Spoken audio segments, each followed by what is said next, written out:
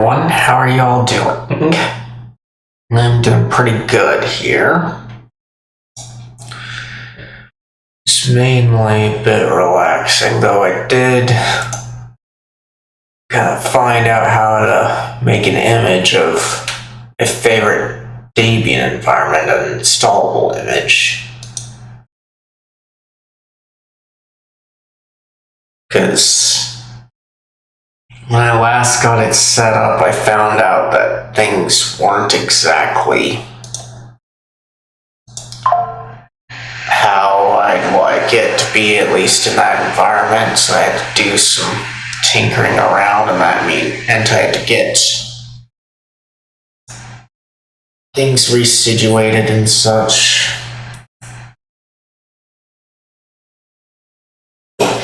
Like, for example, a lot of times in Linux, you would have quick and easy access to things shared on your network, at least in the big desktop environments like GNOME and KDE and that wasn't really working out too well, so I had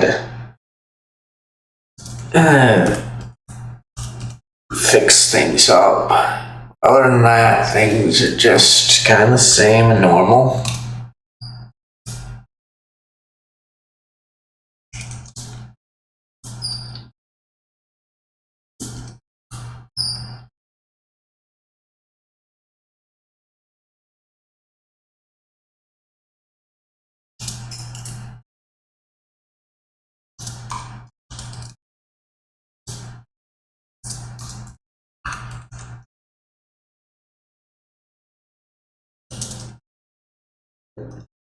But nothing really too much to discuss.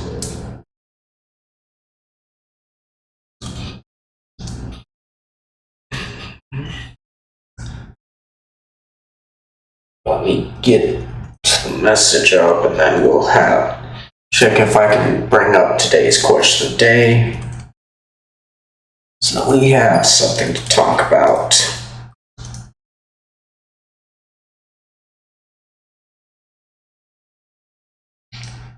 Alright, we're here. Looks like we are good to go.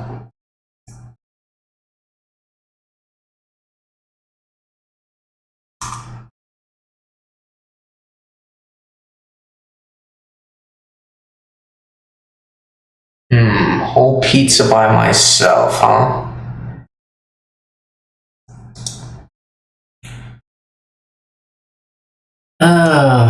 I think I only remember maybe once eating nearly a whole pizza myself. I can probably do it, but just don't remember too well.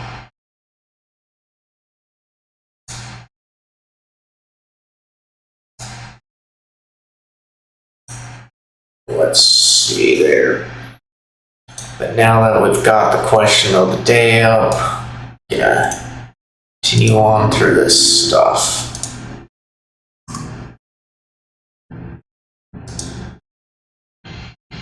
Hopefully today's not gonna be too bad in comparison to what things were before, but do an afternoon stream because I'll give myself the time to get through this.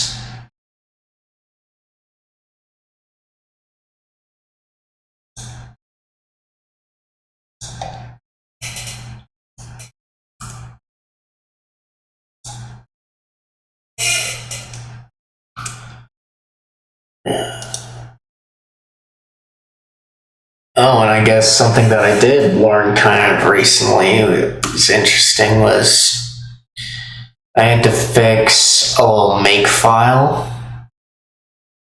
for one of the programs I wrote.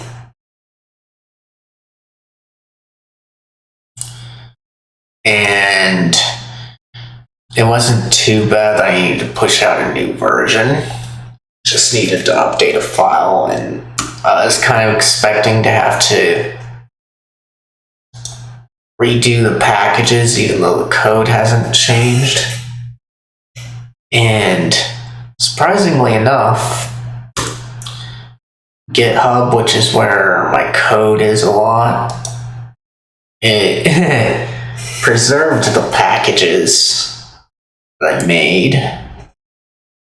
So all I had to do was just republish it with the new stuff. That was kind of interesting to me.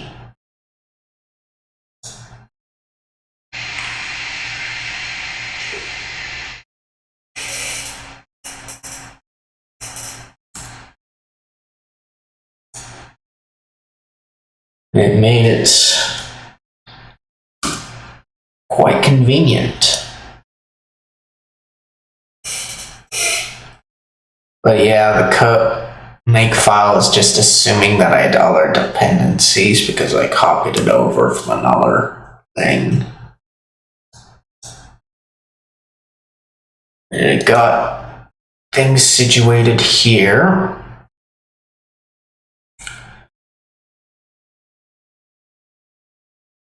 So now I'm going to take this chance to go get a drink. You guys do whatever you need to in the meantime to get ready for stream. But if you need something to do, be sure to check out today's question of the day. If you're watching this live and you don't see it, the command in the title of the stream should bring it up, and I'll check on that when I get back. But if you're not watching this live, if you rewind a little bit more towards the beginning, you should be able to see what the question was, and you can leave your answers in the comments. And with that, I will be right back.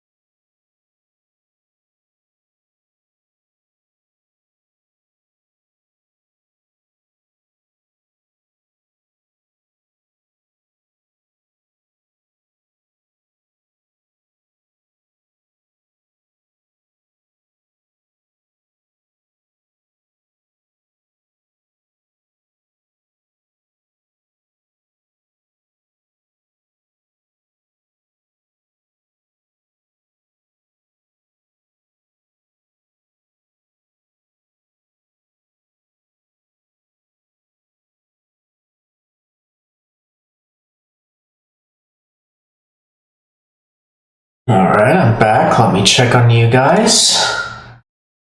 Okay, doesn't look like I missed anything. So let's get on with the rest of the setup. Which means just changing things on over and bringing up the game.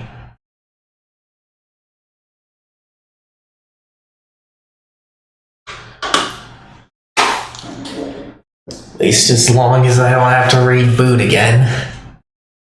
Okay, looks like things are golden. Let's do this.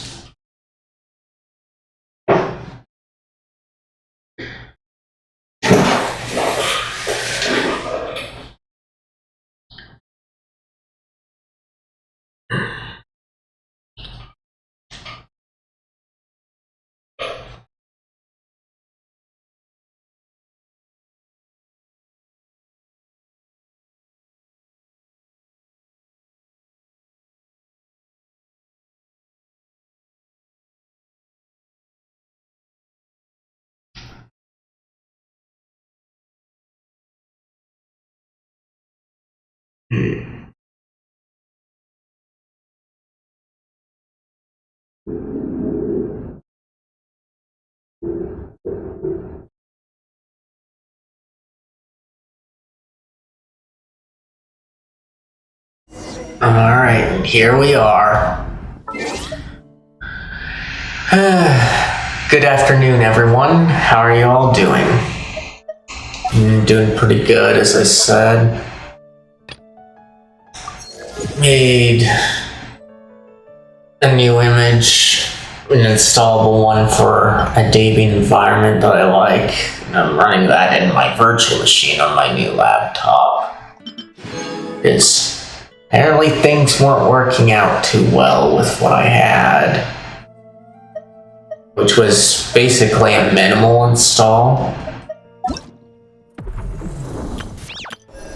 And the problem with doing minimal installs in Linux is you have to keep track of everything and know what they do.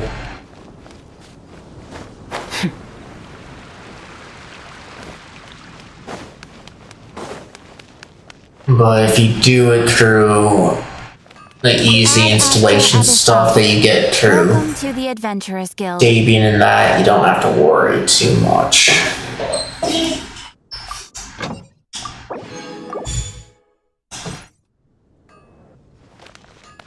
Okay.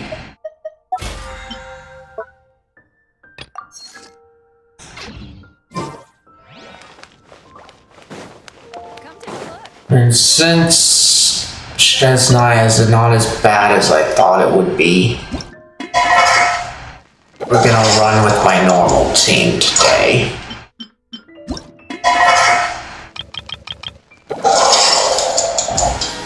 If it was anything like Dragon Spine, my Arlecchino team would have been the best, since we really need that heat.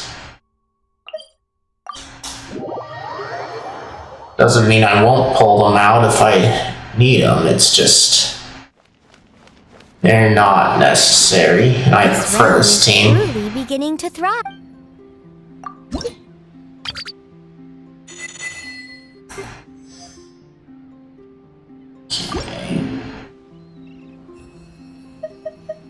Oh, got that. Alright, now let's get back to Snezhnaya.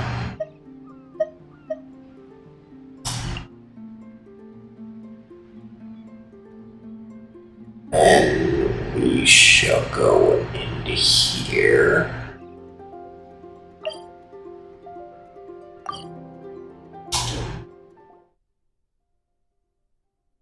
And if we get through the story quick enough, I'll just do some exploration, because we have some other things to deal with.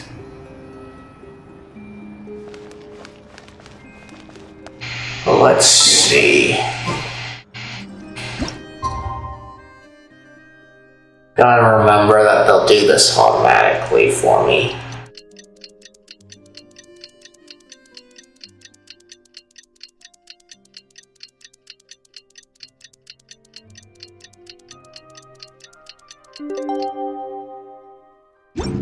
Okay.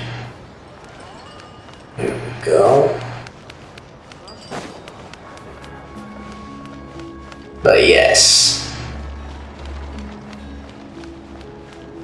Skirk is now in the house.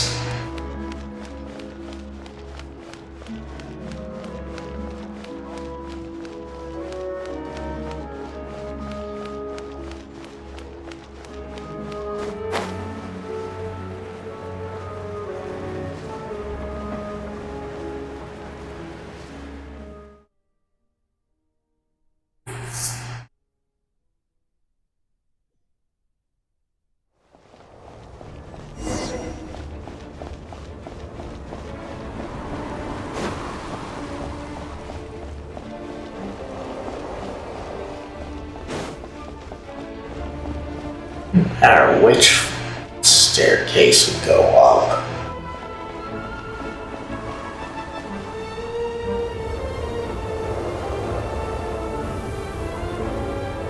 Ooh, it sure is cold today.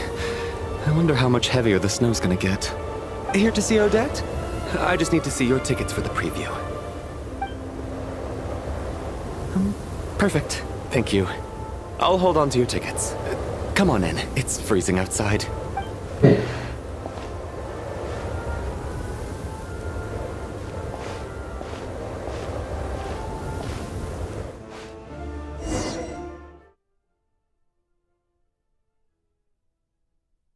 least it says saving down there. I think I'll leave the Lelek question until after the show's over. Then I'll go find Odette.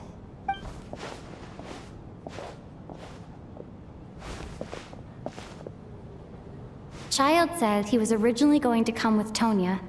So I'm guessing Tonya's already here somewhere. Is there anyone here who looks like a Tonya? Let's see. It's a small audience.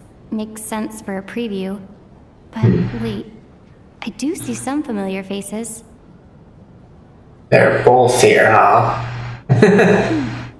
Mr. Chuganov's back again by the looks of it. Oh, and is that Mitya? And that Fatui officer, Valeri. Guess he must be playing cat and mouse with Mitya again. Oh no, it looks like the show's starting, and I still haven't found Tonya. Never mind. I'll just have to take a seat for now and see if I can catch her afterwards.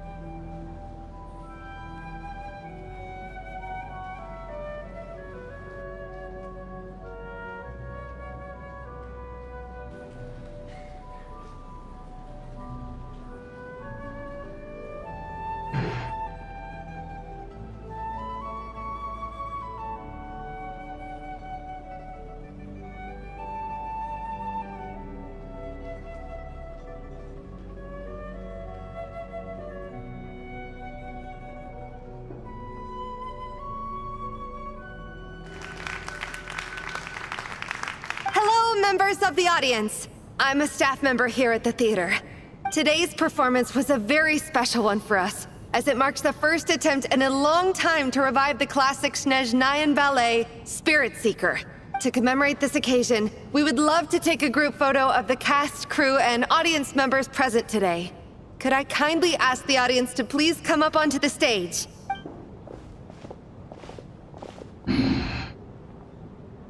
All right, everyone, huddle in a little more.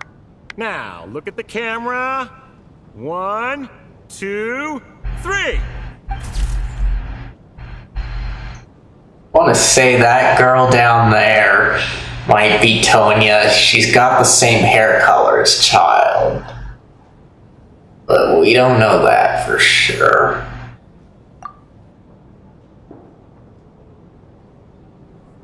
Are you quite satisfied, Mr. Energy Scientist? I rather hope you don't have any other escape plans to add to my workload today. What are you talking about, Sarge? This was simply my way of inviting you to watch Miss Odette's new show with me. And wasn't the performance spectacular? In the future, I heartily encourage you to take a leaf out of my book. Find some soul-nourishing pastimes to enrich your time outside of work. Hey Flash, how are you doing? It was indeed a fine performance, but I must correct you on one point. This is not time outside of work. These are working hours. Working hours and non-working hours are just a social construct. Human technology can never advance if we're too rigid in our thinking, Sarge. May we leave now? Let's see. Let me check on things here before we continue on. Just to make sure that I didn't miss anything. Okay, so not over there.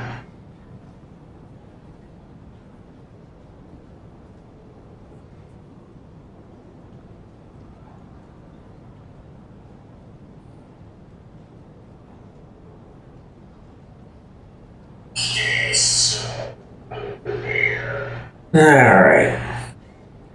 But yeah. Looks like you're there, but I think I caught it. And hope you're doing well, Flash. Already? I mean, I was kinda hoping to soak up the atmosphere for a little longer, but... no? Okay, guess I'm pushing my luck. Didn't seem like too much to ask, but fair enough.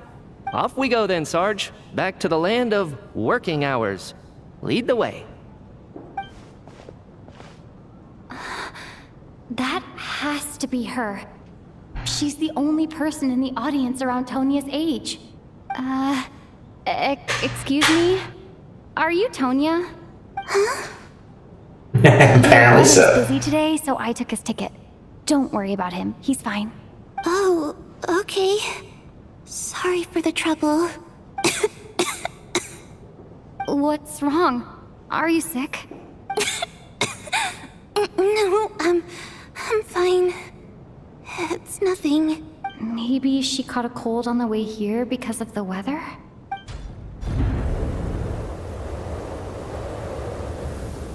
I haven't seen snow like this in a long, long time. It's most unusual. I know. It's completely white out there. You can barely see a thing. I've never seen such heavy snow in my life. Let's wait it out for now. You'd be lucky not to freeze to death in this weather, let alone find your way. Well, look at that. Maybe we shouldn't be in such a rush to get back after all. What do you think? Let's wait and see. Why do you need to take it so seriously? Fate has given us this wonderful chance to take a break. We owe it to ourselves to make the most of it. Come to think of it, there's a small inn not far from here that always keeps plenty of extra blankets on hand for guests. I know the route well. Shall I head over and borrow a few blankets? That way, anyone in a hurry can wrap up warm for the journey back. Just remember to return them next time you're over this way. Sir, there's really no need to go to all that trouble. Hey, it's no trouble at all. Wait here, I'll be right back. What a kind gentleman. Very good. My wife and daughter are waiting for me at home, so I shall be heading back as soon as I get my blanket. So... are you expecting us to go back to the Armory Palace wrapped in blankets too? Don't worry about that. I made arrangements in advance. Should I not return to the Armory Palace within 3.5 hours after Operation Showtime begins, an armed squad will be sent to collect us. They will escort us back. You are one of our key military personnel, so any weather-related risks must be eliminated. Operation Showtime? So, wait. Every single time you drag me back to work when I sneak out, it's a whole official operation? I gotta say, you've really turned this into quite a moral dilemma for me. It's snowing pretty hard out there. I think you should stay here for now. You seem a little under the weather. Sure. My brother might come pick me up in a bit anyway. Time to get to work. I should head backstage and find Odette. I need to look her in the eye and ask her about Lelek. Excuse me, are you looking for someone? I'm looking for Odette. A fan, I'm guessing? Today is just a dress rehearsal, so Miss Odette won't be meeting with fans. She's taking a well-earned rest right now. Sorry, but that area is currently off limits to everyone except the cast and crew. Huh. Bad timing, I guess. Well, I might as well stick around. I doubt Odette will be leaving before the snow lets up in any case. An hour goes by, but the snowstorms don't subside, huh? What happened to the gentleman who went to fetch the blankets? How has he still not returned? I was thinking the same thing. It's still snowing very hard. Do you think something might have happened to him? Whatever the reason for his delay, I must say I hate nothing more than people who make empty promises and fail to deliver. Well, I have to treat my employees like that on occasion, but that's different.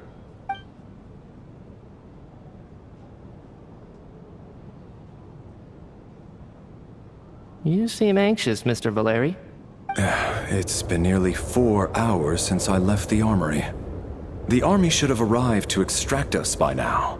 They know how much I despise tardiness and disrupted plans.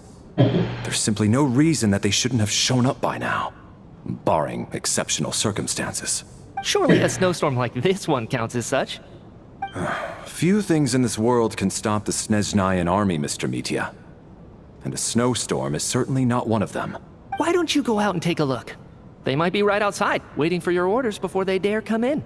An absurd hypothesis. I have no intention of leaving your side for even a moment until I have escorted you back to the Armory Palace. This doesn't look like an ordinary snowstorm to me. That guy who left earlier. It looked like he just vanished into thin air. Either that, or my eyes were playing tricks on me. A man-eating snowstorm? Come on. Night hasn't even fallen yet. Spare us the ghost stories. We might be out to investigate it. Traveler, didn't know you were coming today. How come you didn't say anything? I'm here to see Odette. See, I'm not sure how I should say this. Let's see. We'll just say... Right. I assumed you were looking for me and Vodenitsa. Odette's still backstage. Whoa, that's quite a snowstorm out there. I've been working backstage this whole time, so I didn't even notice. No wonder the audience hasn't left yet. Huh. Is weather like this rare even in Snezhnaya? Yeah, snow like this. I'm sure I've seen it out in the wild before, but never in the city. Actually, I take that back. I don't think I've seen snow this bad even in the wild. This is something else. It's not normal.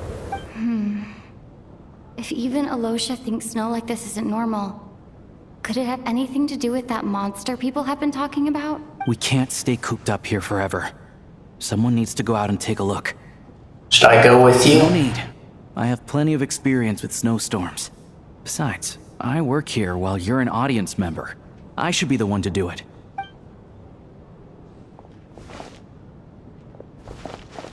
Everyone by the door.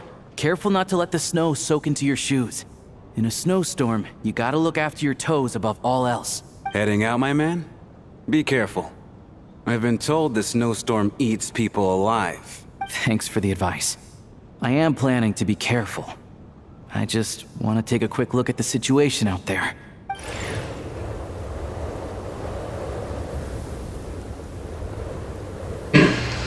Me looks like Sino with that on. He's back! He's back! How was it? What's going on out there? Did you see any soldiers patrolling the area? Something about this storm isn't right. There's no one out there. I didn't see a single soul. And something in the air gives me the creeps. This isn't your average snowstorm. I suspect it might be related to recent events in our nation. I strongly advise everyone to stay here until the snow dies down. Are you serious? So all of us are trapped here now?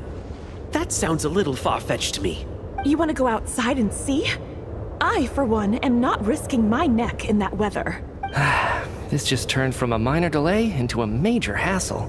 We can only hope that our friend who went to fetch the blankets just ditched us and went home. Is it really that bad? But my daughter, I won't be able to read her a bedtime story tonight. Huh? What are you all still doing here? Whoa! It's snowing hard. Cast and crew from backstage. Yeah, didn't catch that quickly. Oh, this is terrible. Luckily, it was just a dress rehearsal today, so there aren't too many people here. On the bright side, the theater's always well stocked with supplies. If the snow still doesn't let up as we get into the evening, you can spend the night here, everyone. At least, I assume that's alright? Odette? Fine by me. This seems like a sensible backup plan under the circumstances. My thanks to the theater for being so accommodating. What are you staring outside and praying for, my man? You anxious to get home too? Oh, your majesty the Tsaritsa, I beg you, please do not let tonight's snowstorm stop. What? This is a golden opportunity to spend the night under the same roof as the two top stars in all of Snezhnaya. Time for you to be hanged by your feet. I think I've changed my mind. Sir, if you so much as look at us funny, you'll be seeing stars in a whole other way. Behave yourself, or you'll be begging for that blizzard. It's getting colder. We need to keep the indoor temperature up. Close the door and lock it tight. Let's head somewhere warmer.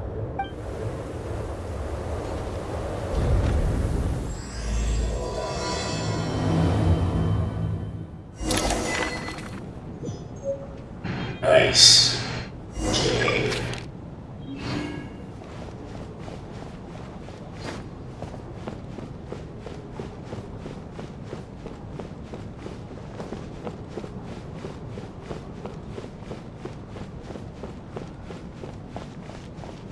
Why are we at the stage here?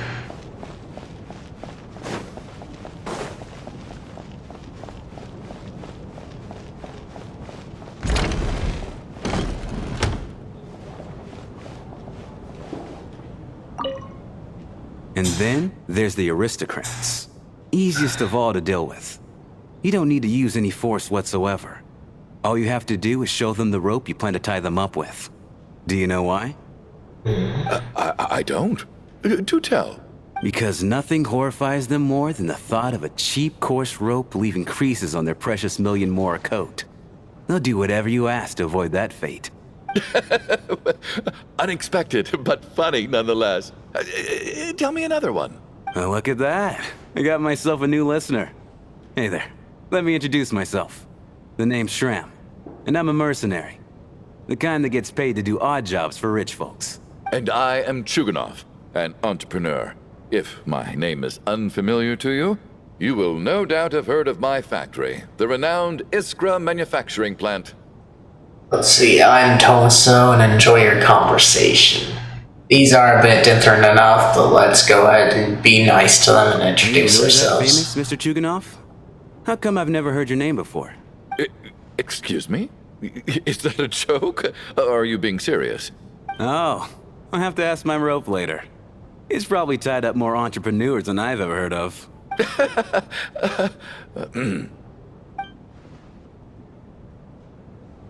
Okay.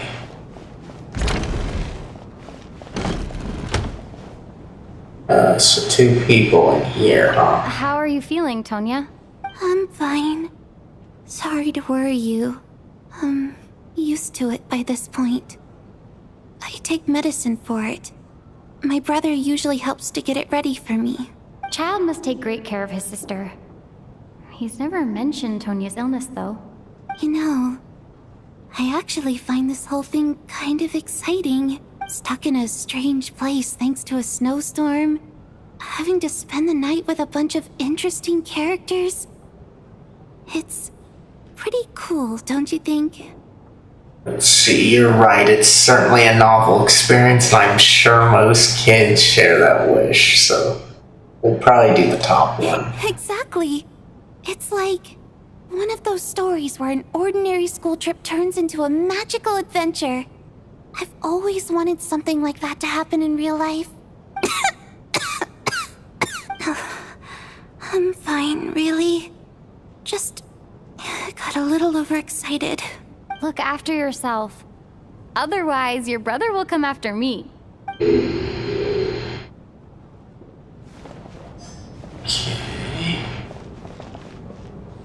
My husband has major trust issues.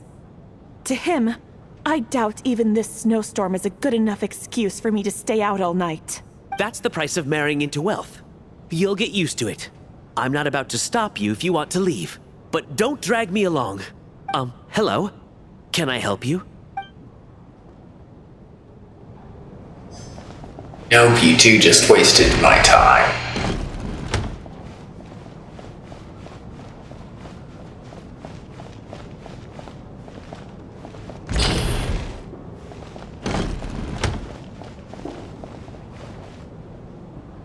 I have to say, even though today was a rehearsal and there were some hiccups along the way, Miss Odette's performance was one of the best I've ever seen, even compared to an actual show. Oh, I couldn't agree more, especially considering the weight of the subject matter. It takes a truly seasoned professional to do justice to a theme like love and regret. Do you think we were coming on too strong? Odette's ignoring us again. What about you? What did you think of today's performance? Actually, I wasn't paying attention much. I think you could be more expressive. And consider me a new fan, Odette.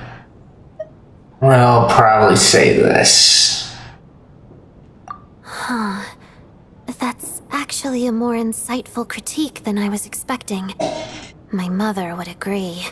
She's always thought that was my biggest flaw. Maybe I need to work on making my facial expressions appear more natural. I'll make sure to save a ticket for you when the show's performance ready. This doesn't seem like the time or place to bring up the subject of Lelek. I need a chance to speak with her in private. So unfair. Talk about double standards. And now it looks like I've been spotted. You know Mitya too? No, I don't. I just have a feeling that he might be dangerous.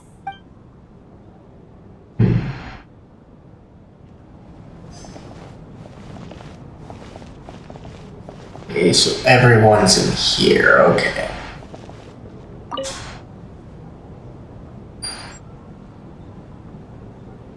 I don't think it's ever been this lively backstage before. I didn't know you were coming today. Hey, have you seen Chuganov? I heard he was coming today. Have you spoken to him at all? Oh, really? This could be just the chance we need. Yeah, I gotta figure out a way to coax some more intel out of him. I want to know why he suddenly changed his stance on Project Snezhnaya. What exactly happened before the most recent Vetcha vote? For the Rokad, or just out of personal interest? Shh! There are other people around. Don't say the R word.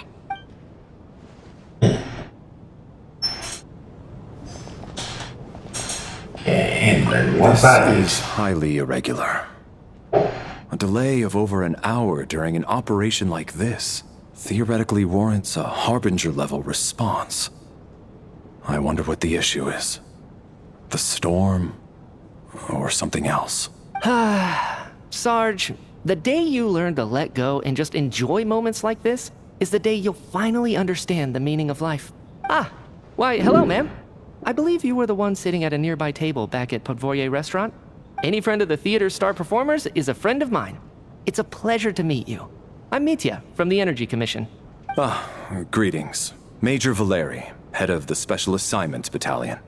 Armory Palace Royal Grenadier Guards, 1st Regiment. I am here to ensure Mr. Mitya's personal safety. Please let me know if I can be of any assistance. Let's see, I'm so delighted to meet you both. They go together, so we'll just do the top. Miss Traveler, I cannot help but notice that Miss Odette is stealing glances at me. Any idea what that could be about?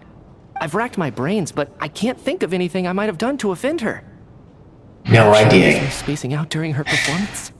No idea. Keep racking those brains, you'll figure it out. So, Mr. Mitya, is your work related to Project Snezhnaya? Yes, that's right.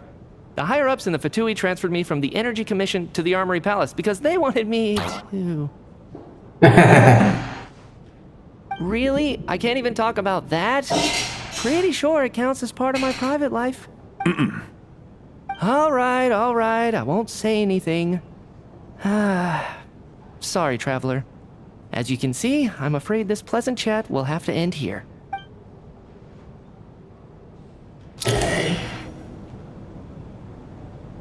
Time flies by as people know. No change from this afternoon. Heavy snow with no sign of slowing down. May I have your attention, please? The storm is unlikely to stop tonight, and it'll be even more dangerous outside at night than it was during the day. We at the theater owe everyone here a duty of care. Therefore, we strongly suggest that you stay on site overnight and avoid going outside unless absolutely necessary. In a few short moments, we'll give you a tour of the theater's various quarters. You can choose to sleep in the VIP room, the office, or backstage. Or on the stage if you'd prefer. We won't mind. I'll pass on sleeping on the stage. What if the snow is stopped by tomorrow morning? The early birds in the audience might think we're part of some experimental new show. A drama about sleeping? That could be fun. Maybe we could come up with a title for the production. Sleeping Beauty, the slumbering heavenly principles. So we can be outright say it, or maybe this one. We'll do this one. The slumbering heavenly principles. Gotta admit, I didn't get that one. Anyone who doesn't wish to sleep on the stage, please follow me. I'll show you to the rooms.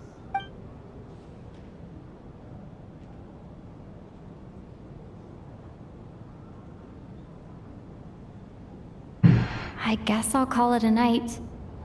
Though, I feel like I won't sleep very well without Paimon here. I'm sure she'll be worried that I haven't made it back yet. But as long as she looks out the window, she'll probably realize what's holding me up. I wonder if she's feeling any better yet?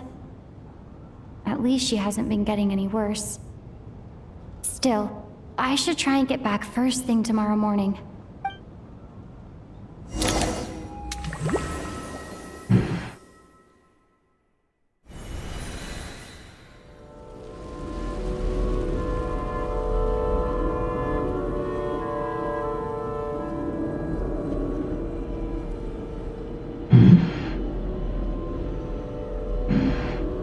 Ah, finally! Welcome back to the world of the living, lazy bones. I was about to wake you. The black mist is almost on us. What black mist? Where are we? Still waking up, huh? You know, the black mist. It's been chasing us from below ever since we were born. You're just dozy. There's no way you've forgotten. Come on, let's keep heading up. Onwards and upwards is the only way to survive. Don't listen to a word those black mist cultists say. Here we go again. The endless march toward survival. What's going on?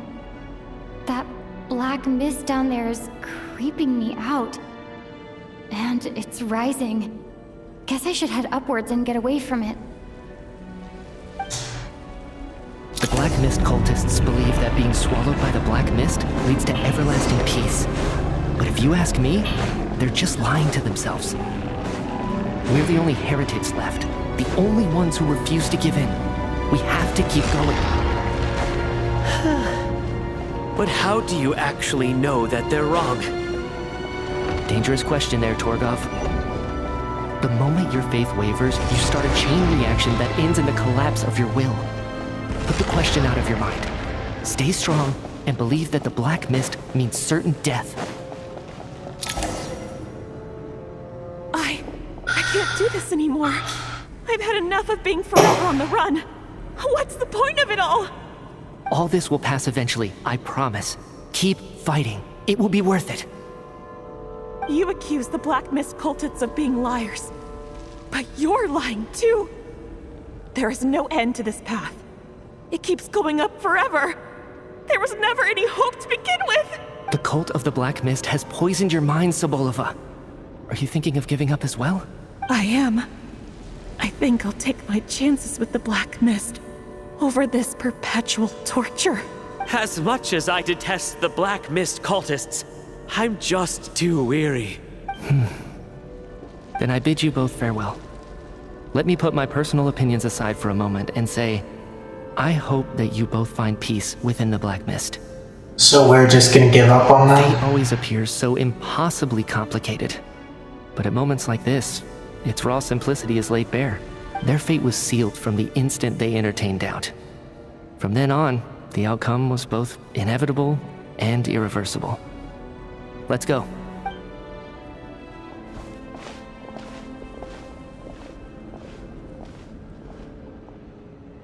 Torgov and Sobolova are gone. I never thought the day would come when even they would be swallowed by the Black Mist. It's just you and me now. Is it just me, or has the black mist stopped moving? Yes, it looks like it's satisfied. For now. This happens from time to time. But it won't be long before the Black Mist starts chasing survivors once again. No one knows how to stop its advance for good. Well, we should make the most of the precious moments of rest that those two bought for us. Huh? Are you really that sleepy, traveler?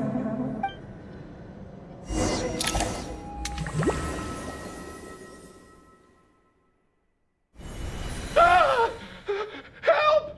Somebody, come quick! What is it, Chuganov? What's wrong? Huh?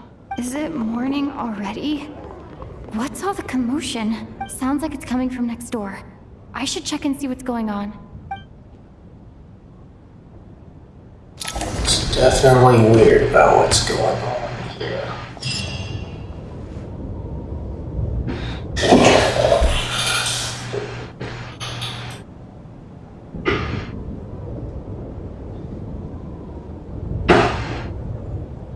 Don't look, Miss Tonya. Stay here. Okay. What happened to them?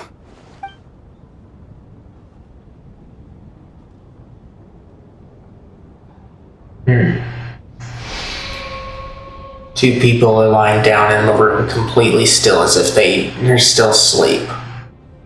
But your gut tells you that they're not sleeping. Somehow you can sense it in your bones. This is what death looks like. Those two people have passed away. And the strange thing is that somehow I knew this was going to happen. I knew that they would be the ones to die. Have I seen this moment before? Or did I have some kind of premonition? I can't remember what it was. Let me take a look.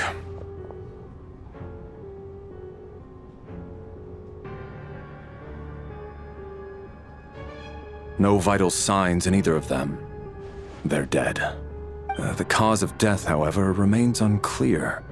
No wounds on the bodies, no signs of a struggle, and no skin discoloration caused by the buildup of toxins. But just last night, they were chatting and joking away. This is so sudden. Could they have had pre-existing medical conditions? Even then, the odds of them both dying of sudden complications on the same night are extremely low. It's hard to believe that they died of natural causes, nor does this appear to be a suicide. Are you suggesting they were murdered? Who was the first to discover the bodies? It was me. But these deaths have nothing to do with me, officer. I got up early because I wanted to see if the snow had stopped. Then I noticed that the door to this room was open, and it looked like there was a man and woman inside. I just went over to see what was going on. I had no idea they were... I can corroborate this. I was doing my morning exercises near the stage. When I saw Mr. Chukhanov heading this way, I followed him. I can also confirm that I didn't see a single person approach that room before him. The snowstorm was raging all night, and it's still going now. There's no way someone could have come in from outside, correct? You mean an intruder? No, not possible. I slept by the door last night as a precaution. There's no way I wouldn't have noticed if anyone had tried to open it. Everyone, split into pairs and search the theater for anyone in hiding, or any signs of suspicious activity. I'll follow up with a full search of my own shortly. Go, there is no time to waste. You pair up with Tonya. After a thorough search, you're satisfied that no one else from outside the group is in the theater and everything is exactly as it was left last night. Nothing on your end either? Backstage is clear. No signs of suspicious activity. We checked the basement. Also clear. I don't think there's anywhere here that a living person could hide. I didn't find anything Are we certain either. that the theater doesn't have a back door? Or any tunnel or passageway wide enough for a person to fit through? No, there's nothing like that. If people were sneaking in through some secret tunnel to avoid buying a ticket, we'd have sealed it off ages ago. I also checked the windows. All of them are locked from the inside, and there's no sign of anyone entering or leaving. It sounds like we can safely rule out the intruder theory. If anyone came in during the night in this weather, there'd be no way for them to avoid leaving footprints or water stains. This can only mean one thing. It's like one of those murder mysteries you see in novels and plays, isn't it?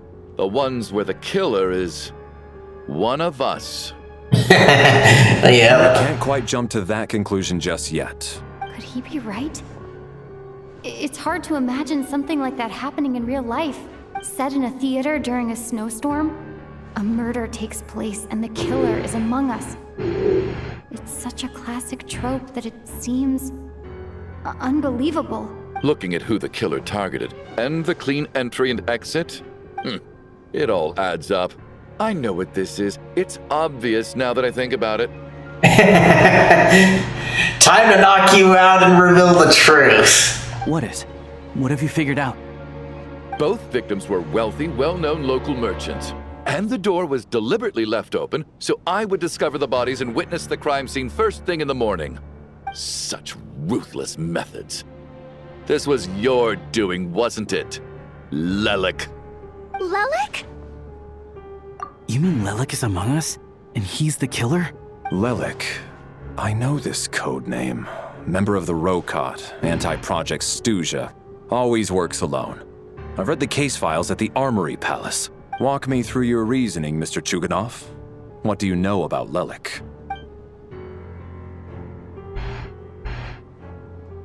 What now, huh? What now, Lelik? What more do you want from me? I already voted against Project Stuzha at the Snezhnaya. You snuck into my house the other day while I was asleep. Left a threatening letter. And I did all that you asked. But Project Stuzha cannot be so easily shaken. Not with the rooster in charge. So he really was threatened by Lelik. That makes sense.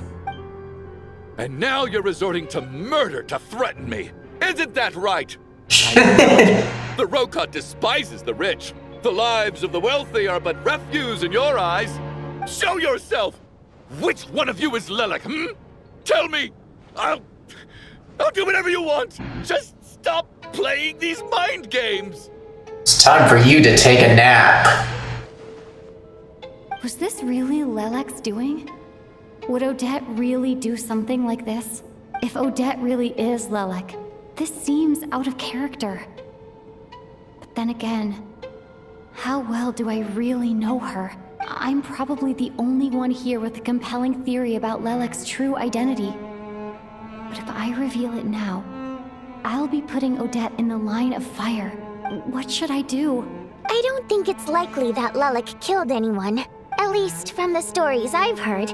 He's never killed anyone before. And his name has never come up in connection with any murder cases. Besides, even if Lelik did want to threaten you, why resort to such an extreme and roundabout method? It's not his style at all. Vodyanitsa doesn't know that Lelik might be Odette, but her assessment is pretty much identical to mine. Miss Vodyanitsa, why do you suddenly feel the need to speak in Lelik's defense? Defense? Oh, no, it's just... I'm worried that we're jumping to conclusions here, so I wanted to share my point of view. Also, I don't think the Rokot is as bad as you're making it out to be. Well, if you think I'm so wrong, what's your theory then, Why don't you tell us who the killer is? But the killer is you. The case is still evolving, Mr. Chuganov. Please do not prevent others from expressing their opinions so early on in the discussion. Even so, there's no denying that the recent threat received by Mr. Chuganov may well be an important clue. So there's still a good chance that Lelik is right here among us. I can't do this anymore. I don't care if it's still snowing outside. I have to get out of here. Whoa, take a beat. We all know it's far too dangerous out there. Even the soldiers couldn't get to us. Go out that door, and you might not live to tell the tale. And whoever this Lelik is, they're surely not going to murder anyone in broad daylight. Be sensible, my man. You're safer inside. As much as I regret having to say this, I'd like everyone to cooperate and refrain from exiting the premises until further notice. Because as things stand, every one of us is now a suspect. Unless anyone has further information to share, let's adjourn for now. Feel free to keep searching for clues, but make sure you don't go off alone.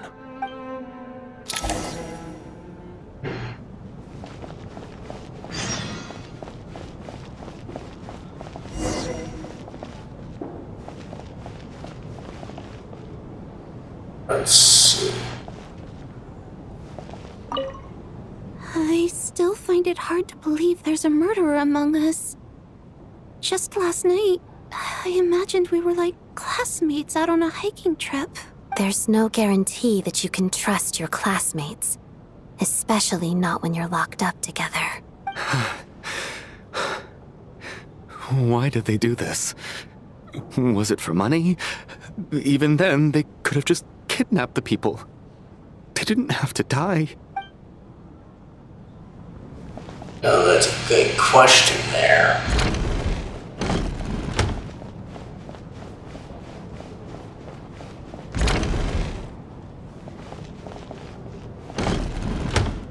You're right, that was my bad. It was a knee-jerk reaction. I didn't think it through. Luckily, no one suspected my identity. Hello. Oh, phew. It's just you.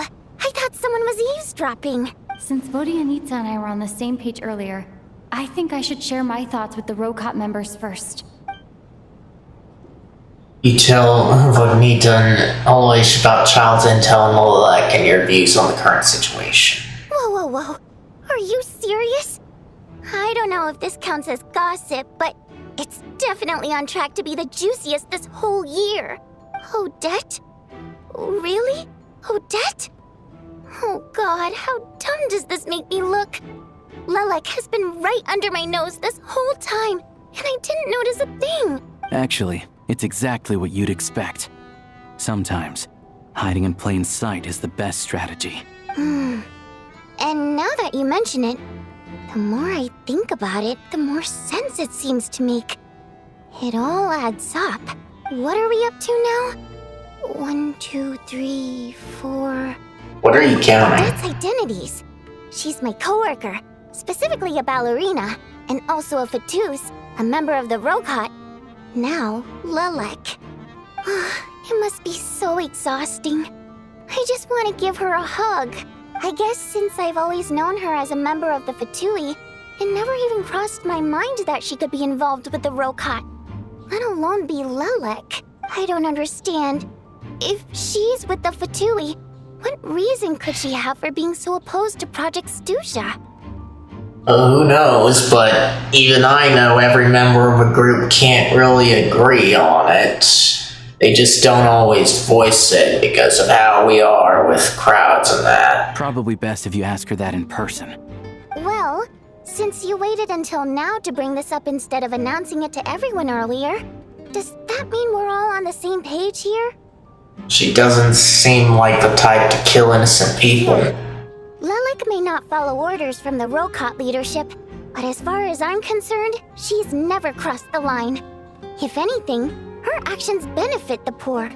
We need to confront her face to face. Do you think she'd really admit to being Lelek? I don't know. We'll have to see how it goes. For now, we'll work on the assumption that she didn't kill anyone, and see how much she's willing to tell us.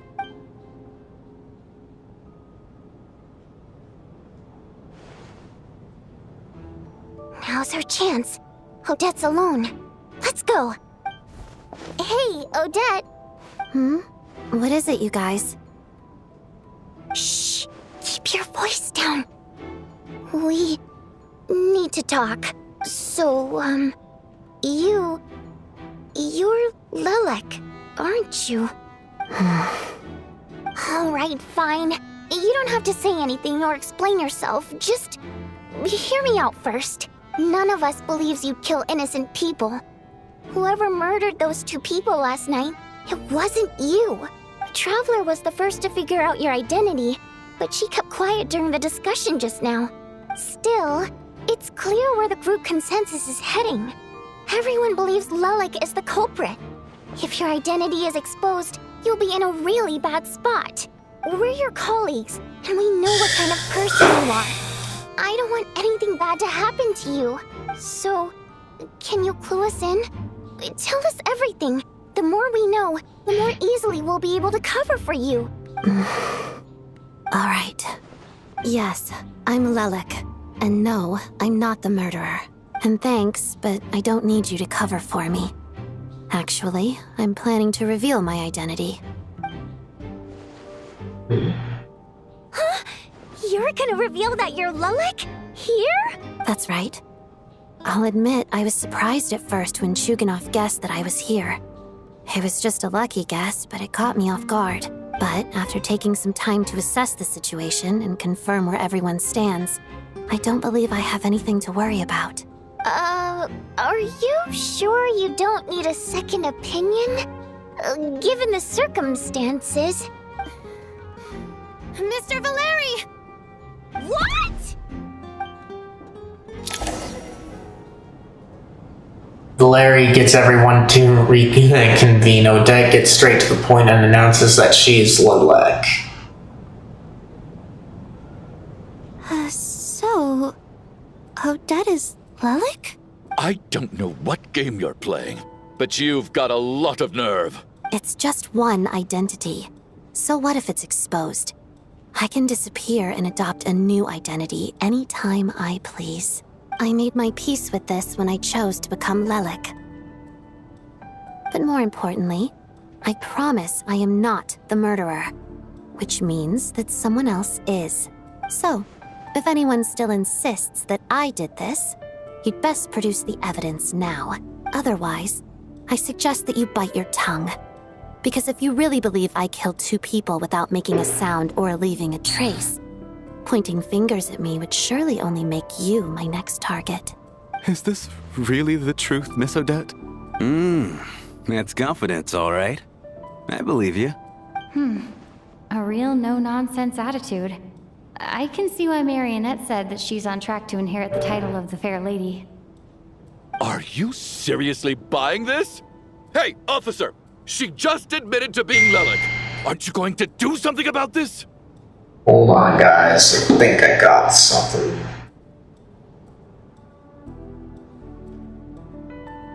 Probably not too important, but just want to see about it.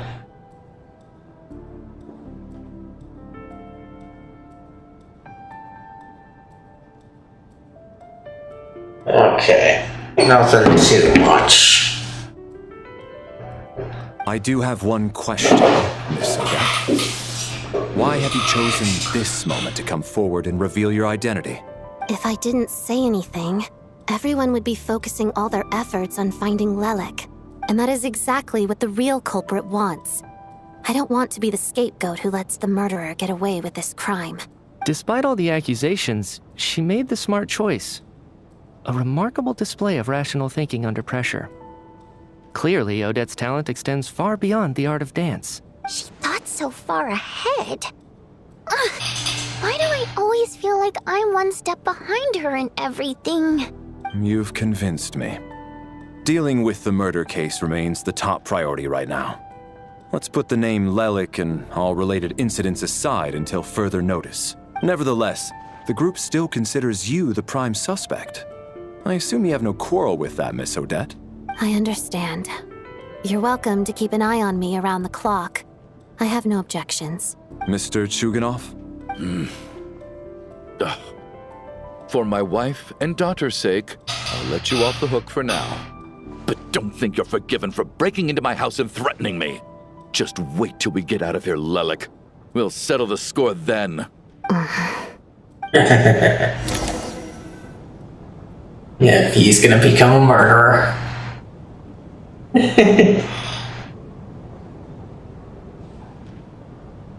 Good work, Lelik guard team. And Lelik too. Here, have some hot water.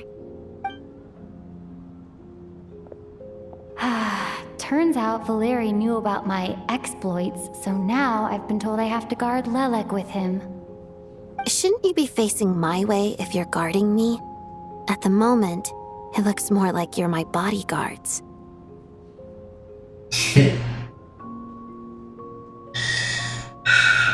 But if the true culprit is indeed still at large, as you have claimed, we must keep our guard up against them also. Don't worry, Tonya. We'll get through this. Once the snow stops, the officials will step in. The investigation will get easier, and then we'll be safe. But once the snow stops, won't everyone just leave? You're gonna miss us, huh? Well, some of us work at the theaters, so we'll still be here. I'll even give you a special backstage pass. Really, Miss Vodyanitsa? That's awesome! You've made a fan for life. Aw, you're so cute, Tonya. All right, let's swear to it. I promise to give you the pass, and you promise to never change your mind about being my fan. Promise. Don't indulge her, Tonya. You don't have to swear an oath over things like that. You really do get carried away sometimes, don't you, Miss Vodyanitsa? Hey, mind your own business.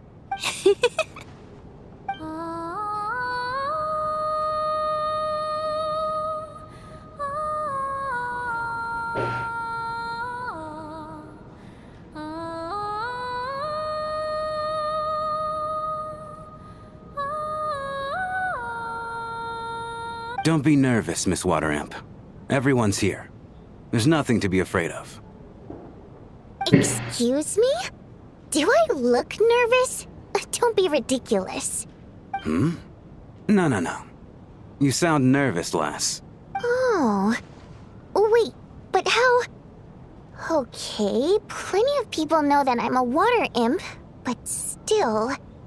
How come you understand our primary mode of expression? Primary mode of expression. I've not come across that concept before. Do enlighten me, Vogunitsa. Well, it's just... We water imps tend to communicate our emotions to each other by singing, rather than facial expressions. The emotions we convey through song take precedence over our facial expressions. So, we think of it as our primary mode of expression. I'm impressed, Shram. I didn't take you for a man of culture, but you're clearly rather learned. It's not about being cultured or not. The thing is, this mode of expression can usually only be understood by other water imps. It's not a simple case of a song sounding happy or sad. And yet, you're clearly human, Mr. Shram. It's really not the big deal you're making it out to be. I think I just have a knack for it. Plus, I have a... very close friend who's a water imp. A delightful lady. But keep that a secret. Anyway, we spent so much time together that before I knew it, I noticed I could understand her expressions. Oh, I guess that makes sense. Still, the fact that you have a water imp friend is even more surprising. I'd better watch what I'm singing when I'm around you from now on. Hey, what are you implying? You're not secretly insulting the audience in your songs, are you? Heavens, why would I do a thing like that? It's getting late. We should discuss our sleeping arrangements for tonight. To guard against the killer, someone needs to keep watch. I suggest that we don't sleep in separate quarters tonight. It will be safer if we all stay together. As long as someone keeps an eye on Lelik, I'm quite sure we won't have any trouble. Are you saying that you wish to bet your life on Miss Odette being the killer? Nonsense. Of course not. Then I propose the following arrangement for tonight. The Traveler, Odette, and I will form the Night Watch. We'll sleep in shifts, but two of us must be awake at any given time. See, fine by me, and wait, let me think about this for a second. I'm gonna say fine by me. Excellent idea. This allows us to handle the Night Watch while also keeping an eye on Lelik. Meanwhile, the rule of taking shifts in pairs resolves the other issue. Namely that we can't necessarily trust the Traveler or Valeri either. I expect that plan took you quite some time to come up with, didn't it? Actually, our field combat manual outlines a similar approach. Although the scenario there involves guarding prisoners overnight during field operations. That being said, I must clarify that I harbor no disrespect towards you personally, Miss Odette. In fact, Lelik's numerous covert operations make fine textbook examples for military agents. I care less about respect and more about the fact that you just robbed me of 2/3 of my sleep tonight. I'm calling dibs on being the first to rest. Good night.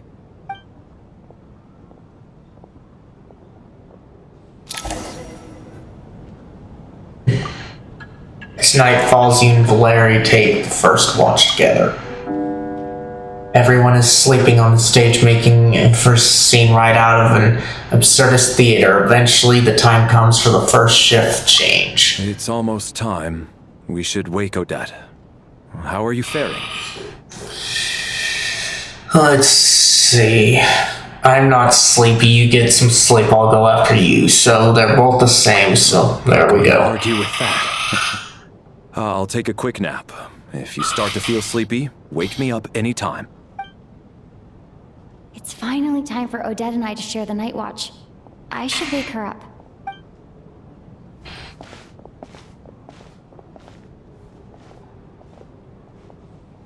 I came here to get information from her in the first place. Maybe I should think about what questions I want to ask before she wakes up. She's How up. long are you gonna keep staring at me? You're awake, but I didn't even wake you yet. Couldn't sleep. My mind's been running haywire. Plus, there's something I've been meaning to talk to you about. You too? I had a hunch that you wanted a conversation too. Let's take this chance to clear the air, shall we?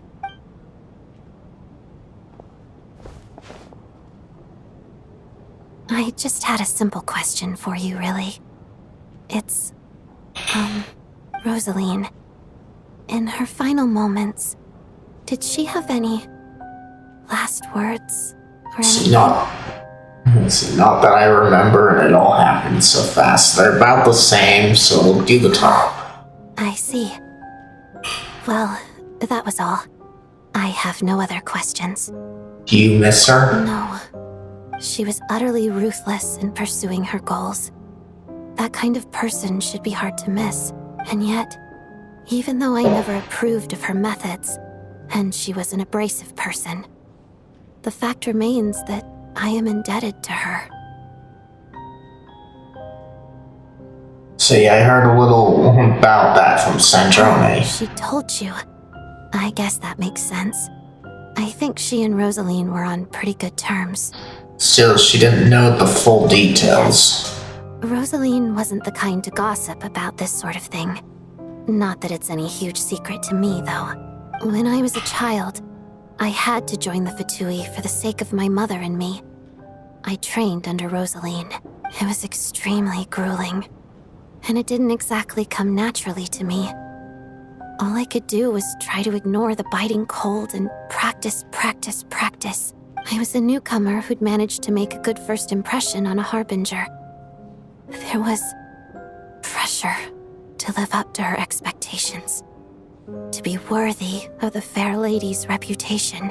Every day was a struggle against the cold, pain, and fatigue. And most nights, I struggled to fall asleep. After enduring all that, I've become almost immune to the sensation of pain. I suppose that was the cost of survival. Surely, any child who had to experience that would grow to hate her lot in life, don't you think? You really paid an enormous price. So, I put an equal amount of effort into my ballet. Because in my young mind, that was the only way to defy my fate. It was my way of telling her, the Fatui's demands and your expectations of me are not what I wish for. One day, I will leave. I think she probably blamed my poor performance in training on my passion for ballet. She knew my heart wasn't in it. One time, when I was secretly practicing a dance at night, she suddenly showed up. I knew she was there to catch me red-handed. I told her, "You don't deserve to watch the dance I learned from my mother." She looked stunned. I guess she was surprised that I lashed out first, before she had the chance. But strangely enough, on that occasion, she wasn't fierce with me like she was during training. Instead, she fell silent for a moment, and then left. After that, she never interfered with my dancing or asked me how it was going. She never came to watch me dance again either. Not even once. She was a very proud person. But even now, whenever I take out this core Ignis, I can't help but think of that night. Of the look on her face. So this is a gift from her. Sort of. Although gift might be too kind a term. This is her flame sealed within ice. A symbol of her favor, yes, but also her way of keeping an eye on people. She knew the location of every piece of core Ignis. If any recipient started acting suspiciously, she'd be on to them immediately. Trust her to make even a mark of approval feel suffocating. So, when news of Rosaline's death reached Snezhnaya, many people immediately crushed their core Ignis. It gave them a profound sense of relief, like they'd broken free from her shackles. But I kept mine. With my sensitivity to pain being as dull as it is, the warmth from this core Ignis is one of the few things I can still feel clearly. I still wonder, did she really come to stop me that night? I wasn't sure, but I was scared, so I said some really awful things. I guess she didn't leave anything behind. Not that I expected her to. It's fine. It's just a bit of a shame that we couldn't settle our differences before the end. Wait, but Snezhnaya told me you two had settled things. She did. Are you sure she was talking about this event? She said that Arlecchino gave Rosaline some advice and that Rosaline went to see you. No, she didn't. I didn't even find out that she'd gone to Mondstadt until a while after she'd left. Wait, in that case... I think you should go and see the knave. Okay, I will. Thanks for letting me know. There's something I'm trying to figure out. I'm beginning to suspect that Paimon's mystery illness is being caused by the energy research behind Project Stuja. Paimon's very important to me, so I have to get to the bottom of this. I figured that since you're Lelek, you might know something about all this. The ultimate goal of this energy experiment is to create a weapon for the final battle. The weapon's construction was completed in Nodcry. Now, all that remains is to arm it with a sufficiently powerful energy. So that's what they were doing at the Experimental Design Bureau. So this is the purpose of the energy experiments.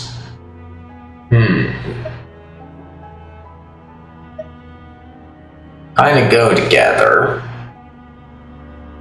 Like, there is some bit of difference, but feels like they go together. Yes. The weapon's development and all the related experiments are overseen by Lord Piero, the Jester. And the lab is located deep within the Armory Palace. I'm not sure why this experiment would be making Paimon feel unwell, though. The best way to get to the bottom of it would be to go there in person. Once we get out of here, I'll help you apply for an entry permit. Are you sure? Let's not forget that you're also Fatuous. And I'm hardly the organization's proudest member, as you know. You answered my question about Rosaline. I want to do you a favor in return. It's that simple.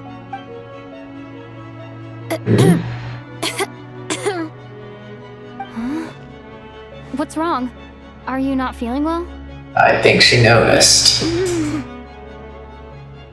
You two seem to be hitting it off. You made me jump. I thought you were sleeping. Of course I was.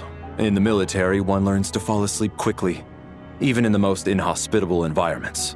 It's vital to staying alert and energized. Why? Is something wrong? No, nothing. Even if he was awake, he can't have overheard us, right? Well, thank you both for keeping watch. Traveler, I'll take over for now. It's your turn to get some sleep. Sure.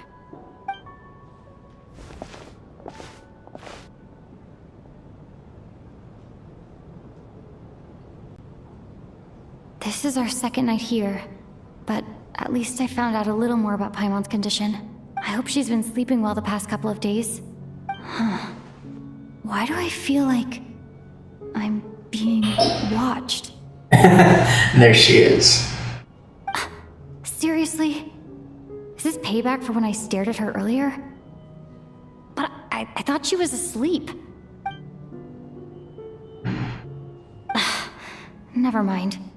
I'd better try and get some sleep myself. Back here, huh?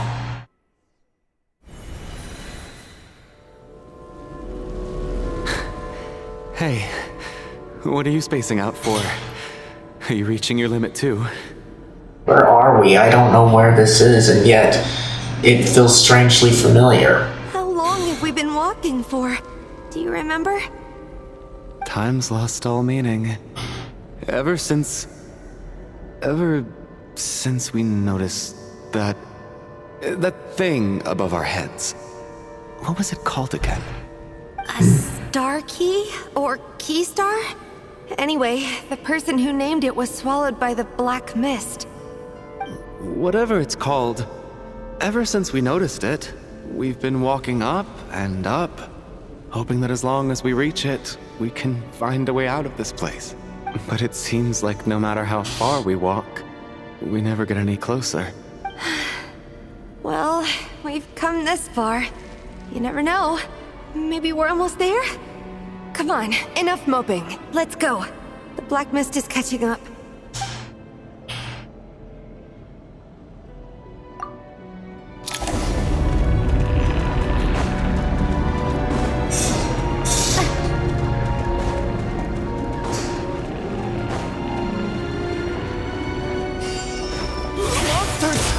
Watch out!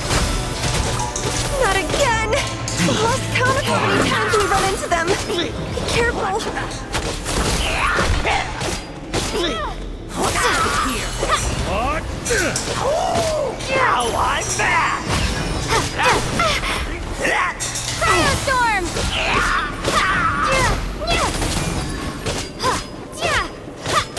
That's it!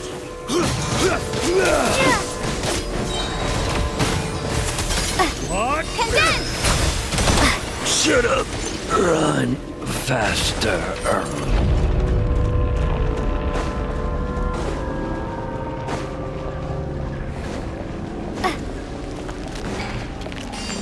Here they come again!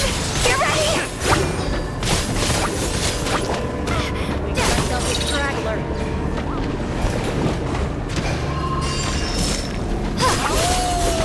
Get a lot of game! Backup is here. Bombs away!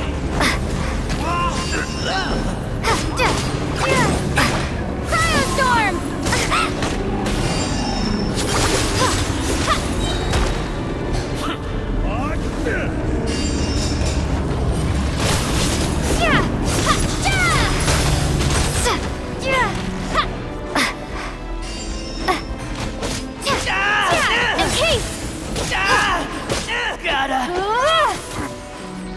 Backup is here!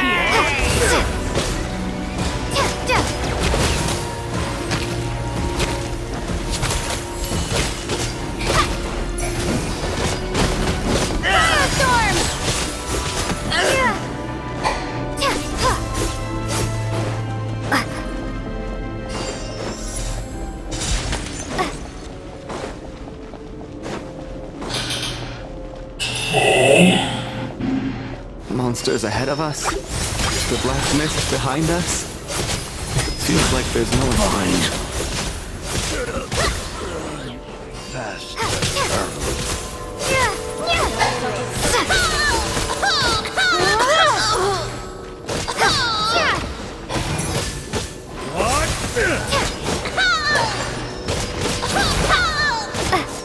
Backup is here! Learned! Are you hurt, Coolish? No, I'm fine. It's just... Suddenly I don't want to walk any further. I get you. In fact, I reached my limit a long time ago. Sometimes it feels like there's hope where there shouldn't be. Yeah. The hope that the star gives us is the only thing keeping us going. But I'm not sure it's real at all. It may just be a collective illusion. Otherwise, why would it always be out of reach? Are you really going to give up like this? I actually feel like we're slowly getting closer. We know you mean well, but you're only saying that to try and encourage us to keep going, aren't you? Thank you, friend. But enough is enough. Please don't give me any more false hope. Hope is poison in this place. You're going to continue, aren't you? I admire that. I've given up, but I wish you the best. May there come a day that you catch up to the star and leave this godforsaken place.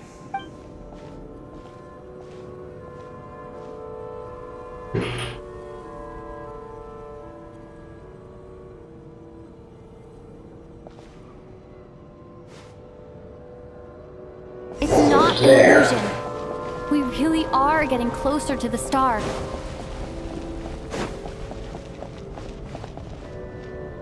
Congratulations. You were the first person to make it here. I actually made it.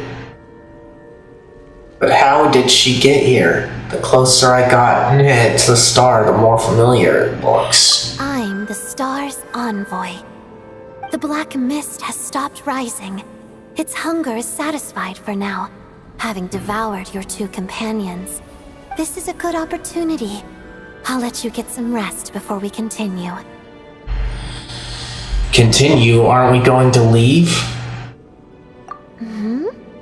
What do you mean, leave? The star represents the starting point. It's the waypoint for the beginning. Congratulations on reaching the starting point. Once you are ready, we will head out and walk upwards. I will be right by your side the whole way. After everything I went through to get here, this is just the start? Huh? What's wrong? Hey, don't give up before the journey's even begun.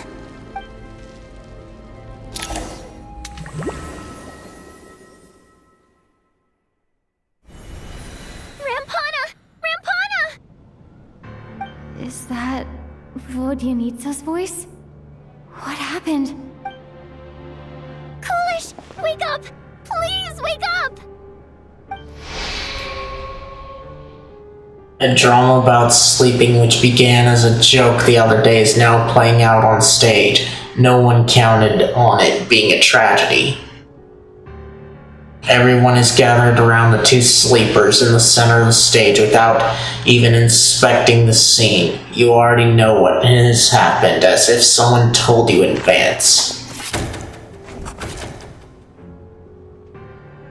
Coolish deceased, a staff member at the Kloversky Theater, exceptionally diligent and reliable. He rarely makes mistakes. Regular theater goers know him well, as he has long been responsible for checking tickets at the entrance. He also seems to be a fan of Odette, deceased during the night. And Rampana, a staff member at Kloversky Theater, drawn there by dreams of a celebrity lifestyle. She now handles the duties such as announcing performances and hosting events. She can occasionally get a little too fixated on things, deceased during the night. The situation is identical to that of the two casualties yesterday. We cannot ascertain the cause of death. At least there are some elements that we can rule out this time. They slept on the stage with everyone else, so I suppose the surrounding environment can't be a relevant variable. Rampana. Coolish. Weren't some of us keeping watch last night? 3 of us, in fact. How could you not notice something was wrong? I'm as confused as you are. Certainly nothing unusual happened on my watch. Likewise, and from what I've observed so far, both Miss Odette and the Traveler can be trusted.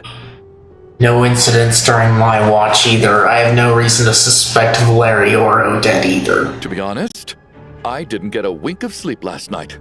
I couldn't help but think I was the target, so I just laid there with my eyes closed.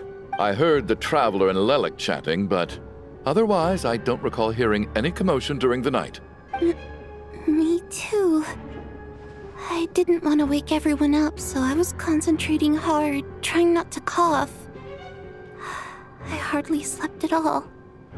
If anything had happened, I'm sure I would have noticed. Then, what could possibly be causing this? Once was bad enough. I can't believe it happened again. I worked closely with Rampana and Coolish for so long. I never imagined that one day they'd... And on the stage of all places... Vodyanitsa. 4 victims in just 2 days, and we still don't have a single lead. I need to get to the bottom of this as soon as possible. And above all, keep Tonya safe. I'd never be able to look Child in the eye again otherwise. Still snowing? Yes, I just checked. Still no sign of anyone outside either. So we only have ourselves to rely on. If you ask me, this killer can clearly strike whenever they please. The Night Watch was a useless endeavor from the start.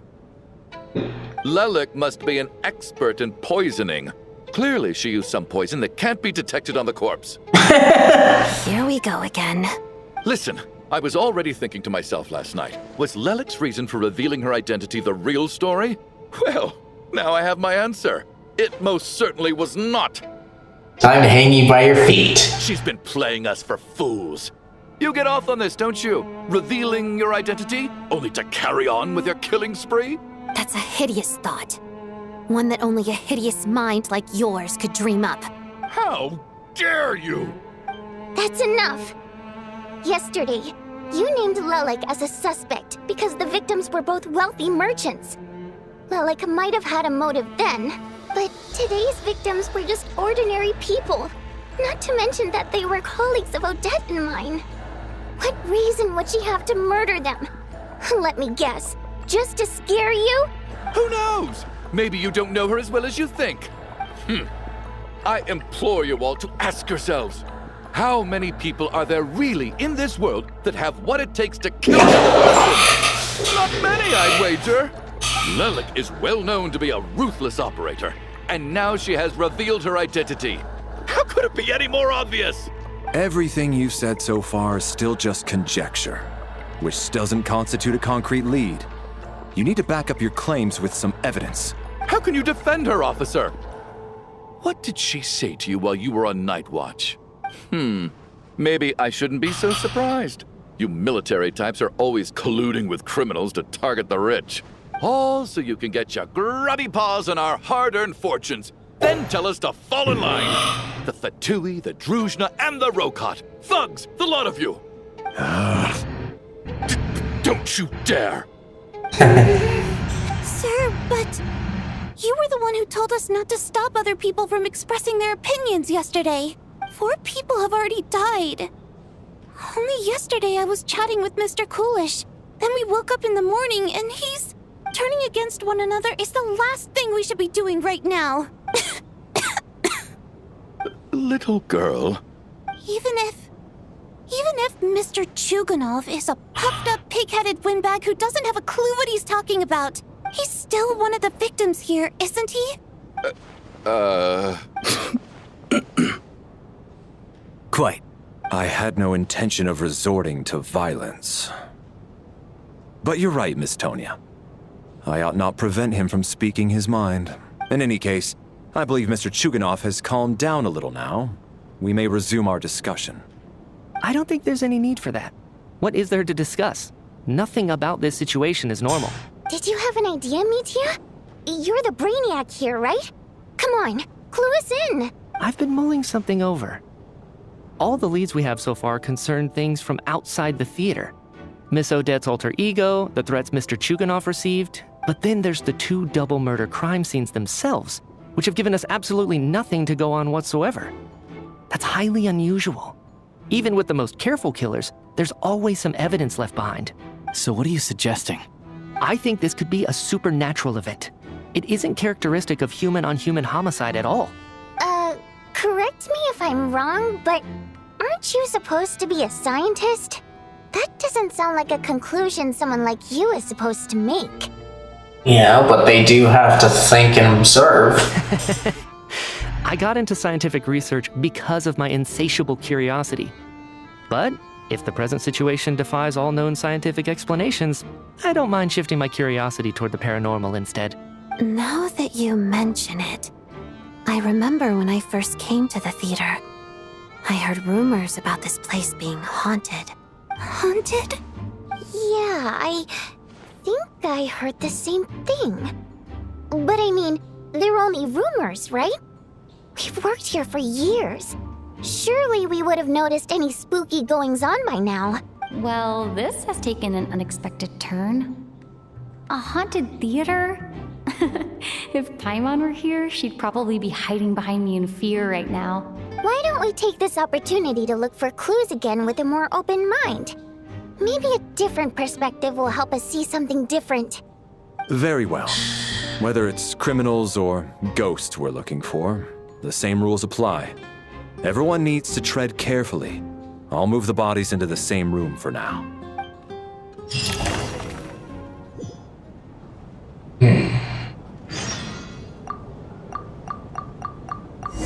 So 4 people, huh?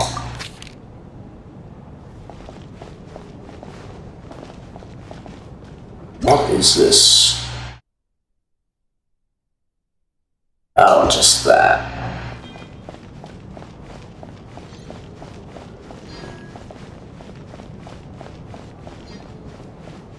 Go in here then.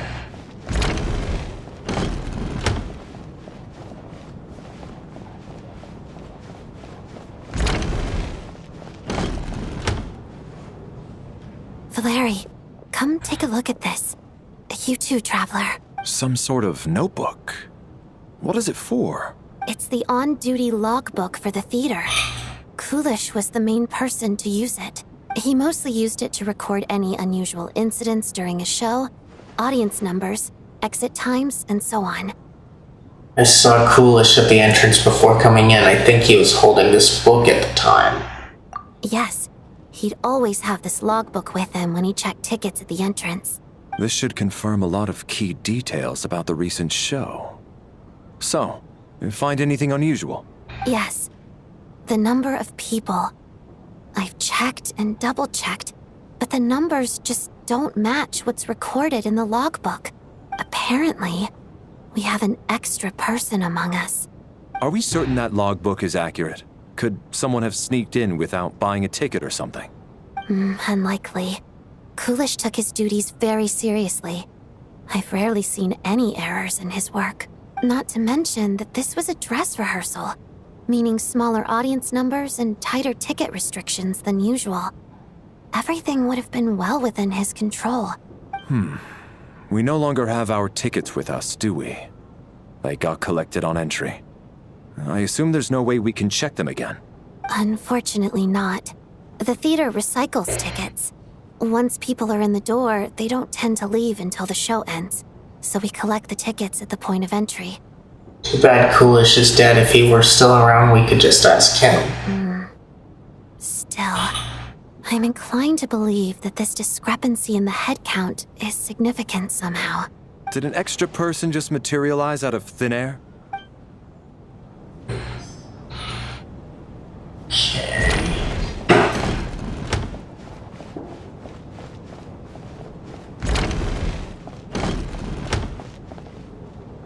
Tonya? Did you find anything? Not yet. Still looking. So... Are we supposed to be looking for something paranormal? I think I'd prefer teaming up with you than looking around on my own. This looks like somebody's notebook. Shall we read it together?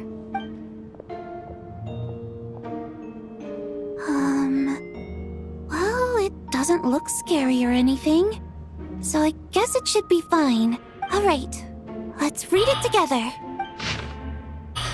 You once told me I would understand someday, but even now I still don't. I don't believe anyone should be forced to abandon their homeland because of a change in power. She never considered the feelings of us water imps and water imp nobles. Every inch of this land reflects memories of my childhood. If I close my eyes, I can still hear everyone's songs echoing everywhere. I will not forgive those who drove us away, and I miss you very much, Mother. I often find myself missing that dress with the tassels, the heavy bed curtains, and the first rays of sunlight that would stream into the manor at each morning.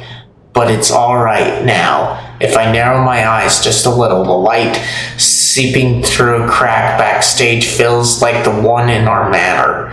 I know that life is gone forever and I can miss it all I want, but I also feel that what I have here now is no less than what I lost. The fantastical sets designed by the prop master, the many fans who come all this way just to see me, and the quiet dancing girl who doesn't talk much. These are all mine. I won't lose any of it again. Never. Absolutely never. I've joined a rather remarkable organization, though I can't tell you its name, hee. Whatever that great figure intends to do this time, there should always be someone looking out for the misfortunes of ordinary people. That's what our organization exists for. Even now, I still don't understand her. Why is it that those in power always seem this way? They clearly have the ability to bring greater happiness. Some say she has her own difficulties, but what could possibly trouble someone so seemingly omnipotent? Never mind, I should just focus on what I can do. I suppose you'll all hear about our organization sooner or later. Its name is, never mind, I'll leave it a mystery for now. Is this about the Rokot? Huh. This has to be Vodyanitsa's writing, surely. Maybe it's a little rude for us to peek at this. I feel like I just read someone's secret diary by accident. Since it's an accident, it should be fine. Now I feel a little guilty too. Sounds like she's writing this for her parents, right? I don't understand. Why put this stuff in a notebook instead of mailing it in a letter? Because her water imp parents belonged to the aristocracy, who were driven out of Snezhnaya by the Tsaritsa long ago. And now they live somewhere new, where the postman can't get to. Hey, Lanista, I can explain. We're sorry. It's fine. My fault for not storing it properly. I can't leave things lying around and expect them to get ignored when everyone's scouring the place for clues. All right, give me my notebook back. I'll take over the investigation in this room.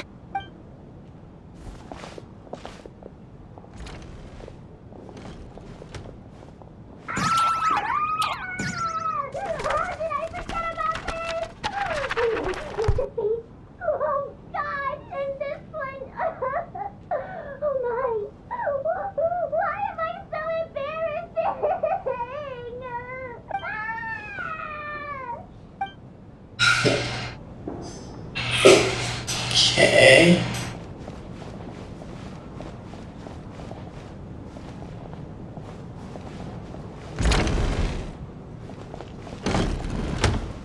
Not there.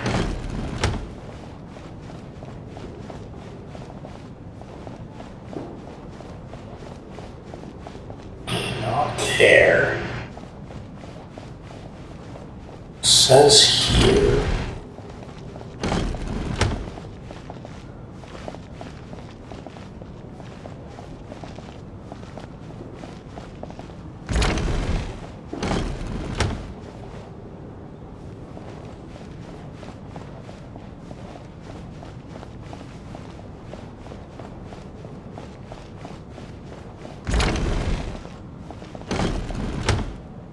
Okay, not there.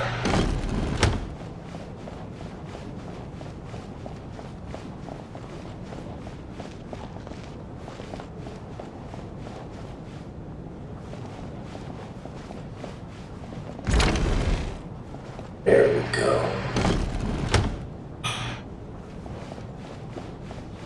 No. Okay.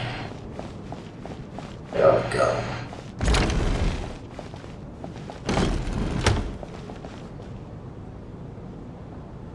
Ah, Traveler. Since you're here, come take a look at this. Alosha found it. We're both curious to hear your perspective. It appears to be an investigation report.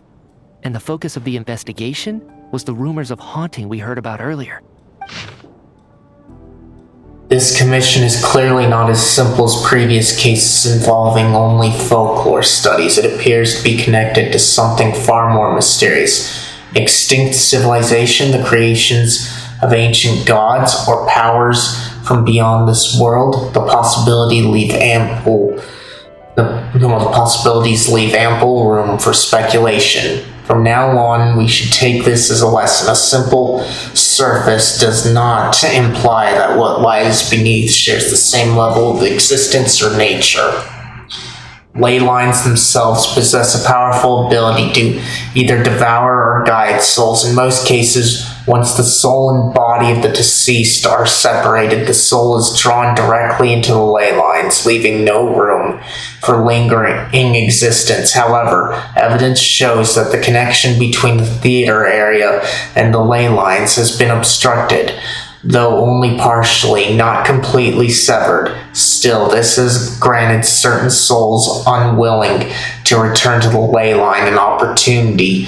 If their resistance is strong enough, they may even linger within the theater indefinitely. In theory, however, these souls within the theater are incapable of influencing the physical world. Only under extremely rare circumstances can they produce phenomena observable to the human eye. Overall, they can be considered harmless. This assessment may be conveyed in advance to the theater's management to reassure them. But for me, the investigation does not end here. Uncovering the reason why the ley lines have been obstructed is the true focus of this inquiry. After consulting the multiple sources, the most reliable hypothesis at present appears to be the existence of an angel civilization in its preliminary attempts at ley line renovation. There's too little information available here. I must return home as soon as possible. Alright, guys, it feels like I need a break, at least for the bathroom and a drink, and I also need to charge up my phone, so I'm going to take that break right now. You guys do whatever you need to do in the meantime, but if you need something to do, be sure to check out today's question of the day. If you're watching this live and you don't see it, the command in the title of the stream should bring it up, and I will check on that when I get back. But if you're not watching this live, if you rewind a little bit towards the beginning of the stream, you should be able to find out what it was, and you can leave your answers in the comments. And with that, I will be right back.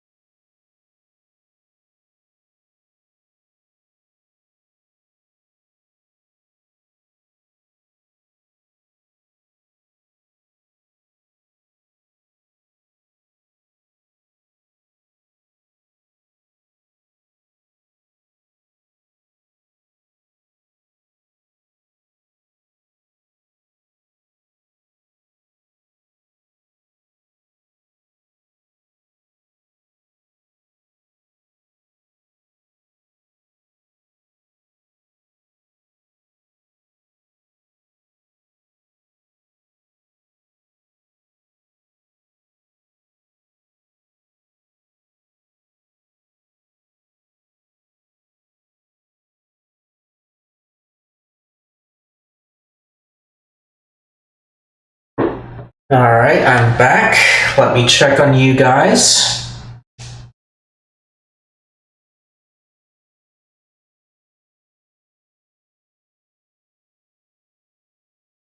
Okay, it doesn't look like I missed anything there.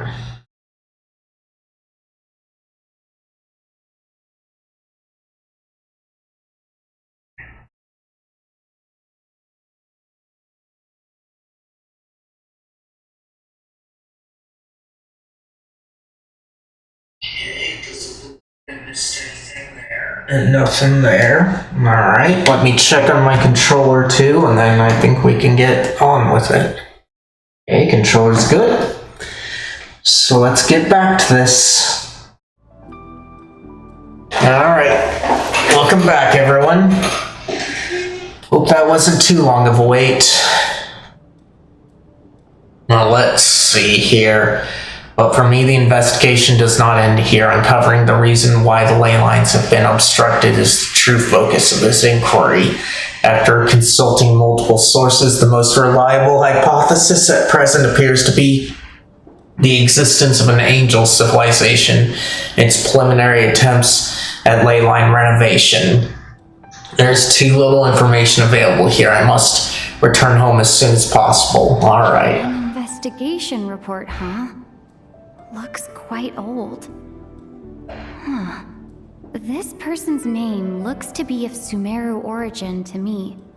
Was the investigator from Sumeru? The theater manager must have hired an investigator once specifically to look into this issue.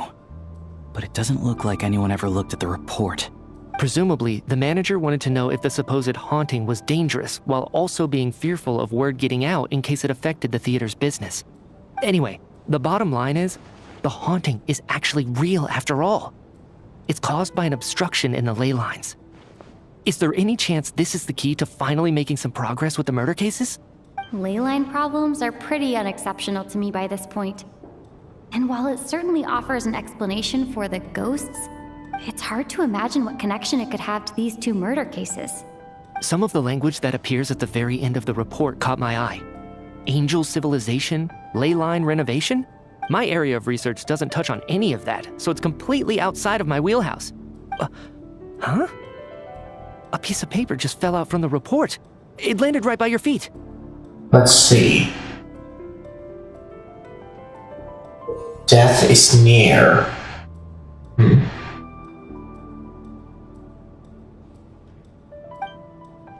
I just got goosebumps. It's pretty ominous no matter how you look at it.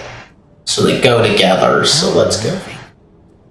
It was tucked inside the report, so it must be a note left by the author. Death is near. Is that supposed to be what's going on here? With us, in the theater? But if so, how did the author foresee it? Could he predict the future somehow? Maybe things are more complicated than we thought. No, wait a second. If we take the report and the note at face value, they completely contradict one another. The report definitively concludes that the hauntings in the theater are harmless and cannot affect the real world. But the note seems to be warning of potential danger. The question is, what exactly does the note mean by death?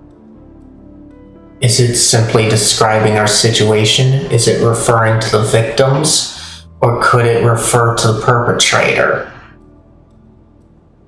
All three of these are the same thing. Related to it, so let's see if we can go top to bottom. The various ways we could interpret this keyword lead in completely different directions. Let's pause our analysis here for now. I think we need more information.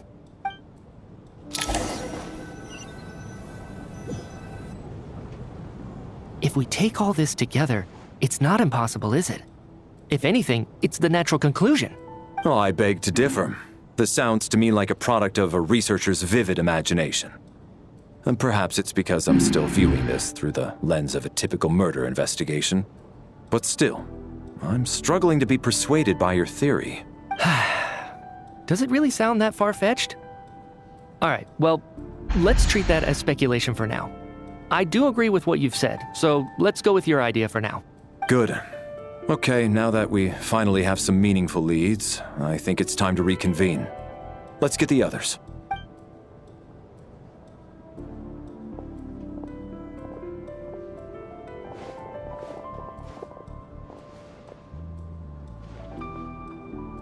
So, that's about everything we've discovered so far. I'll share my theory first. Based on what we've learned from the logbook, I believe the extra person among us is most likely the killer.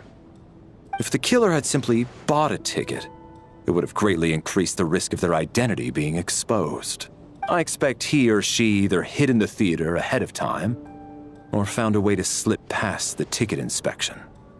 They then blended in with the group and waited for an opportunity to strike. Well, they could have blended in with the crowd or crew. What about the note found in the investigation report? Any thoughts on how that fits in? The killer may have simply planted it there as some sort of sick joke. I've seen my fair share of psychopathic killers. They love playing cryptic mind games. So, it has nothing to do with the haunting of the theater after all. This theory makes sense to me. If we have an audience member unaccounted for, chances are they didn't come here to watch the show. Could it really be that simple? So, in other words, all we have to do is find out who got in here without a ticket, and all our problems will be solved? Then let me make one thing clear. All the theater staff should be well aware that I came here for the rehearsal legitimately, yes? There's no way I'm the one who didn't have a ticket. It's true. I hear you used every trick in the book to get a hold of that ticket, too. Everything short of throwing a temper tantrum and rolling around on the floor at the entrance. I most certainly did not degrade myself in such a way. Probably a stupid question, but I might as well ask. Did anyone here get in without having their ticket checked? Guess it was naive of me to expect them to just admit to it. Especially after the unprompted Lelik reveal. Once was already a miracle. Twice would be unfathomable. Most likely extra person, huh? Okay, well, we've got tickets. We know that they do. These two are part of the thing. So there's only one guy that makes sense because he's part of the crew. But at the same time, Jim and him are the only ones that make sense in this thing. So let's see about the mercenary. See, an independent mercenary unaffiliated with any mercenary organization, flexible in the jobs he takes. He often works for Snezhnaya nobles, outgoing and humorous. He has an endless supply of mercenary jokes. I don't believe any of us here knew Shram before all this. If no one can verify Shram's identity... Mr. Shram, did you really go through the ticket inspection to get in here? Huh? Me? Why am I being singled out, my friend? Do I seem that suspicious? It's not that you stand out as suspicious, more that everyone else has been ruled out as trustworthy. Okay.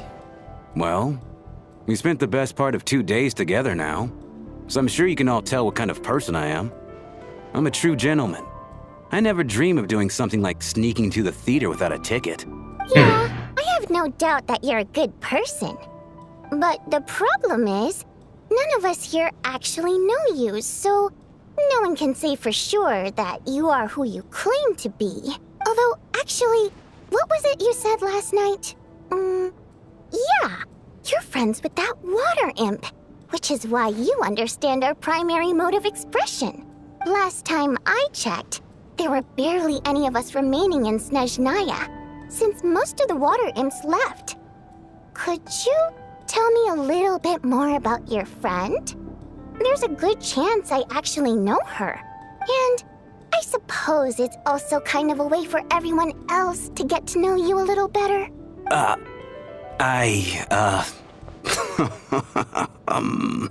Good grief. Are you blushing? Pull yourself together, man. Stop giggling like a teenage boy. It's revolting.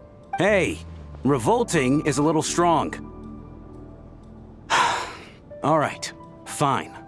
I'll admit it. That water imp friend of mine, the truth is, we're dating. I was just the bodyguard hired by our family. But the stars must have aligned, because sparks began to fly between me and their daughter. Never in my wildest dreams did I think I'd get so lucky. We don't need details. Just get to the point. Okay. I'm just a little hesitant to reveal her name, that's all. You know how it is. These are delicate times, even with me to protect her. If word gets out that she's dating a human, both the Fae and human factions will give her a hard time. Really? Wait, no. That can't be. Huh? Shram, what the devil are you talking about? Why is everyone looking at me like that? Surely you can understand where I'm coming from. Delicate times? Factions? Yes? You know, the Civil War? Last time I checked, the Fae and the humans were still at each other's throats. If I'm not mistaken, the last significant civil war in Snezhnaya in history was over 400 years ago, when Her Majesty the Tsaritsa had just taken the throne and was consolidating her reign. What do you mean, 400 years ago? What's going on here? Is Shram from the past? All right, Mr. Mitya, you win this round. As far-fetched as it is, it appears that your theory may be correct. I'm just as amazed as you are. I didn't even believe it myself, to be honest. Is someone going to explain what's going on here? From the look on your face, you figured it out too, haven't you, Traveler?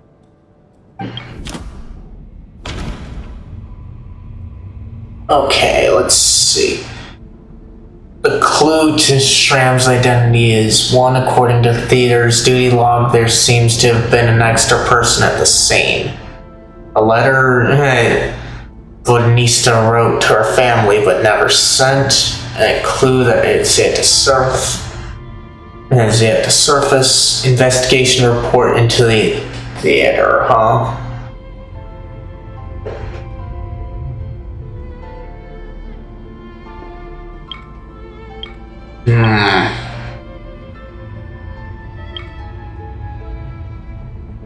This one's gonna be a bit tough. That seems to be the case. Shram's the extra person, but there's no way of learning his identity from this clue. Let's see. I don't think it's the haunting, but it could be.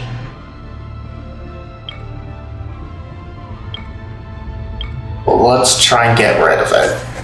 The theater's ley lines have been modified to block souls within its grounds from returning to them. Some souls can even wander this place forever.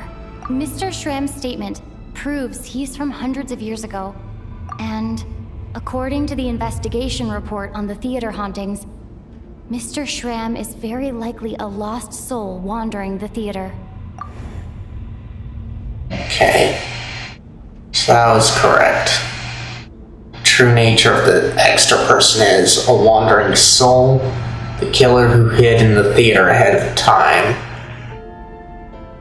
Just an ordinary ticket dodger.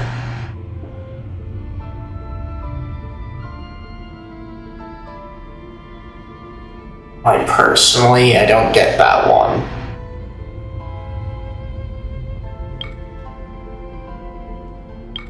A soul is what I want to say, but let's see about that. For some unknown reason, the soul that has been wandering the theater due to the leyline issues has joined our group and blended in. Yeah, that must be the immediate reason why the ticket count doesn't match the number of people present. Okay, death is near. In this case, death most likely refers to one of the recent victims, someone who died long ago. Murderer Lilac. So I would say option 2 with how things have been going, but could be wrong. The contents of the investigation report have been verified. There are indeed leyline issues and wandering souls in the theater. Death likely symbolizes the deceased. Mr. Shram, for instance. Death is near. Huh. That must mean that there's a dead person in our midst. That's the truth, isn't it? Yeah, the logic is clear. The investigation report said that there would be souls stuck wandering around the theater because the ley lines were cut off. Mr. Schramm must be one such soul who died in the theater a long time ago. In which case, that also makes him our extra person. So when the note said death is near, it must have been referring to death as in the deceased, people who died a long time ago. Don't tell us this is gonna be like the anime/novel Another, which itself is supposedly a cliche work too. Someone who died a long time ago. In short, there's a dead person among us. The extra person we've been searching for is a ghost from the past. You mean I'm a ghost? No. Don't make jokes like that, my man. There must be some mistake. But even if I was dead, I know for a fact I didn't kill anyone these past 2 nights. Yeah, even if all that's true, the report also said the souls inside the theater can't affect reality, right? They're harmless. Then what if the problem isn't the souls at all, but the ley lines themselves? The ley lines have a powerful ability to attract and devour souls. Let's say that the ley lines are like a black hole, constantly seeking to engulf souls. But the souls that don't want to return are trying to avoid being sucked in. Huh. Why does this analogy sound so familiar? What happens when the black hole can't achieve its goal? I'm only speculating here, but what if it ended up swallowing innocent souls by mistake, or intentionally taking other souls to compensate? That could explain why we weren't able to determine a cause of death. If you're right, and their souls were devoured by the ley lines, it does make some sense. It does seem to explain a lot of the things we couldn't make sense of. Does that mean it's true? Except there's no concrete evidence. Mitya is relying on a lot of logical leaps. Still, it seems like the best explanation we have under the circumstances. Alright, so how could Schramm not know that he's dead? Seems a little unlikely that he hasn't noticed anything unusual even after several days interacting with us. On the contrary, it's perfectly normal for a soul to wander the theater for centuries without questioning their existence or reason for being there. It's simply what's natural for them. You know what, Mr. Brainiac? I think you might actually be right after all. I'm trying to remember and... even though my head feels like it's going to explode, I think... it's all coming back to me. I was the one who didn't want to remember my own death, so I forced myself to forget. Well, I'm sure those are painful memories. My lady and I snuck out to go on a date one day. We bought tickets for the theater. It wasn't really my thing, but I was just happy to be together. All of a sudden, a group of people burst into the theater, shouting for all the water imps to get out. Performers and audience members included. It was clear the conflict between humans and Fae had reached a boiling point. This time, the extremists were even coming after the water imps who had nothing to do with the war. I thought I could pull one over on them. So I took off my jacket, draped it over my lady, and tried to sneak out amid the chaos. But I got caught. They started shouting, calling me a traitor to humanity. But I was going to do whatever it took to buy our chance to escape. No matter how many people stood in my way. I had to. Both as their bodyguard and out of love. It's all right, friend. You can stop there if you want. You don't need to dig all that up again. It's just... even now, I'm still struggling to accept the truth. How could I be dead? I'm sorry, everyone. If I'd known I was a dead man walking, I wouldn't have dragged you down with me. If I'm the cause of all this death, then punish me however you see fit. But, Mr. Schramm... No. I refuse to be a burden. I know what I have to do. You said I've been wandering the theater for centuries, right? I guess it's high time I got a breath of fresh air. Out there, I mean. I'll leave this place and take all this death with me. Go out on my own terms. Mr. Schramm, I'm sure we can figure out a different course of action. My good sir, we both know I'm not supposed to be here. I should have accepted my death long ago. One way or another, this has to end. Unless you're saying this goes against another one of your military principles somehow. No, I'm speaking on a personal level this time. Let it go, man. Oh, wait. One last thing. Miss Wateramp. My lover. Her name was Litia. Litia Ozarova. Do you know what happened to her? Ozarova.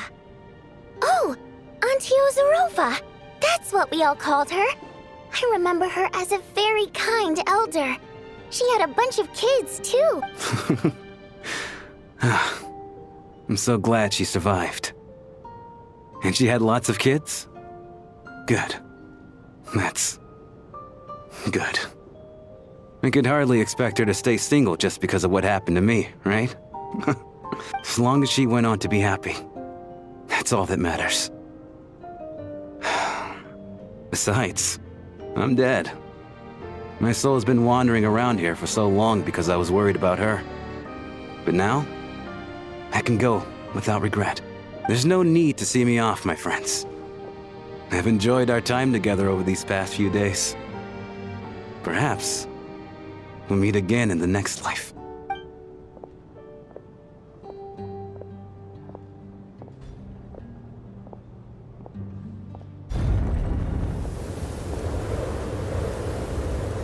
Take care, my man. I knew Mr. Schramm was already dead, but I still feel so sad. Death is cruel, no matter how we might try to make sense of it. So, was the conflict between Fae and humans really that bad back then? I was only little, so I don't remember much. It's terrible to think that so many innocent people had their lives turned upside down. Even the historical records about that time period don't say much about it. All people know is that the Tsaritsa founded the Fatui, drove out most of the Fae aristocracy without explanation, then used her terrifying power to suppress the humans. It seems to me like the Tsaritsa chose to make herself the enemy. She downplayed the conflict, directing whatever animosity both sides had for each other at herself instead. That's also why, despite how brutal the conflict was at the time, there hasn't been much lingering tension between humans and Fae since. Things have been fairly harmonious for the past few centuries. So, the Tsaritsa banished the Fae to protect the Fae living in the city? She offered herself up to be hated in exchange for peace. Maybe it's not quite as bad as it sounds. I don't think Her Majesty is too concerned if mortals hate her or not. And besides, there are very few who truly do. All this time, I had no idea. All right. If Mitia's theory is correct, then I think we can consider this matter settled. Let's all take a break. Ugh, if only this blasted storm wasn't still raging on.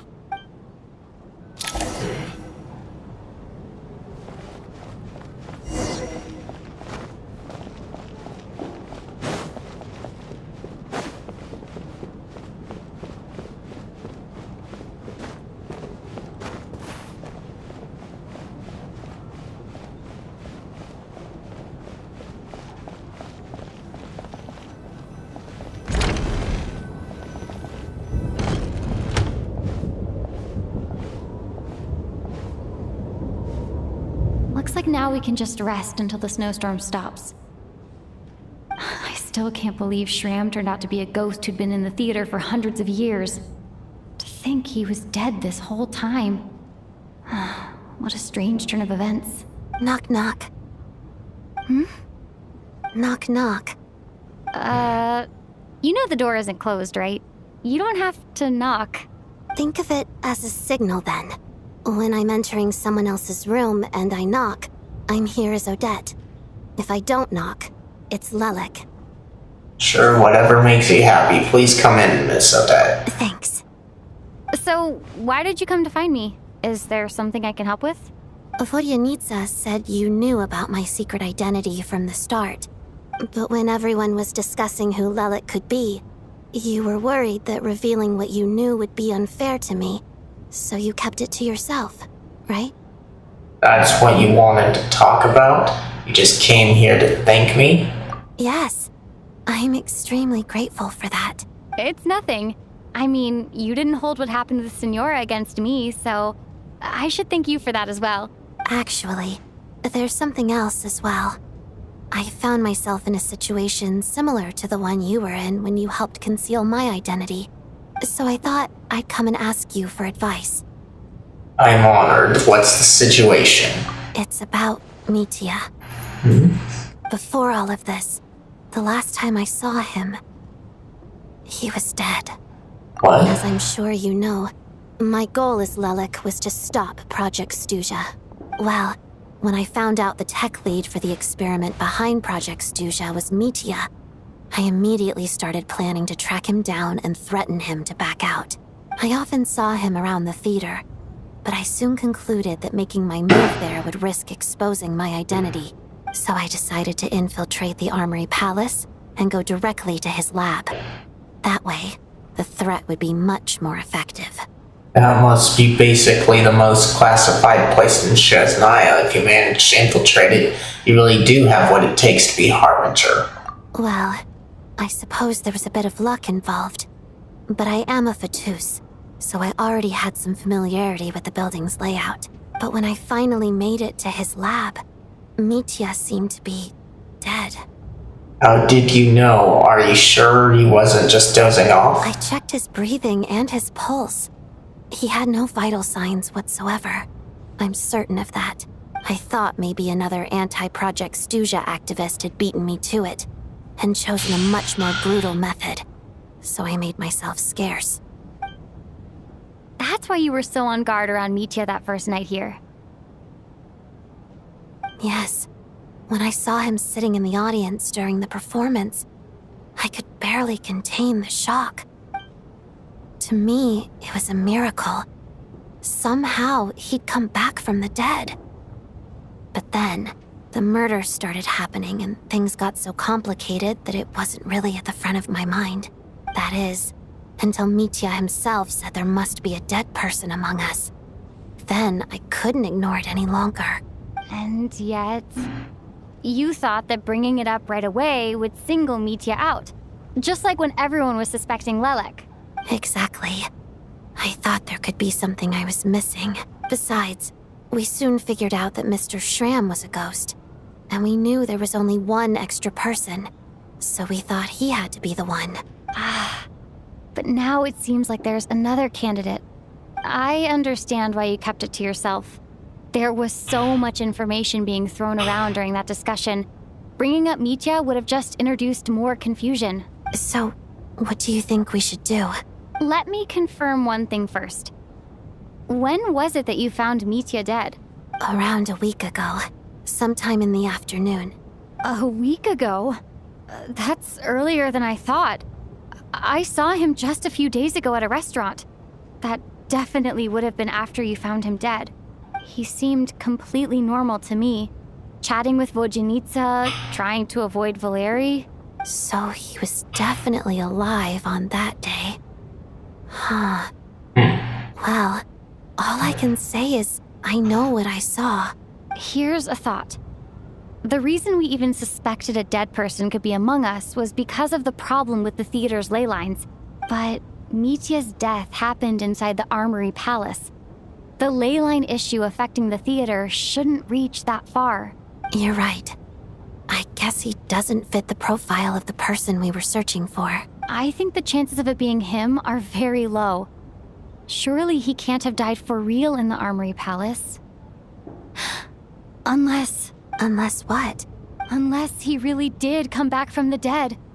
You're right. Do you think we need to disclose this to the others? Huh, what's this? A private meet and greet? Where do I line up? That's not what's going on here. Well, I was just making the rounds. thought I'd try to lighten the mood a bit. Vodyanitsa's handing out food if you're hungry.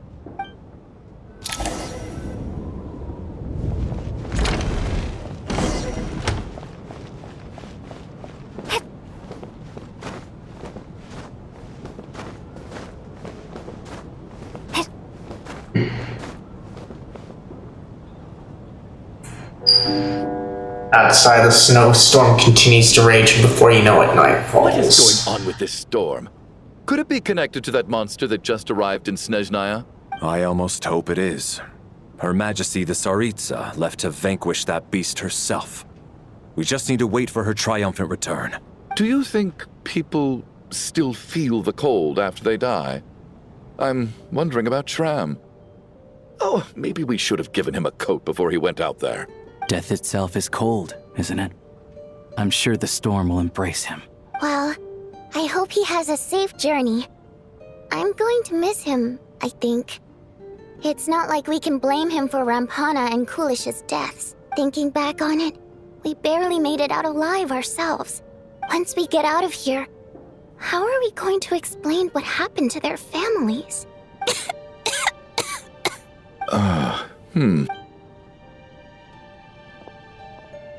Are you okay? Here, take this. I've never used it. Thanks. Look who's Mr. Nice Guy all of a sudden. Is it because Tonya stood up for you this morning? At least you know how to return a favor. Yeah, without Tonya, who knows how badly he would have been hurt. I told you already, I never intended to resort to violence. Duh, bunch of rascals. Little girl? I was rather surprised when you spoke up for me this morning. I didn't think I had many admirers here, so, thank you. I don't think she was an admirer, she was just being kind. Oh, no need to thank me. I said some bad stuff about you too. I've been, too embarrassed to admit it, but, you remind me a lot of my daughter. So kind to everyone, but never lets her old man off the hook. Unless my wife and I are having a fight, then she's always on my side, especially when she was little. Every time I took her out... All right, easy now. How long have you had that cough, Tonya? I don't know. It's probably been a while. I'm fine. You're fine. Hopefully you're not coughing up blood. Are you taking anything for it? Yeah. I'll be fine once I see my brother. He's gonna pick some frost fairy flower leaves and brew a tonic for me. I'll feel much better once I drink that. I see. That's good to hear then. We should probably discuss arrangements for tonight. Now that the deceased has left our midst, there shouldn't be any more incidents. However, out of an abundance of caution, I'll keep watch. Shouldn't we take shifts? I can take one if needed. No need. I managed to get a nap in earlier, so I have plenty of energy right now. After all the tension of the past few days, everyone else should just focus on getting a good night's sleep. Well, we can get into that realm again. What a long day. This whole situation turned out to be way more complicated than I expected. But Valeri's right. I should just try to calm down and get some rest. The last thing I want is to give myself nightmares. Except you'll probably get a nightmare. Like right now. She's awake. She's awake! Get over here, you big lug, and take a look! If you must call me something, call me Mr. Door. The Black Mist is coming. You need to go. Where are we? Black Mist? Haven't I heard that before? Are you alright? Can you walk? We just got attacked by monsters on our way up. That Mr. Door fellow protected us. He just seemed to come out of nowhere.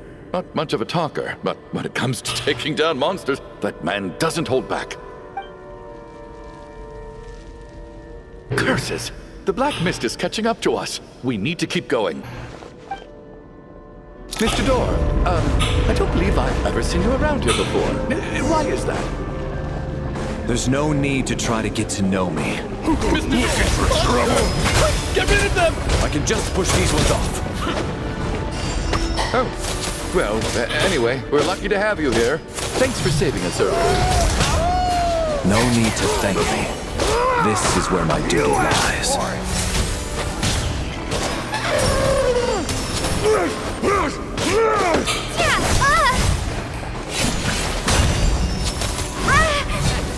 Having second thoughts? Not good. Retry.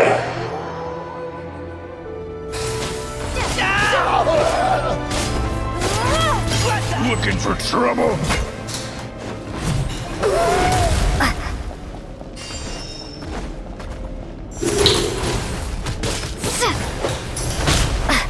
In case!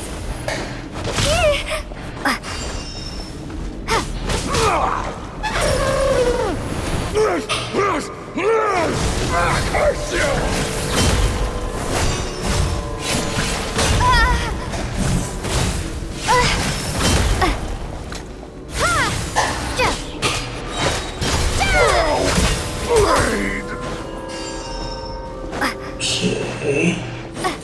Got there.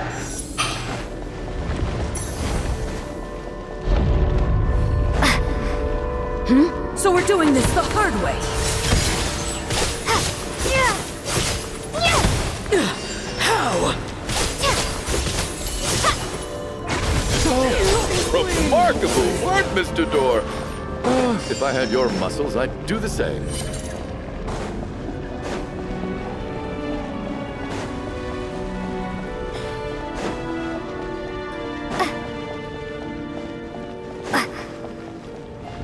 Are none of these doors the one you're looking for? No.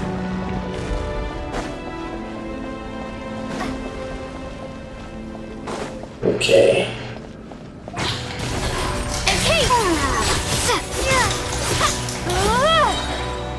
Condense! Come no closer. By my command. Condense and crystallize.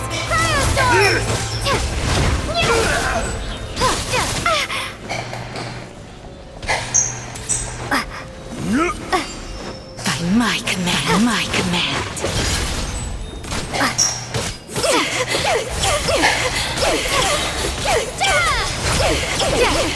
Impossible.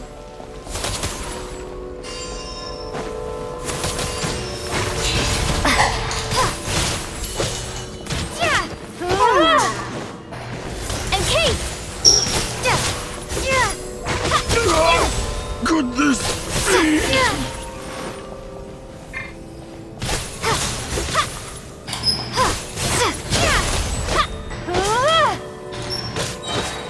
Fighting frog!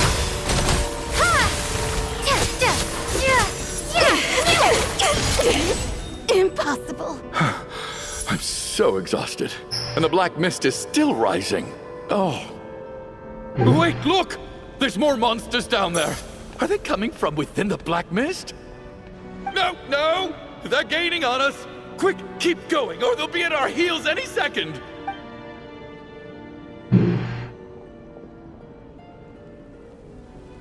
Mr. Door, what are you doing? We need to get out of here. They're coming! Found it.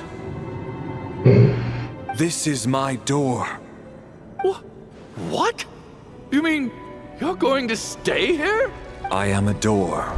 This is where my duty lies. So he meant a door for closing, not for opening. No! You saved us! We can't leave you behind! You must keep going. A door can only keep things out for so long. You must make haste. But... Oh, you're right. Let's go! We can't let Mr. Door's sacrifice be in vain!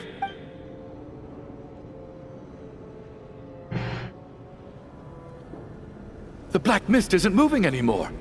Looks like both the monsters and Mr. Door are gone. I didn't just imagine all that, did I? Surely I wasn't so scared out of my mind that I hallucinated a door as a human being? No, I remember Mr. Door too. Okay, good. There's no way we both hallucinated the same thing. Getting sleepy? Well, looks like we're safe for now. Go ahead. Let's get some rest.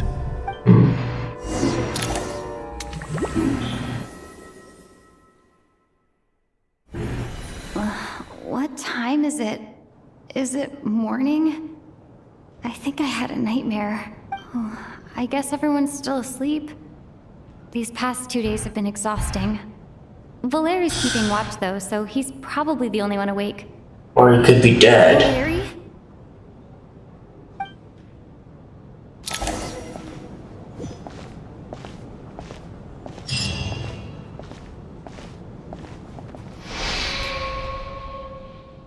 He looks as calm and composed as ever. Even now, it seems as if there is no burden he couldn't shoulder. Yet around him seems to time seems to stand still, as if the gods in their mercy finally granted him a moment of respite. Everyone needs to wake up! Let's see. Valeri, deceased, head of the Special Assignments Battalion and Armory Palace Royal Grenadier Guards. 1st Regiment is a soldier he places great importance on planning and timing. He is currently assigned to protect Mitia, important figure within the military, deceased during the night. Just like the last 2 nights. No clear cause of death. I've been a real thorn in your side, haven't I, Mr. Valeri? Now you can rest in peace. But for me, life will be all the duller for not having to run away from you, my friend. How's Tonya? Is she okay? I just checked on her, and it doesn't seem like anything serious. She's just exhausted from the past couple of days, and she's still recovering from her illness. We should let her sleep a bit longer. That means Valeri was the only one who died last night. If Valeri was awake and keeping watch, it would have been impossible to kill him without waking everyone else up. That much is certain. This is so frustrating. Why has nothing changed since yesterday? I thought we already dealt with the dead person causing all this. Actually, one thing has changed. There's only 1 victim this time, not 2. Does that mean... See, Valeri died twice in a single night. See, Mr. Schramm was one of the people who should have died last night. And the number of victims each night corresponds to the number of deceased around us. Valeri sacrificed himself to save someone else. This one makes the most sense. After the deceased Schramm left, there was 1 less victim last night. That more or less tracks. It's a reasonable conclusion, considering the only variable that changed. Oh, the number of people who die each night is equivalent to the number of dead among us. That's your theory, right? Exactly. We identified Mr. Schramm, and the night after he left, the death toll dropped from 2 to 1. By that logic, there must be 1 more dead person left among us. Another one?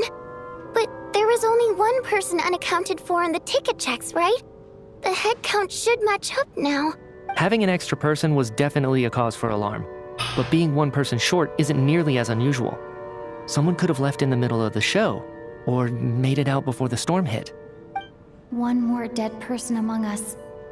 If Mitia's theory is right, then what Odette told me seems a lot more relevant. It's just, at the time, we had no reason to think there was more than 1 dead person. If only we'd taken it more seriously as a possibility, maybe this could have been avoided. I'm sorry. This is my fault. I had information that could have been helpful, but I held back.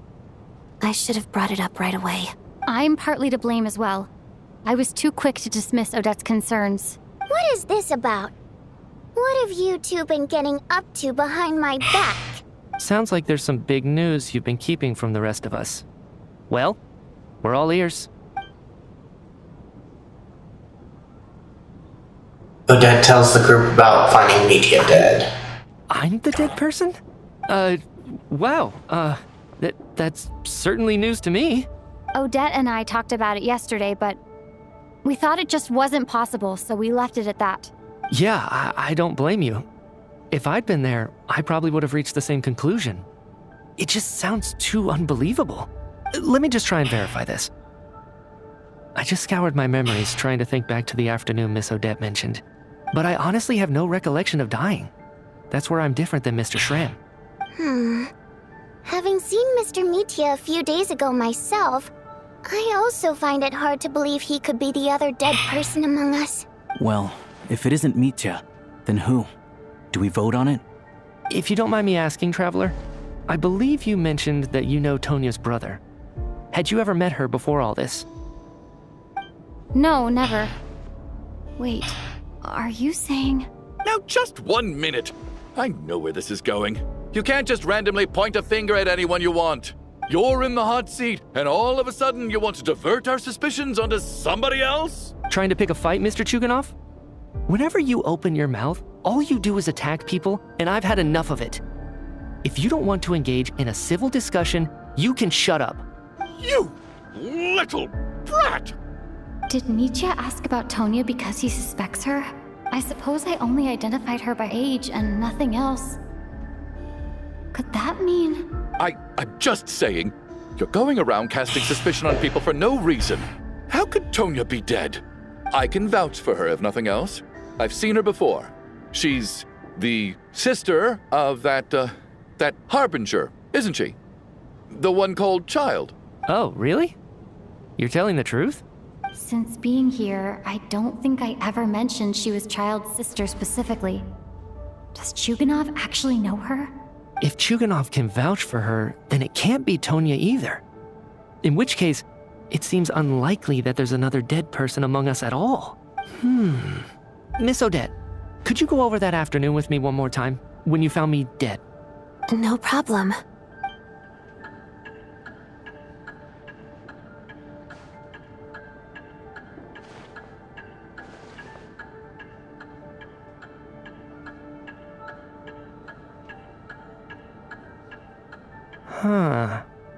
No matter how hard I try, I just can't remember anything about dying.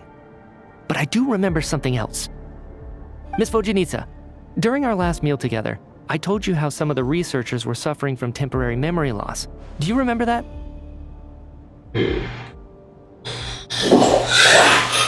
Yeah, that's kind of curious. And it's been long enough that I'll probably call it once I am done with the act anyway, regardless of how long it goes. We're not close to stopping time anytime soon, since this is an afternoon stream. It's just been going on that long enough.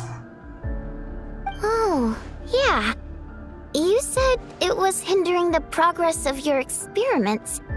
You thought they were just under too much stress or something. Right. And even though I don't remember dying that day, I'm pretty sure I experienced something like amnesia. Some of my memories from that afternoon are missing. Are you suggesting you're missing the memory of your... Of course. How am I only just realizing this? Humans aren't necessarily aware of their own death. You mean being silently assassinated, or dying in your sleep?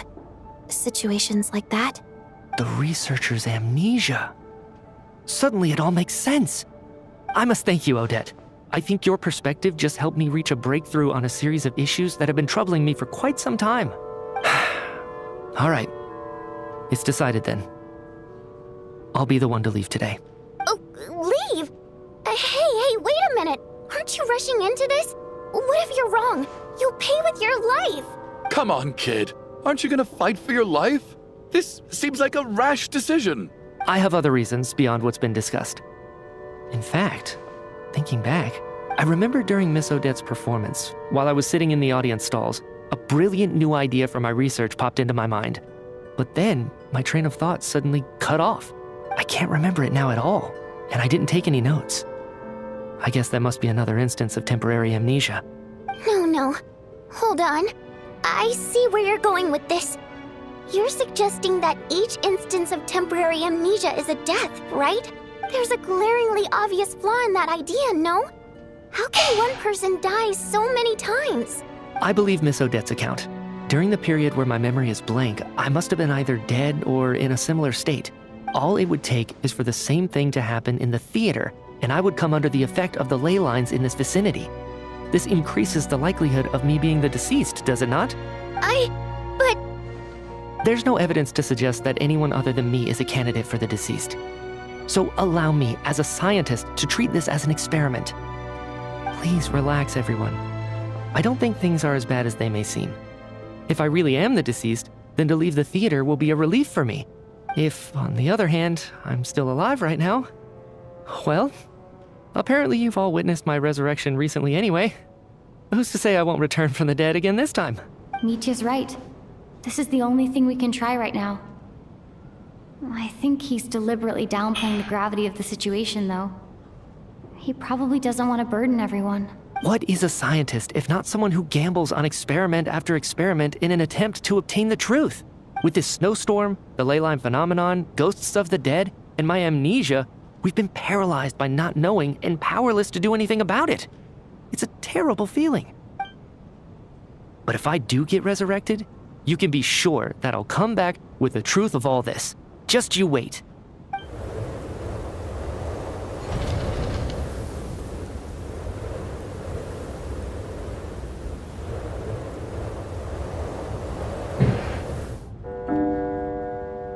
Nightfalls, the theater's filled with a heavy silence. More than half is gone, huh?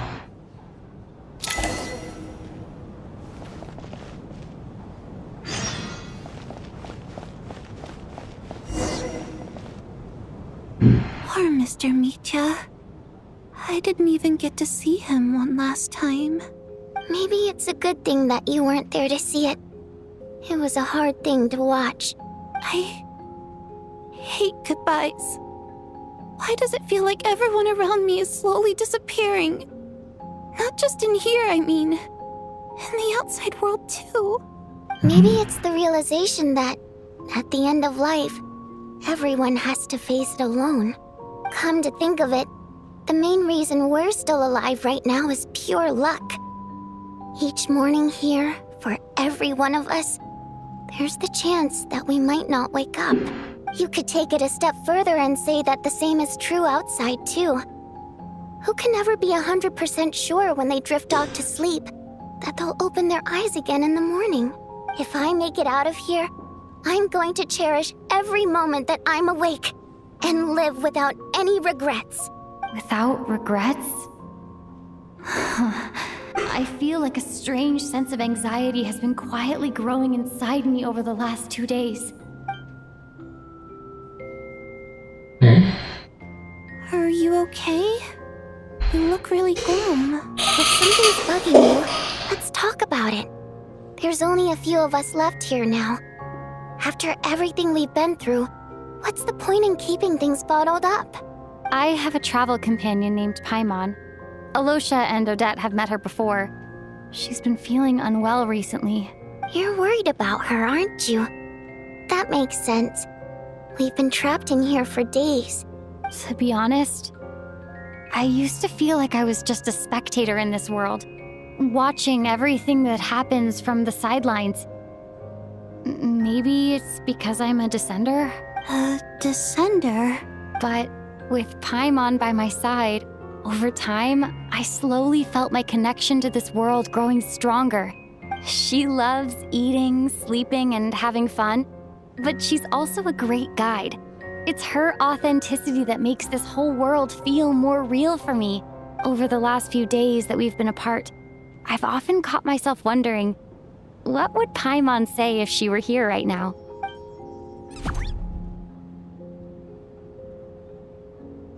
But by the time I snap out of it, the conversation has already moved on and I'm still in my own little world. I'm trying to overcome this sense of detachment, but I really miss Paimon. I guess, in a way, she means the whole world to me. I bet she misses you when you're not there as well. Maybe you're her entire world too. I don't know if this will make you feel any better, but back when the water imps left Snezhnaya in droves, I also felt like the whole world was suddenly empty. I could be surrounded by people all smiling and having fun, and still feel completely separate from it. So, I totally understand how you feel. Later on, I started to think, maybe accepting the fact that our loved ones won't always be with us is something that takes a lifetime. All we can do is cherish their companionship from moment to moment. So, once we get out of here, you better hurry back to our side as fast as you can. You can't let your story end in regret. That's the trope I hate the most. Thank you. That's exactly what I needed to hear. But Vodyanitsa, if you hate goodbyes too, why didn't you leave with your people? That's just the choice I made. I used to regret it, but I don't anymore. Like I said before, singing is a water imp's primary mode of expression. It's how we convey our emotions. Our songs have echoed through this theater for hundreds of years, each one a story pieced together through moments of joy and sorrow. But does a story exist without someone to read it? To me, the answer is no. So I made the choice to stay. That way, there would still be someone left to sing these songs and listen to their stories. Otherwise, they could have been lost forever. Could you teach me how to understand your people's songs sometime? I want to be able to truly hear them, like Mr. Shram. A fan after my own heart. Thank you, Tonya. How about I sing something for you, and you tell me what you hear? Okay, I'll do my best.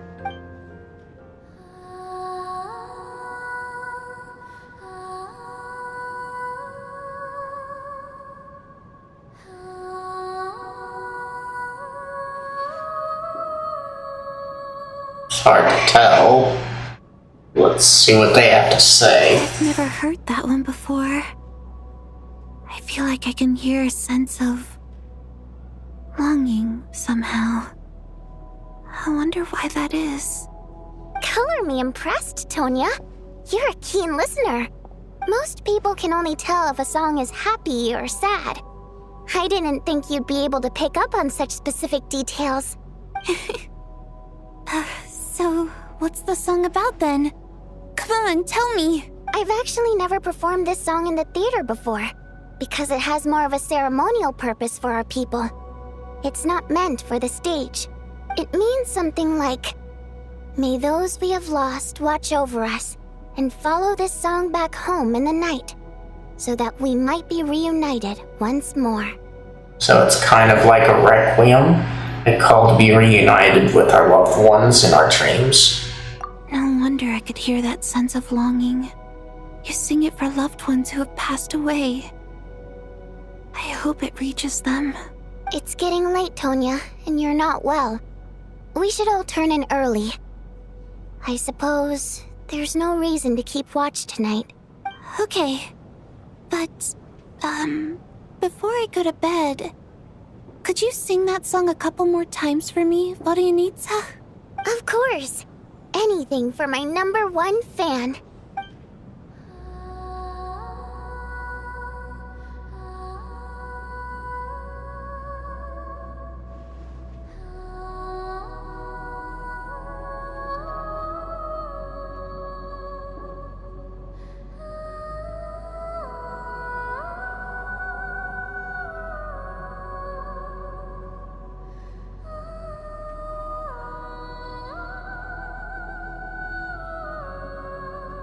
Once I get out of here, I definitely don't plan on ever coming back. But I guess that means I'll never get to hear Vodyanitsa sing again. That's a sad thought. Before I fall asleep, I should cherish this moment of companionship while it lasts.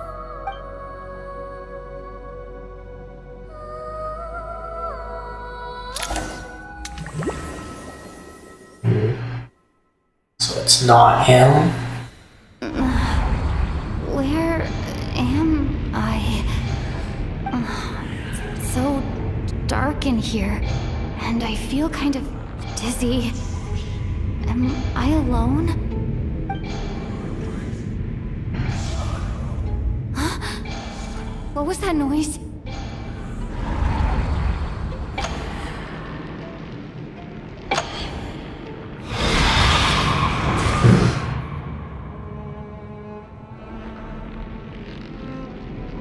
Return, O spirits.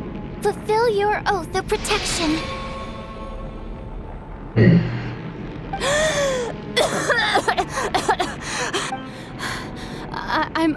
I'm alive?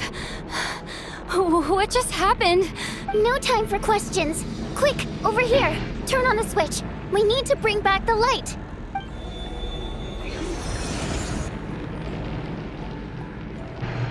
All right, we're safe. The spirit just now is called Night Prayer. The light subdues her, but she'll attack without a second thought in the dark. Is she a ghost? Sort of. I know it's hard, but you can't let this place go dark, or she'll kill you again. Did I really just die? She really just killed me? Yep. Luckily, I was here to resurrect you. Otherwise, that'd have been a real bummer. A bit more than a bummer, I'd say. Wait, so you have the ability to resurrect people? Sure I do. I'm your guardian spirit after all. I specialize in soul recall. Oh, it's nice to meet you, by the way. Thanks. It's nice to meet you too. Alright, there's no time to waste. The black mist is already catching up. We need to avoid it at Night Prayer at all costs. Come on, let's go. We need to reach the next switch before the place gets too dark. If we bring the light back, Night Prayer won't be able to get to us. Sweet, sweet light! Shh! It's Night Prayer. We need to move quick, but don't let her notice you. Look out!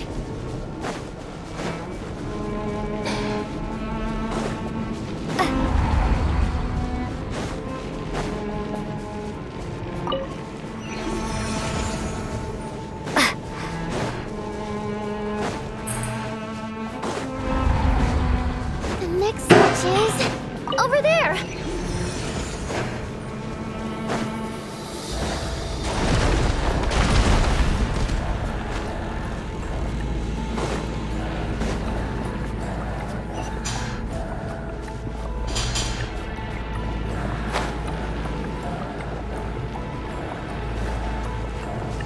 Okay.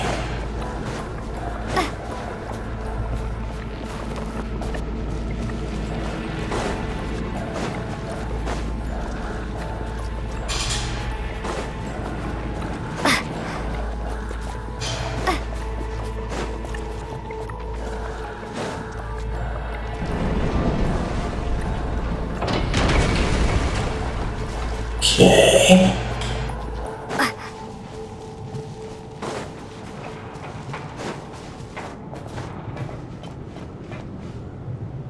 Come on.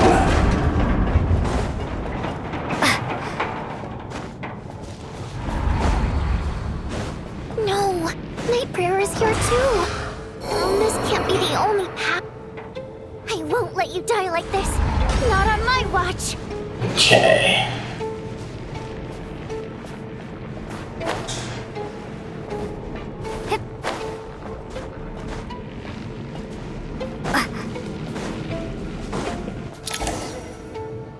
It's too dark. We're not gonna make it. Come on, faster!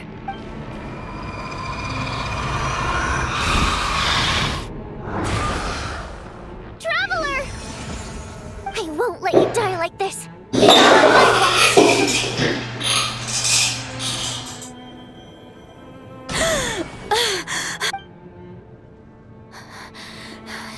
Even though it's not permanent, dying is definitely not a pleasant experience. Great.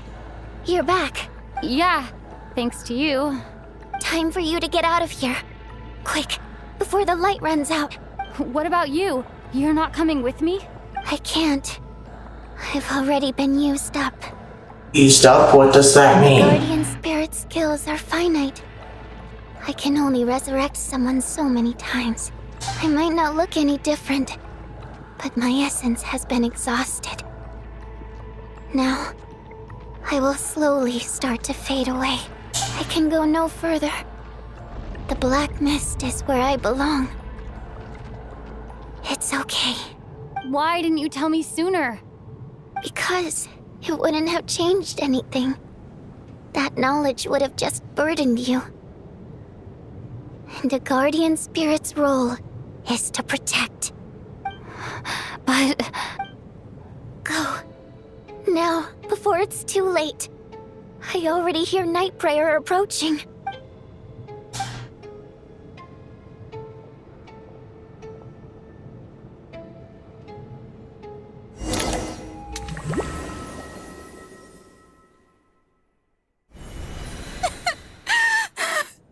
What do you need, sir?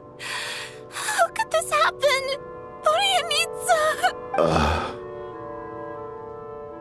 Well, I guess there's no need to inspect the body. You're beginning to grow numb to the tragic deaths that await each morning. Before long, the lament of countless utter hymns seems to resound around the theater, full of deep affection and sorrow of Vodnista. Your emotions begin to respond in kind, leaving a heavy feeling in your chest. Vodnistia, the prima donna of the Kroloveski troupe, a mysterious Musculok whose extraordinary singing has captivated countless audiences. A member of the Rokot, she cares deeply about the welfare of ordinary people deceased during the night. It wasn't supposed to happen. You lied to us, didn't you, Chuganov? You've been lying from the start. Take a long, hard look at yourself before you go around accusing other people. I suspected you on day one, Lelik, and now look where we are. By some strange coincidence, you've never been targeted. You just happen to have survived this long? No, you should be the prime suspect. And you, little hunter, ever so content with staying on the sidelines. Yet you were the one who stopped us from leaving from the start. Why are you trying to keep us here? Now you're just lashing out indiscriminately. That's either a sign of anxiety or a guilty conscience. Where was all this passion and bravado before? Decided to fight him to the bitter end. Is that it? Is that a threat? Fine, bring it on. You think I'm afraid to die after all this? You want to kill me? Go ahead. I'd like to see you try. After all the trauma of the past few days, everyone's been pushed to the breaking point. Valeri and Mitya aren't here anymore. Someone else needs to step up and take charge. But first, I need to think this through. Considering everyone left, who's the most likely candidate for the deceased? Okay, let's see. So he's in the staff, you've been around. You're also in the staff, but you've also shown up. So, let's see what happens when we choose her. Younger sister of Tartaglia. He talks about her so often that this is the first time you actually met her in person. Though in poor health and prone to coughing, she's excited about spending the night away from home. The owner of Iskra Manufacturing Plant and a member of the Snezhnaya village. He carefully maintains the image of a devoted family man and deeply loves his wife and daughter. The factory he operates is known for excessive energy waste. Alois, a hunter from Altaire and a member of the Rokot, he often takes part-time jobs at Kraveski Theater to make ends meet. He may well have been the first friend you made after arriving in Snezhnaya. But we don't know anything about her. We know everything's about the other guys. So let's try and confirm it. Of those who remain, the only person we've never met before is Tonya. There is room to doubt her true identity. People are easily misled by first impressions. Now that I think about it, Child's sister was in fact a label I imposed on her due to my own assumptions. But Mr. Chuganov vouched for Tonya's identity yesterday, with basically no other possibilities left. Could it be...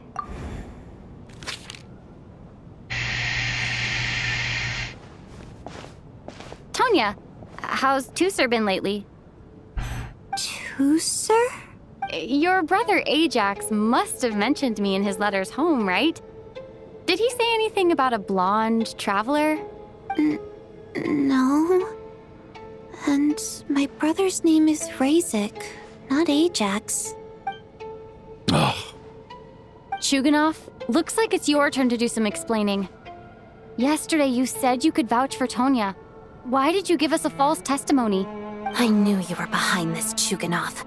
You've been lying through your teeth from the start. Everything about you is fake.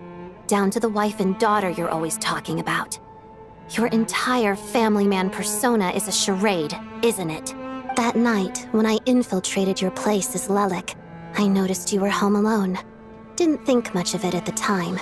Just thought everyone else was out. But thinking back on it now, that doesn't seem very likely. My guess is, you live alone, don't you? Even that was a lie? But why would he lie about having a family? Curses! Oh, why is there no end to this blasted snowstorm? If it would just stop! If it would just stop. I think I remember now. I know how I ended up here. It feels like a distant memory. But at the same time, it's just like it was yesterday. The reason I'm always coughing is because I got sick with frostbite. The locals usually call it the snow cough. It's not a very common illness. It's partly genetic and partly caused by the cold climate, but it can be fatal. They sent me to the hospital as soon as they found out I had it, and I spent so long lying there in that hospital bed. After a while, I felt myself growing weaker and weaker. Nothing seemed to be working anymore. Neither the treatment that the doctors were giving me, nor the medicine my brother was brewing from frost fairy flower leaves. So one day, I told my brother that I wanted him to take me outside for once, so things could be like they used to, just for one day. I wanted to meet loads of friends, experience new things. He agreed. He snuck me out of the hospital, and we escaped. We got to the theater, bought tickets, and went inside. It was all so exciting. I remember the show very clearly. It was amazing. But I found myself getting sleepier and sleepier. Oh, Tonya. When I woke up, I couldn't find my brother anywhere. So I guessed he'd already... There's no way he'd leave me behind. So I decided to stay here and wait for him. At the time, I figured he'd probably gone to brew some more medicine for me. I was planning to chew him out for abandoning me when he got back. Tonya, it sounds like by then you'd already... Yeah, I know. I understand now. Dead, aren't I? This cough and the feeling weak, it's probably just my body's memory. After all of that, it turns out I can't blame my brother after all. I was the one who abandoned him. I'm sorry, everyone. I realized this much too late. It seems like death skewed my perception. And now I've dragged you all into this mess. Your name probably isn't even Tonya, is it? Didn't that ever strike you as odd over the last few days? Well, when I was little, my brother and I read a storybook, Antonia is the name of one of the characters. When we escaped from the hospital, our family and the hospital security were looking everywhere for us. So when you first approached me and said my brother had sent you, and called me Tonya, I thought he must have chosen a fake name that only the two of us would know. Because he was afraid of getting caught. No. It seems like that was just wishful thinking. At least your memory of death isn't painful. That is a small comfort. Now it's your turn, Chuganov. Talk to us. I believe no lie is ever told without a reason. You're right. I was lying. I happen to know that the Harbinger child and his sister Tonya managed to get tickets, so I lied to you and pretended I knew them. And yes, I was lying about my family too. The truth of the matter is, I lost them a long time ago. I just refused to accept reality. And now I've spent the second half of my life living a lie. I'm a joke. My daughter's name was Iskra. And before you ask, yes, Iskra, as in Iskra Manufacturing Plant. She also died from the snow cough. She was just 6 years old. If she were still alive today, she'd be around the same age as little Tonya here, after Iskra passed. My wife couldn't bear to face those memories either. So she chose to start a new life, without me. One day when I came home from work and saw the empty room, I felt like I couldn't breathe. Subconsciously, I started to imagine that they were still there. I soon discovered that this was the only thing that made me feel any better, so I just embraced the delusion. Nothing more than a pathetic means of escapism, I know. But at least it's not a crime. So explain your false testimony then. The night before last, when I was chatting with Tonya, she mentioned that her brother would brew medicine for her from frost fairy flower leaves. Combined with her various symptoms, I suddenly understood everything, including the fact that she was deceased. The snow cough used to be an incurable illness. I would pick frost fairy flower leaves to brew medicine for Iskra too. It took hours and hours on the stove. But the year after my daughter passed away, the jester of the Fatui announced that a cure for frostblight, also known as the snow cough, had finally been developed. It turned out that all previous treatments were completely ineffective. No better than random concoctions. That was the final straw for me. I just couldn't take it anymore. Just one more year. One more year, and everything would have been okay. I highly doubt that, because a lot of diseases and such can be cured, but there's also a point of no return. And she probably reached that point of no return. So, more than anyone, I know full well that in this day and age, no one in their right mind would still be using frost flower leaves to brew medicine for the snow cough. Poor Miss Tonya, therefore, had to have been from an era when snow cough was still a terminal illness. So, you projected your daughter onto her? Even though you knew she was one of the dead? Even though you knew that protecting her could get you killed? That doesn't make any sense. You knew she was already dead. What did you hope to achieve by protecting her? I just don't believe in your crackpot theories, nor do I approve of your actions. How can you just declare a living person dead and throw them out into that snowstorm? Nitya's gone. My good buddy Shram's gone. And now it's Tonya's turn, isn't it? The others I can make my peace with, but little Miss Tonya, here she is, standing right in front of us, alive and breathing, and fighting her own battles. Yet you're quite happy to say she's dead? I just want her to live. Once this snowstorm is over, The very moment it stops, I'm going to march out that door and find someone who can fetch the very best medicine for her snow cough. I'll be damned if I'm gonna let you cast her out into the snowstorm before I have the chance to cure her. Not again! Not this time! Not when the cure is right within our grasp! I'd never be able to forgive myself. Mr. Chuganov, stop. I can't let you do this. Tonya. By the sounds of it, you've known I was dead since the night before last, right? I really liked Mr. Valeri, Mr. Mitya, and Miss Vodyanitsa. And now they're all dead because of me. I'm not happy about that. The reality is, you've been trying to fight your own demons through me. But all you've really done is trap me inside your delusion along with you. No! Listen to me. I want to save you. I do! Well, at this point, I'm quite sure that I'm dead. I don't need to be saved. The time I got to spend with all of you is more than enough for me. Hold on, guys. I want to check my controller. Alright. It does seem to be low, so I'm gonna take this chance to go charge it. It shouldn't take me too long, so I'm just gonna mute. Be right back.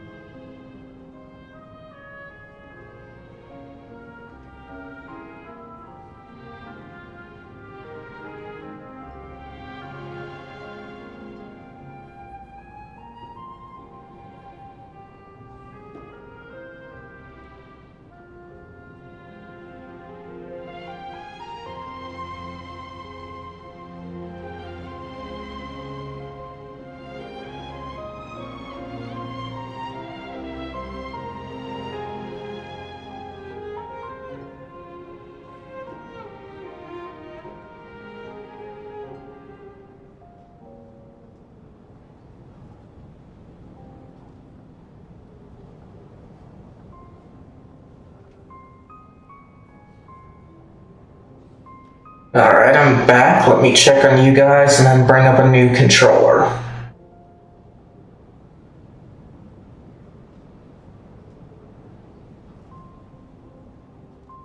Hey, nothing there.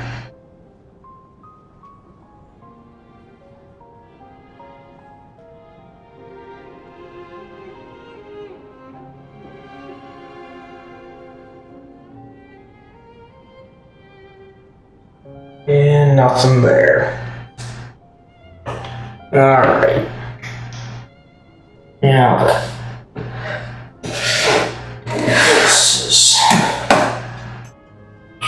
Let's see how good this one is. Alright, looks like we're good to go.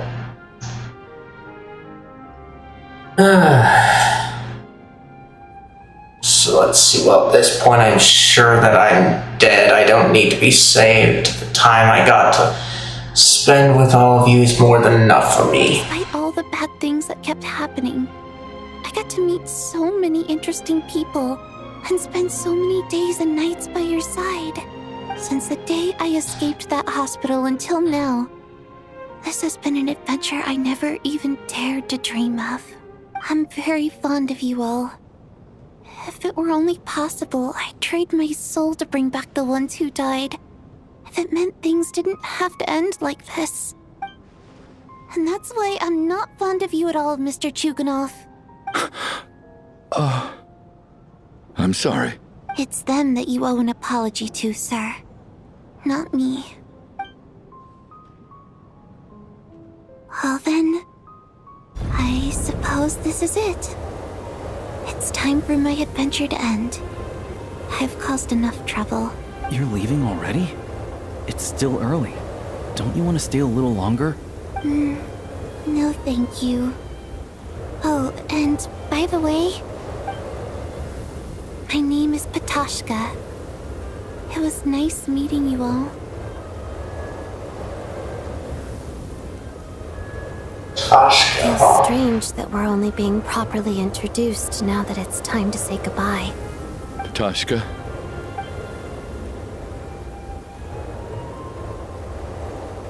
What are you doing, Chuganov? Are you crazy? let me leave. I can't keep lying to myself anymore. In your dreams. Don't think you're getting off that easy when you had a hand in the deaths of so many people. The Fatui have honed quite an array of enhanced interrogation techniques since they were founded. Once we're out of here, Lelik will personally give you a taste of every last one. Snowstorm continues as if it would never stop.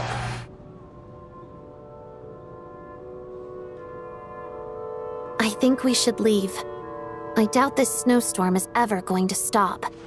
For all we know, this storm might have destroyed all of Snezhnaya by now.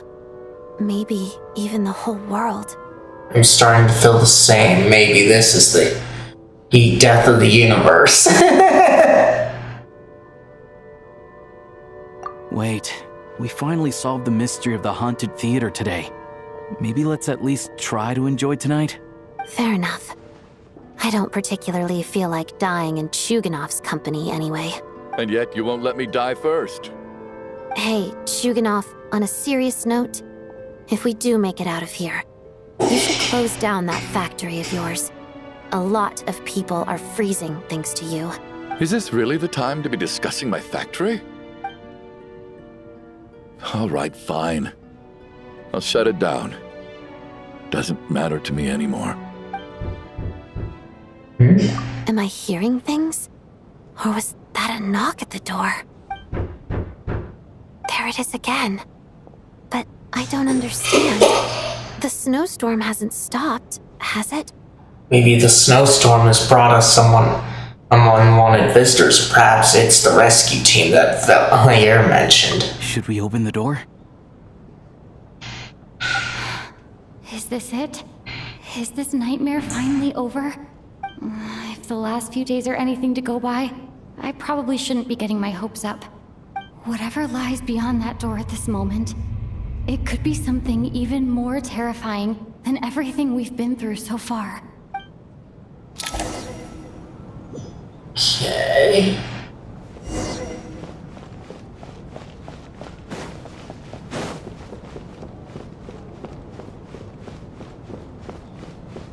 What's going on? Okay. I see.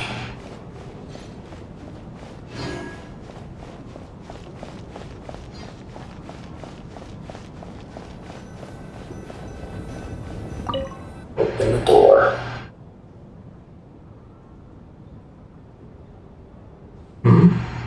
He's back, huh?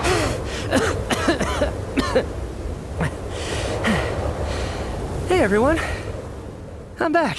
How are you doing? Feeling any better? Much better, thanks. Whew, it is so good to have you guys here. I was a little worried that the theater would be empty by the time I got back. Let me see. Tonya and Vodyanitsa are missing, which means Vodyanitsa died last night.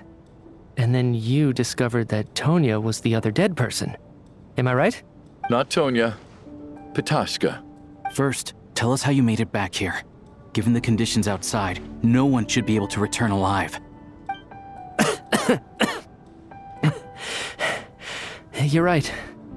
The thing that got me back safely was a song. I heard someone singing. After walking into the snowstorm, my mind grew hazy. I don't know how long I walked through the storm before my mind completely slipped away. Then, suddenly, I heard the sound of singing. The voice instantly brought me back to my senses, and I regained consciousness. So I followed the voice, searching for the source of the singing. I searched and searched until finally, just a few moments ago, there was the entrance to the theater right in front of me. I've actually never performed this song in the theater before, because it has more of a ceremonial purpose for our people. It's not meant for the stage.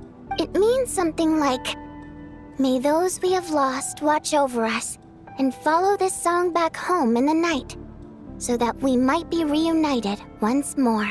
That must have been Vodyanitsa's Requiem. Who knew it actually worked? That song is meant to guide the souls of the dead. Mitya, that must mean that you... Huh. No kidding. Huh, seemed like I guessed right then.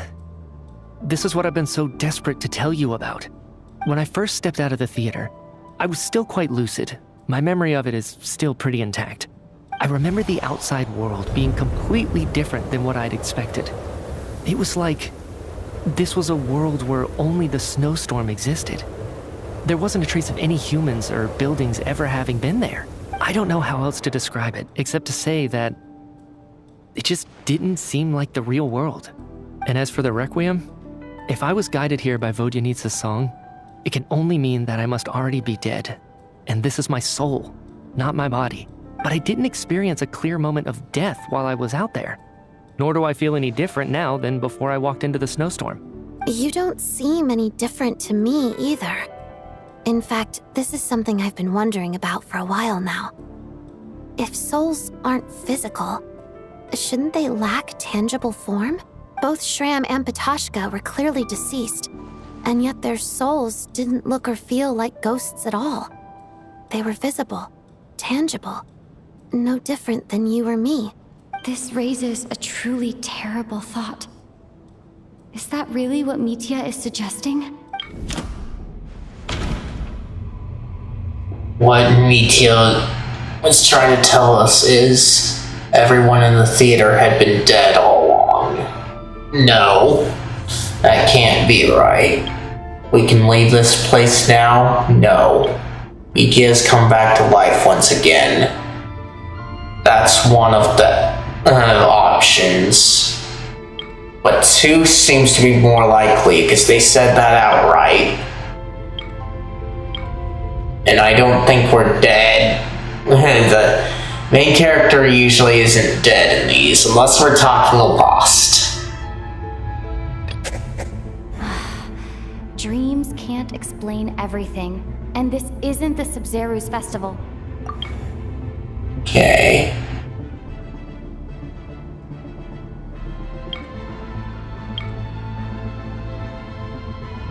Well then, we probably should say 3, even though we said that outright. The Requiem calls to the souls of the dead. This is proof that Mitya is dead and has not been resurrected.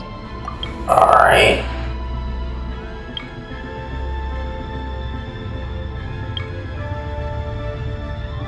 So what about number 1 here?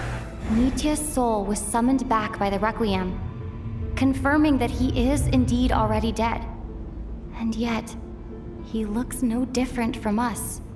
Of course, if even the long deceased like Mr. Shram can blend in with us undetected, then maybe we've all been dead from the very start. And all of us are now souls wandering the theater.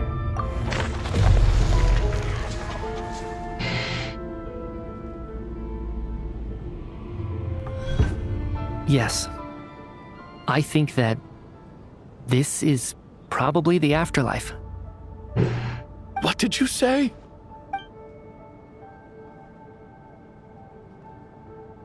You heard me. We died in the theater. All of us did. But due to an obstruction in the theater's ley lines, our souls are trapped here, while an endless, infinite snowstorm rages outside. It's ironic, really. All that time, we were working so hard to figure out who the deceased among us were, when the truth was, we were all deceased. The only difference being some of us died more recently than others. Do you remember that note, "Death is near"? Seems like we misunderstood what it meant after all. Death was nearer than we wanted to think all along. The note simply meant that all of us were already dead. So all our attempts to survive, our search for the deceased, it was all for nothing? Hard to say. At the very least, we helped 2 lost souls find clarity and go to where they belong. The presence of those 2 is probably what caused our souls to be drawn in by the ley lines. In which case, the deaths we've awoken to over the past few days were just souls returning to the ley lines for good. If what you're saying is true, doesn't that make us the lost souls now? Huh, no wonder. This afternoon, when I was moving Vodyanitsa's body, I noticed that the other bodies in the room hadn't decayed one bit after all these days. That's further proof that those aren't physical bodies at all, but merely our shells here in the afterlife. Am I really dead? This doesn't feel real to me at all. No, that's impossible. This cannot be how it all ends. I still find it hard to believe that all of us are dead. How exactly did we die in the real world? None of us have any memories of dying, right? Not even knowing how we died is preposterous. Good grief! Surely there has to be some reason. Exactly. It's hard to rest in peace when you don't even know how you died. It gave me lots to think about as I strode out into the snowstorm. I racked my brains trying to remember the cause of my death, the exact moment I died, the root of all of this, right up until my consciousness faded. Wait. Hold on. Right before I lost consciousness, I think I saw something. What was it? I can't remember. And I think I lost my notebook and pen. Mitya, your hand. Is that blood on your fingers? Huh? You're right. There's blood on the fingertips of my right hand. Looks like it's already dried. When did that happen? What the? Renova? I guess this was what I saw. I must have desperately drawn it in my own blood right before losing consciousness. What's wrong? Do you recognize the symbol? It's Renova, the ruler of death. Alosha, do you still remember that Snezhnayan folktale you told me about? It was about the Grim Reaper. When someone's about to die, he appears as an incarnation of someone familiar to guide their soul into the afterlife. And as soon as you recognize his face, your life is over. I heard a similar tale when I was little. You think the Grim Reaper in this story refers to the ruler of death you mentioned? That's right. In which case, death is near could also mean that the Grim Reaper is here, disguised in a familiar form. Death, the deceased, and the Grim Reaper? So it's a triple entendre. When I first saw this note, I thought it contradicted the investigation report. But now it seems like that was the whole intention. So the Grim Reaper deliberately misled us. Then, we started suspecting each other and searched for the deceased while they hid in plain sight. By that logic, the one person most likely to be the Grim Reaper incarnate is... Let's see. So not Mitya, and I doubt it's him. Don't think it's these two. Yeah, not that, so... This is who we want, because we've only seen him once in a dream, and we haven't seen him again.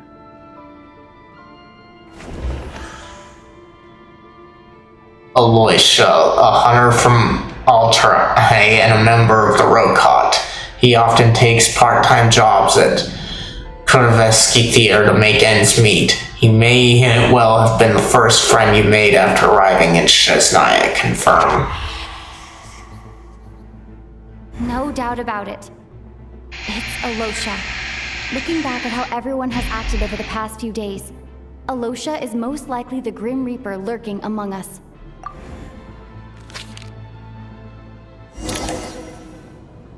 Is it you, Alosha? You were the first to discover the investigation report, and you had plenty of time to slip the note inside to mislead us. So? Surely you can't suspect me based on that alone.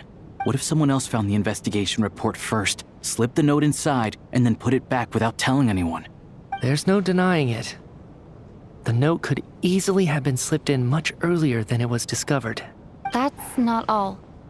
I've also noticed that, although on the surface, Valeri, Mitya, and sometimes I were the ones taking charge of the situation, looking back now, even though you didn't say much, you were always subtly guiding everyone from the sidelines. What do you mean? You were the one who emphasized how dangerous it was outside and insisted we all stay here. It was also you who suggested that we all sleep in the same place. And earlier today, you tried to convince Patoshka to stay. I don't understand why, but it was out of character. So, you didn't understand my intentions, and now you're assuming the worst. Seems pretty unreasonable if you ask me.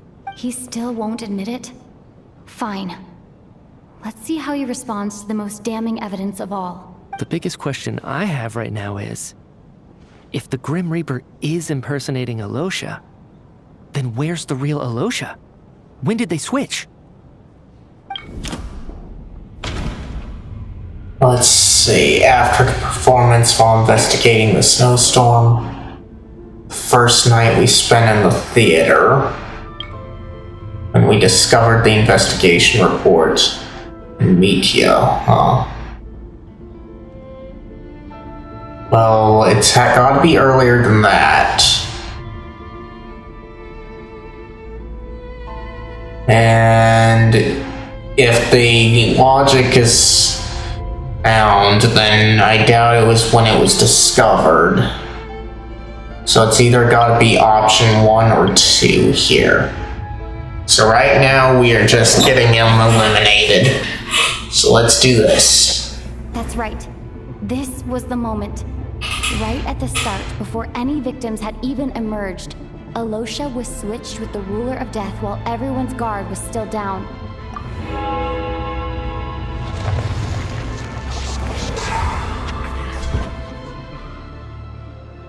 When all this began, right after the performance ended and the snowstorm began to pick up, no one suspected anything unusual.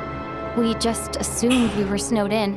It wasn't until we discovered the bodies the morning after that we realized something out of the ordinary was going on. But it's clear now that the oddities actually started earlier than that, when Dimov walked into the snowstorm and never came back. Right. So Mr. Dimov was the first victim, not Sobolova and Torgov. And if we pinpoint that moment as the beginning of this incident, then one thing becomes clear. Alosha, you are the only person who walked into the snowstorm and came back without the help of Vojanitsa's Requiem. More precisely, Alosha never came back at all. The one who came back was the Grim Reaper. Not bad. Well, since you've backed me into a corner, I suppose there's no point in keeping up the act anymore. Alosha? You're the Grim Reaper? I am no such tired cliché. Mortals should address me as the Ruler of Death. Before being wiped out for good, you identified the two deceased, and even sensed my presence. A commendable achievement. Far beyond what I expected. I heard you can ferry souls. Those deaths each night. Were they your doing? Your initial conclusion was correct. Due to the existence of the two deceased, the ley lines yearned to reclaim those long-lost souls. Every night they devoured an equal number of souls to fill the void. This required no intervention from me. Though, of course, ferrying souls is indeed my authority. Here, take a look.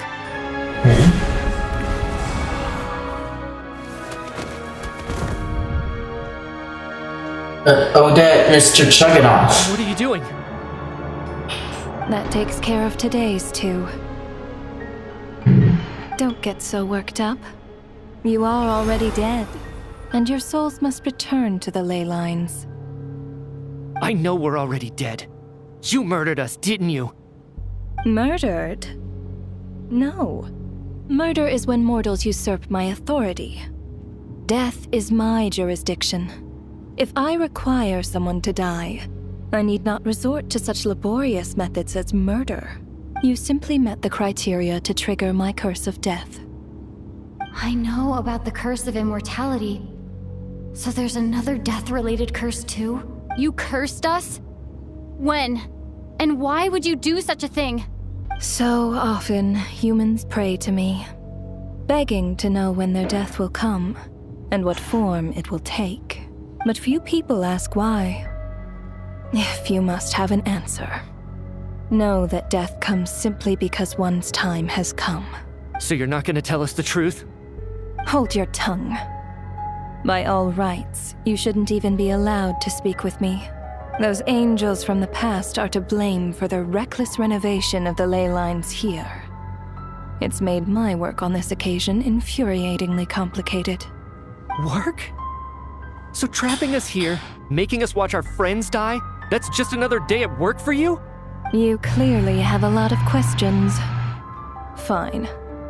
As a reward for your remarkable accomplishments over the past few days, I shall answer a few of your inquiries, provided they aren't too unreasonable.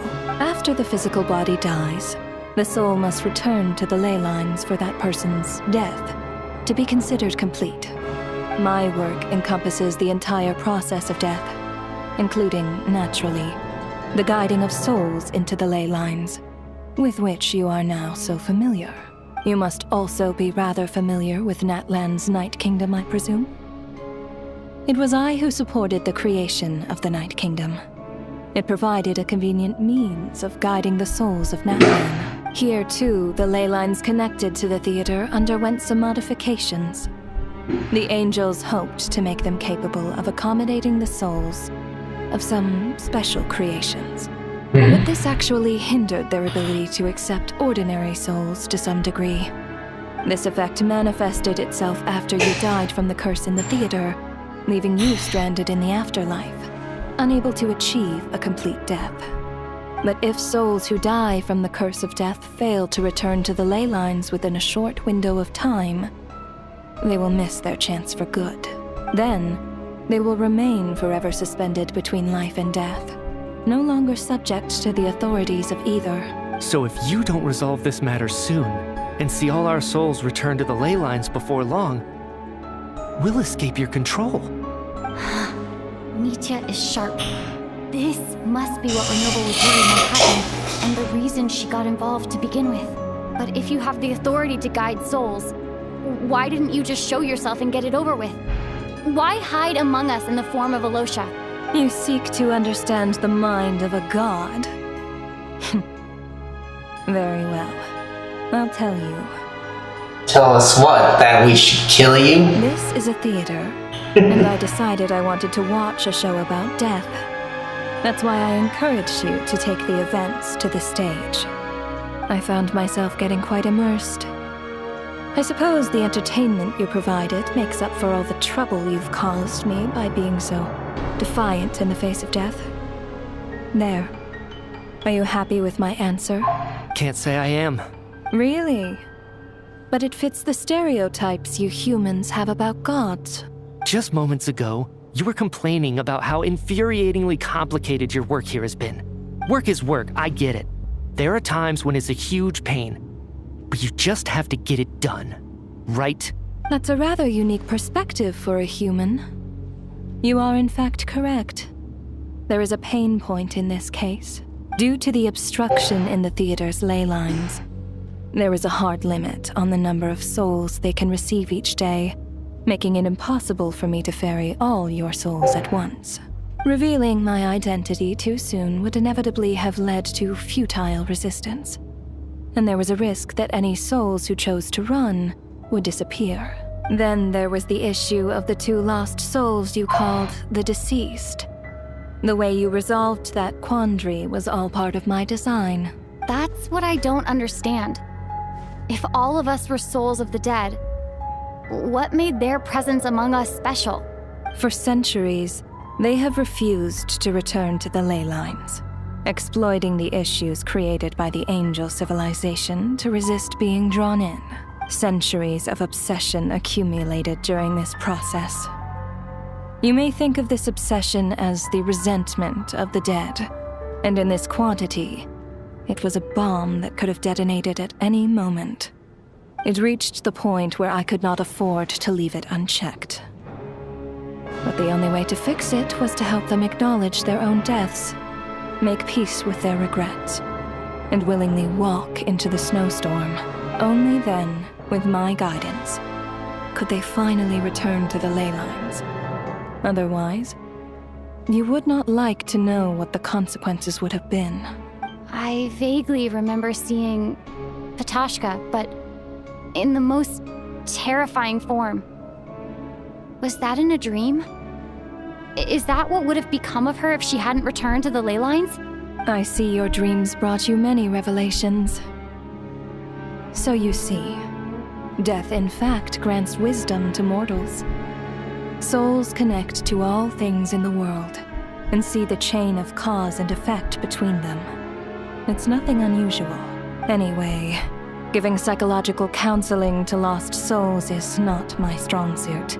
That is more of an angel's role.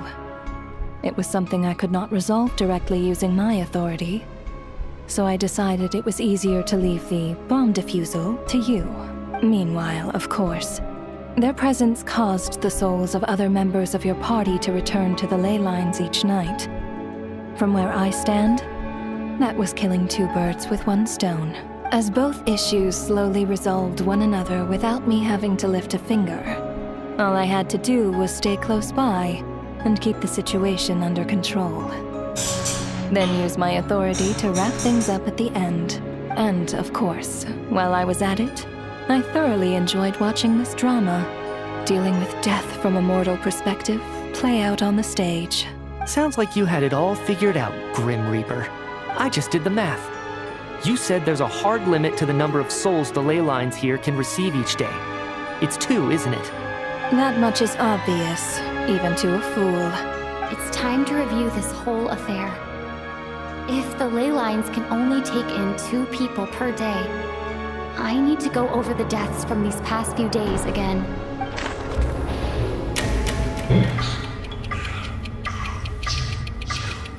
Kinda eerie. Select each day's deaths. Looking back now, none of us had the faintest idea at the time. From the moment the staff member named Demoff walked into the snowstorm, the incident had already begun. Okay, so...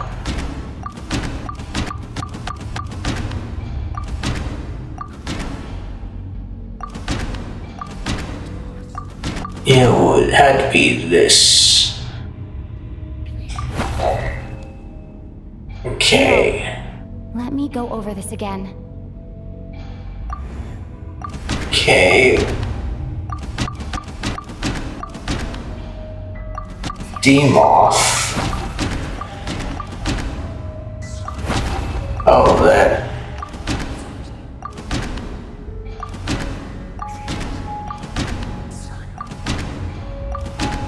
Day 1.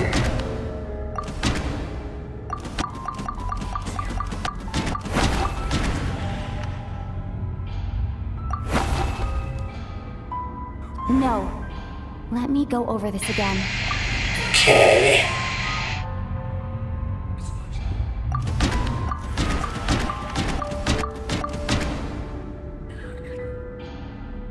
So, it's those guys. We know it's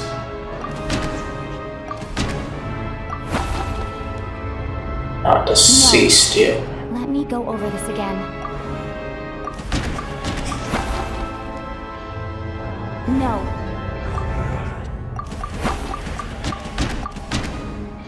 You. No.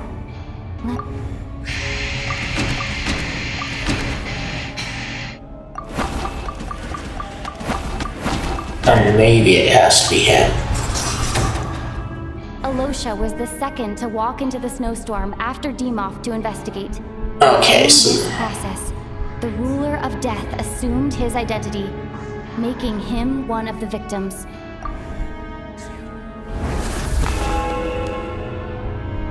During our first night in the theater, everyone was caught up in the novelty of it all. No one could have expected there would be victims the very next morning. Despite all the confusion, and with the help of hindsight, we finally began to realize that something was amiss with the snowstorm. Okay, so now it's these two that I tried.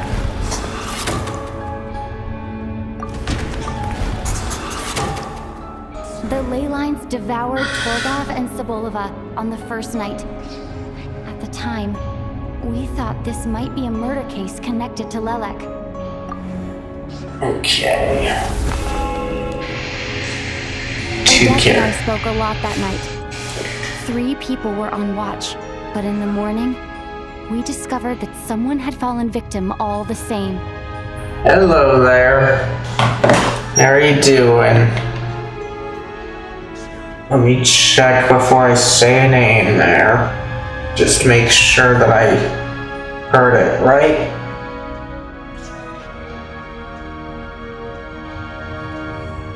I'm doing good. Hey, do you think, Kiana? How about yourself?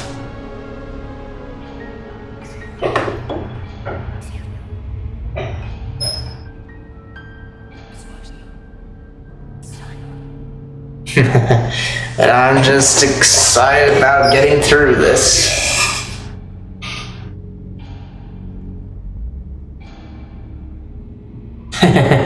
That's good to hear. Let's see here. So, back to this. Odette and I...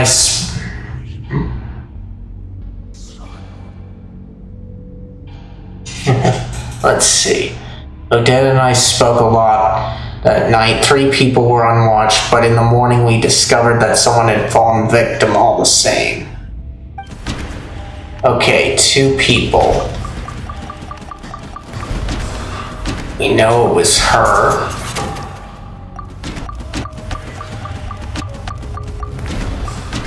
And you. The deaths of Kulish and Ranpana caused everyone to stop suspecting Lelek. Unexplainable phenomena occurred one after another, leading Mitya to suspect that we were caught up in a supernatural... I like RPGs and visual novels.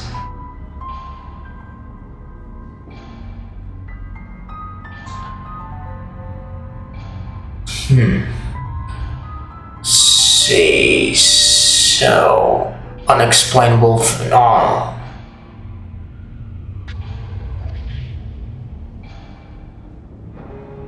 Thanks.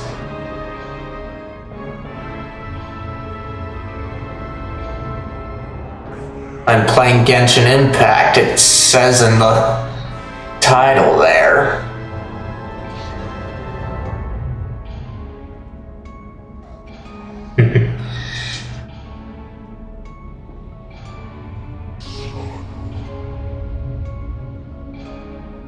I see. But yes, I usually put the game's title in the title of the stream.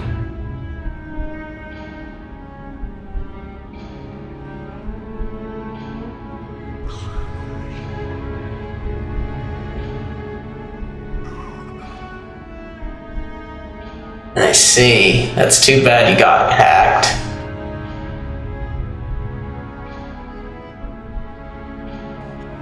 Oh, I see. Well, I want to get to this right now. So let's see. The deaths of Kulish and Ranpana caused everyone to stop suspecting Lelek. Let's see. Unexplainable phenomenon occurred one after another, leading Mitya to suspect that we were caught up in a supernatural event. 2 characters died. We discovered that there seemed to be an extra person among us, and subsequently discovered the existence of the deceased.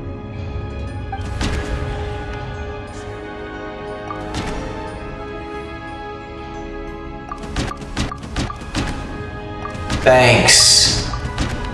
see, so she was the last one.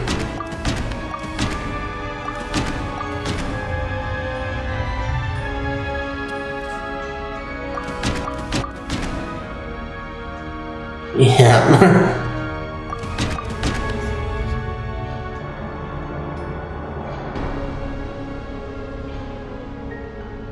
Yeah, they are kind of annoying. Mr. Schramm realized he was the deceased and walked into the snowstorm to return to the ley lines of his own accord. It turns out there really was a dead person among us.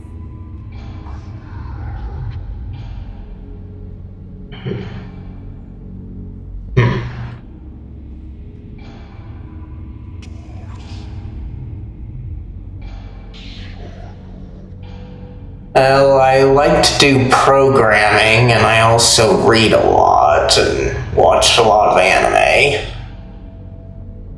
Let's see here. Mr. Shitarm realized he was the deceased and walked into the snowstorm to return to the ley lines of his own accord. It turns out there really was a dead person among us.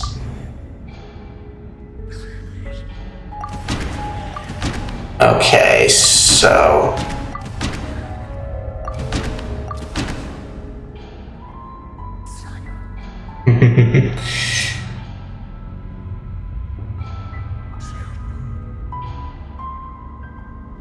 You did, huh? What project?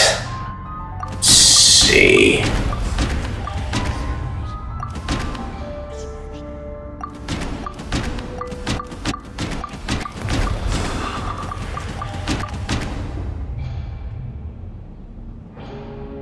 I see. Hopefully they liked it. We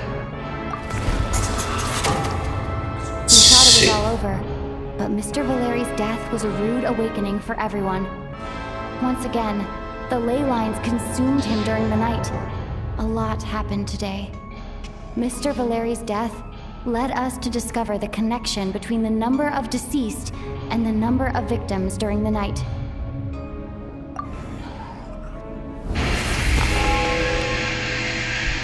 The fact that there was more than one deceased seemed to bring us back to square one. Odette revealed some information she had been keeping to herself.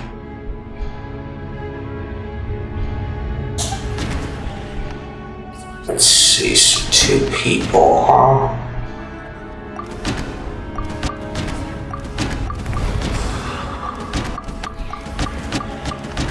Okay.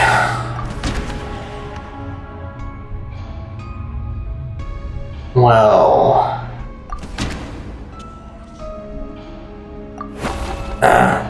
okay, they're not deceased. Walk into the snowstorm that day. He returned from the ley lines with the help of Vodyanitsa's requiem. The void in the ley lines hasn't been filled. So, let's rule out Mitya for now. Okay, but she had to have died. Vodyanitsa was swallowed by the ley lines in her sleep. But the requiem she sang before falling asleep was quite a game changer.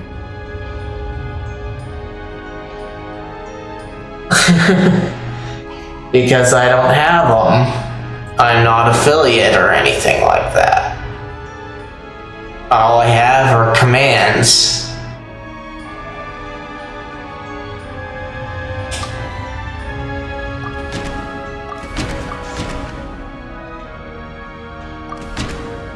See.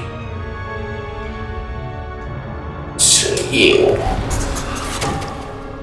As it happened, Katashka filled the void left by Mitya's return from the ley lines by walking into the snowstorm this morning.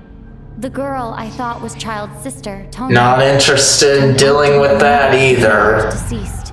When I do designs, I prefer to keep things simple, and I can do HTML and CSS. Unaware that Mitya would return, was concerned that her soul would overflow from the ley lines. That's why she used Alosha's voice to try and persuade her to stay behind. Looking back, I suppose that was an early slip-up on her part.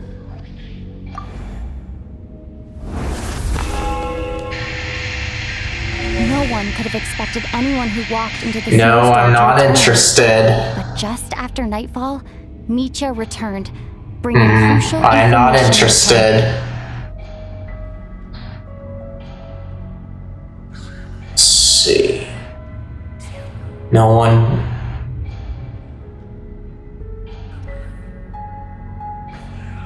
Let's see. Okay, no one could have expected anyone who walked in the snowstorm to return, but just after nightfall, Mitya returned, bringing crucial information with him.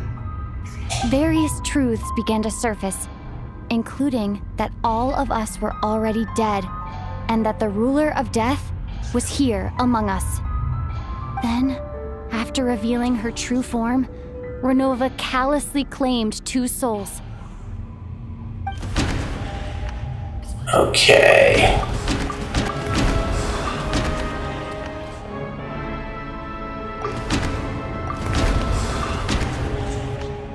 So 2 of them had to be you and you, because Mitya and I were the last 2 left. In fact, everyone was already dead by the time we took the photo. And in the days since, we've experienced many more partings in the afterlife. Now, only Mitya and I remain. And the true culprit behind everything still stands before us. In Mitya's eyes, I see the same anger and frustration that I feel. That covers everything. It's all clear now.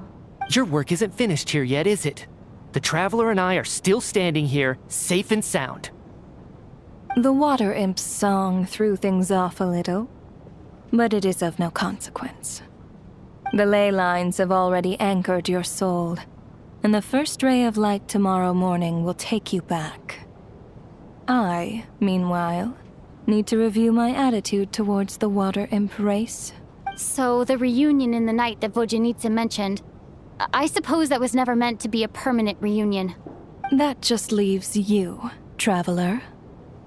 My power only allows me to temporarily separate your soul from your body. The ley lines of Tevat would not accept you, and your soul is firmly anchored to your body by your will. For a descender like you, who is not bound by Tevat's rules, your death can only be brought through the most violent of means, such as directly destroying either your body or soul. But you haven't done that yet, have you? Thanks for letting me know that at least I can still be saved. I have no interest in involving myself with Descenders. For now. Although, this may change if Asmodee remains missing, or you insist on interfering with our affairs. One last question then. All our struggles and sacrifices here, they were meaningless from the very beginning, weren't they? Death abides no reason. Besides, what you call sacrifice is merely a concept created by humanity. To me, it is nothing more than a self-indulgent charade in the face of death. Mere mortals fantasizing that their actions could reclaim something from my grasp. A truly laughable idea.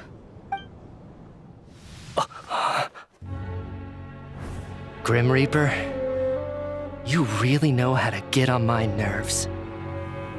I'm not here to ingratiate myself with you. I kill merely because your deaths are necessary. Oh, you've made that quite clear. But humans don't take well to being scorned. Not even by the gods.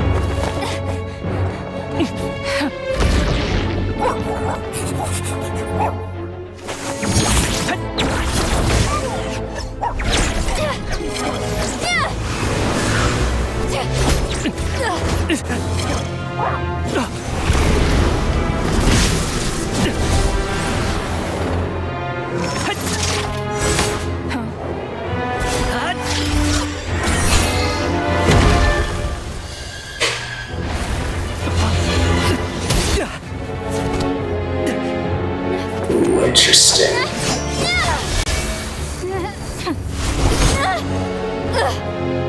This is futile. You must know that you are powerless against me in my own domain. I suggest that you save your strength. For what? Maybe we can't change anything. But if nothing else, we can at least teach you to have some respect for the dead. Audacious.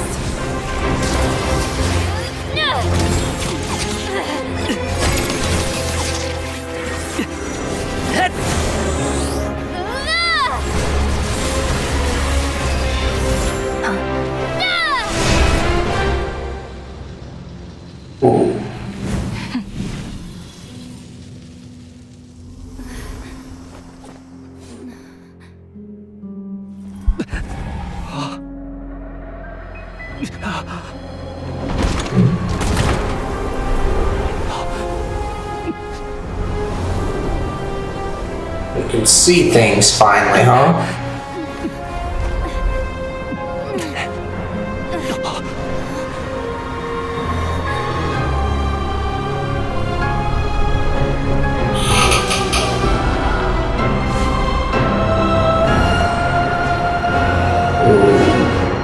It's definitely creepy.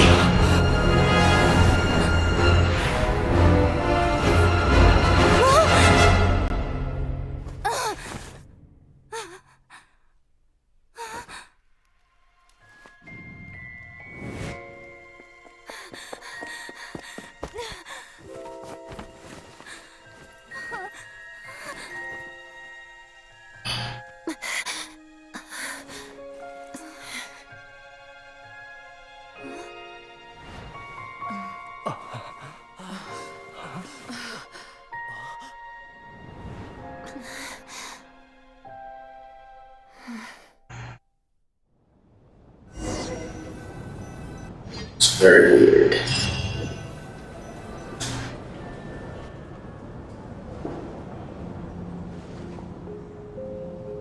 How are you holding up, Odette? What happened to me? How much do you remember? What do you mean? Is the performance over? I can't seem to recall what happened.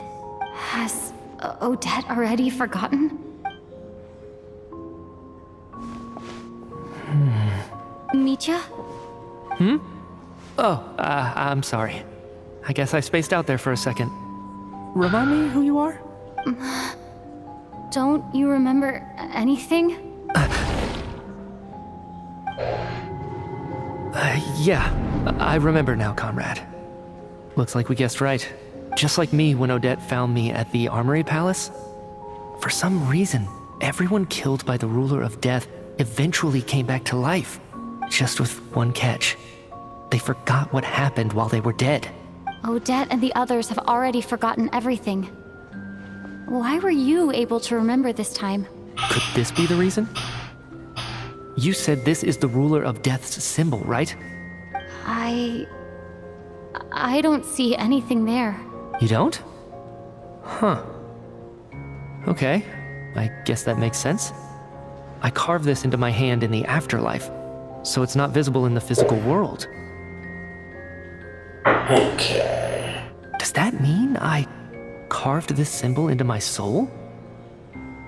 What an unsettling thought. Still, at least I get to remember what happened.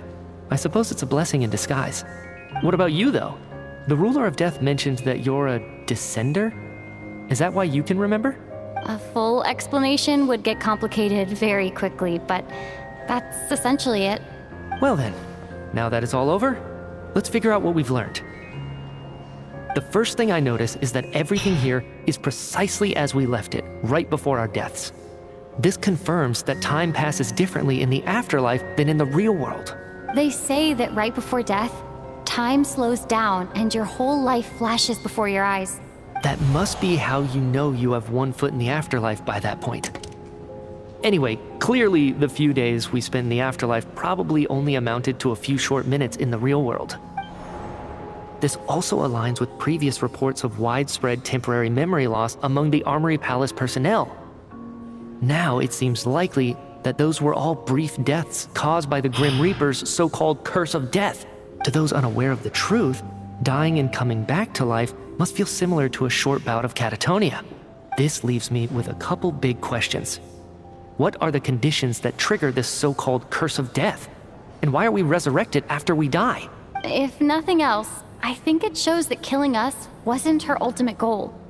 We still don't know her true reasons for subjecting us to death. Right. This time only got complicated because of the situation with the theater's ley lines. That's why she had to approach it differently.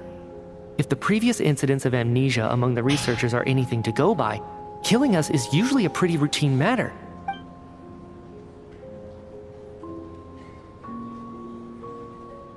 Come to think of it, wasn't I about to note something down before I died? I can't remember what it was, but I think it was something related to my research project.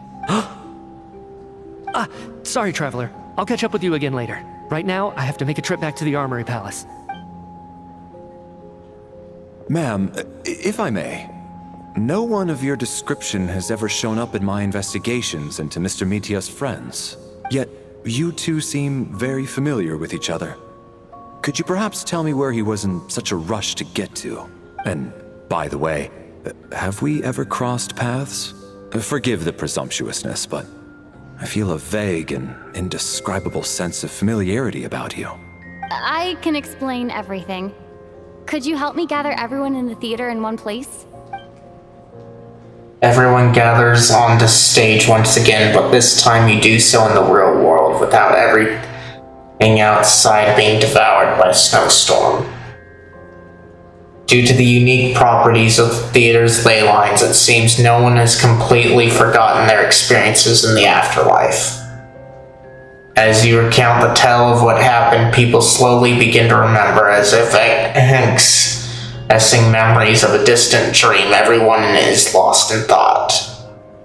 Everyone confirms their own fate with each other until finally today's show draws to a close.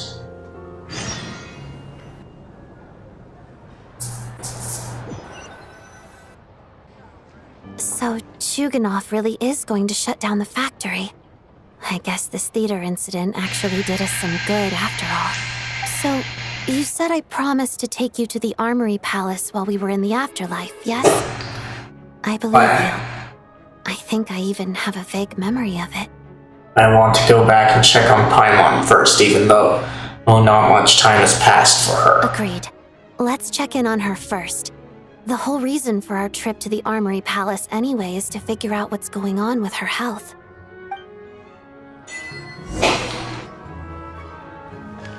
Okay, let's see here. Take care of this stuff because we have to be in this menu anyway.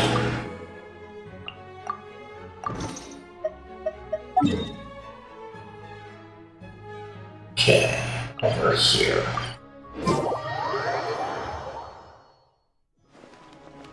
But yeah, I'm running my main team now because numbers don't really matter too much. But I should definitely find a way to heat up.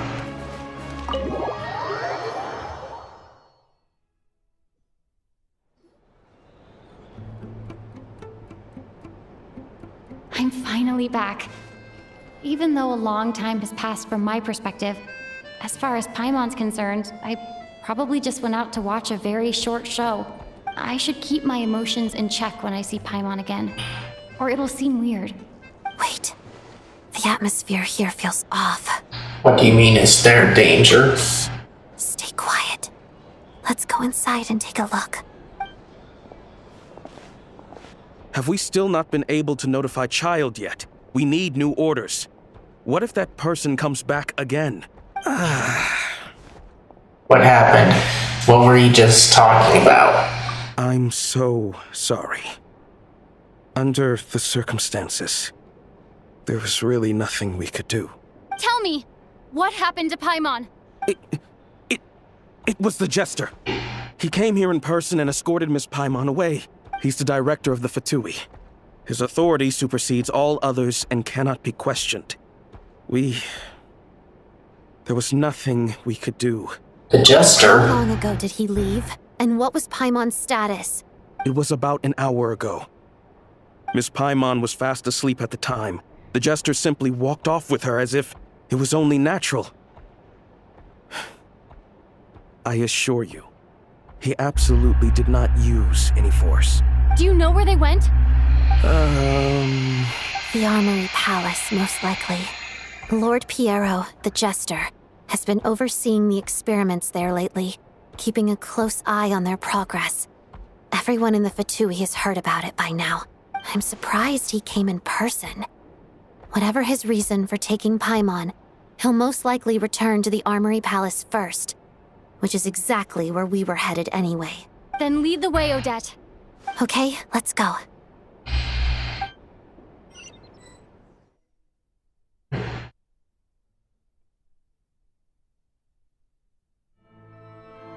It's just up ahead.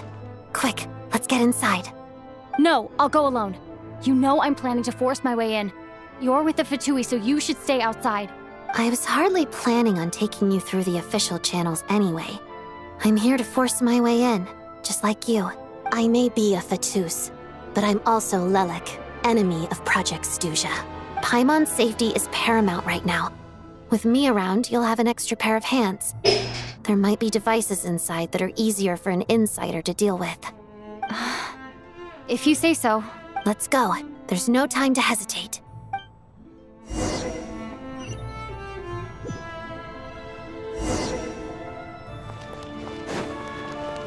Ooh.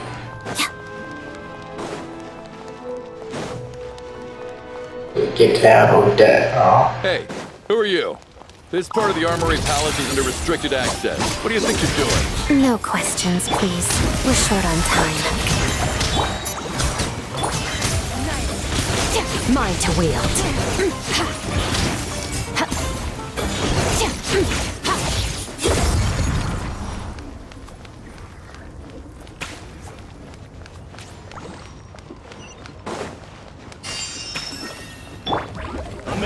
A little amuse-bouche! Goose on the loose! Shower me with praise! Let my name echo in song! Extinguished power!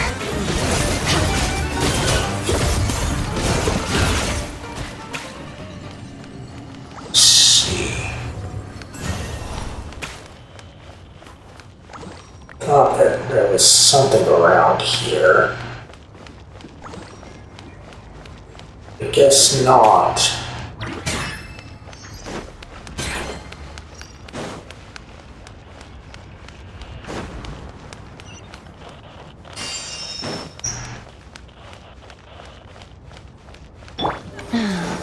The footsteps of the Empire.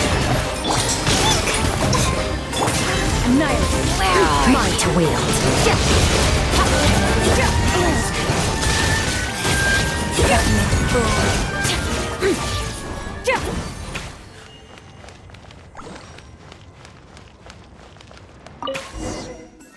Okay.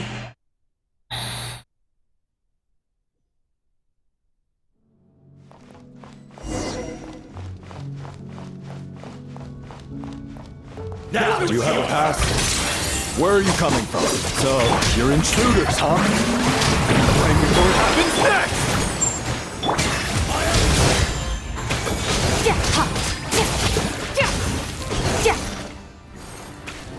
Okay.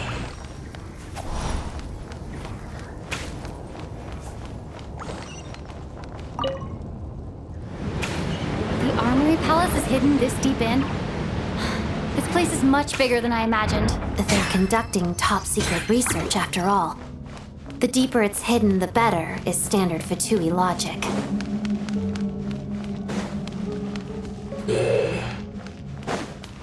No longer have to worry about the cold. Style doesn't really look like the Fatui's handiwork, though. They must have requisitioned some structures from a past civilization. Intruders! Stay alert! I'll begin. Search! Mine to wield.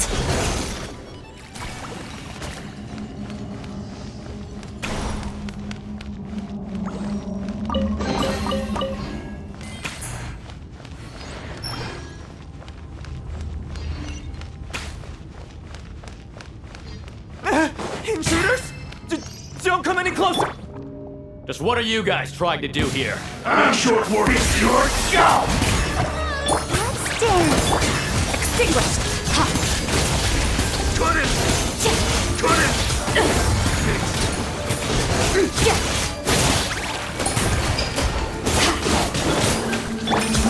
No one interferes with a jester's work!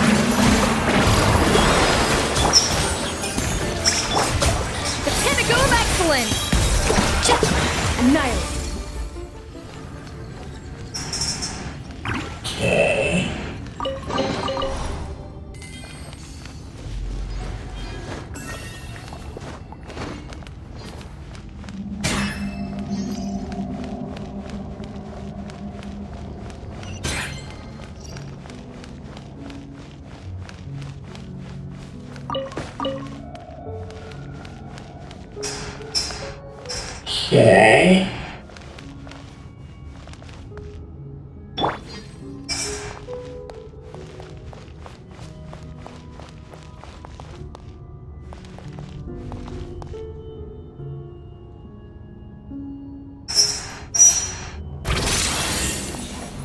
Okay.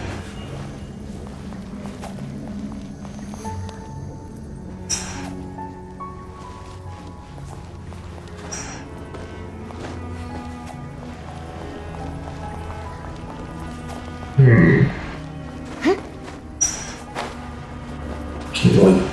Nope, we cannot climb that.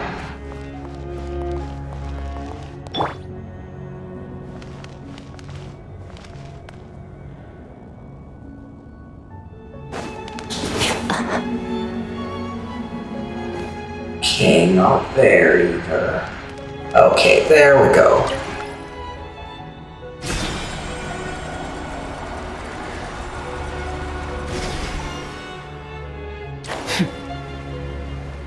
Okay.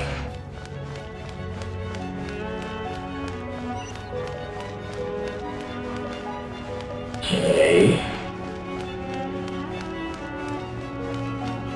Looks like no one's guarding this place. There's something off about that decoration over there. Look out! Let's deal with these before we move on. A little amuse-bouche! Search!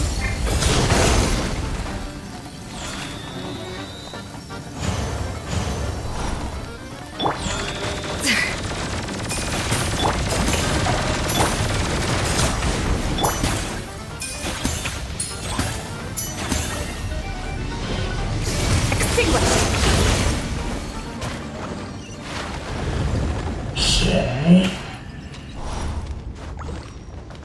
Definitely glad I brought out my main team for this.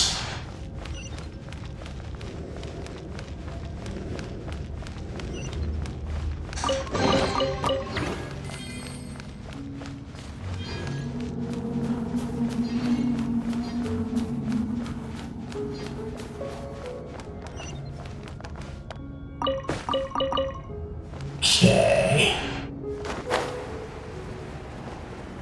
The researchers here probably don't know that we're uninvited guests. Let's try not to hurt them. What's the big star from the theater doing here? That's Miss Odette. She's a member of the Fatui. Don't tell me you didn't know that.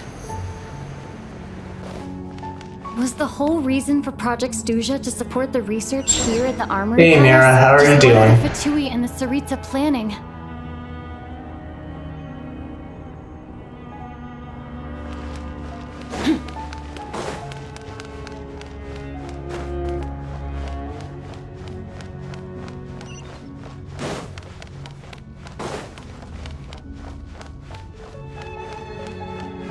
Yep, she is.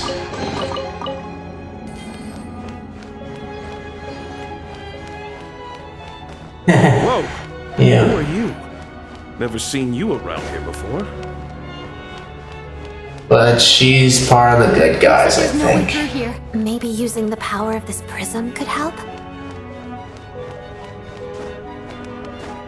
Okay.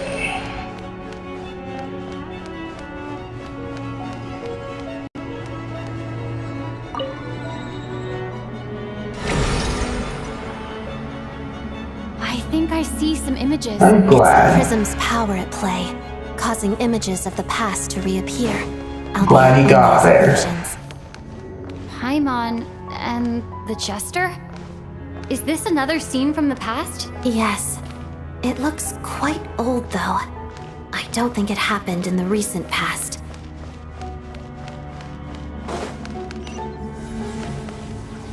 What's going on here? I see. What happened? The source seems to be the Armory Palace. They must have started some large-scale experiment. I see. What if this has something to do with Paimon? We need to hurry! I'll probably have to check it later.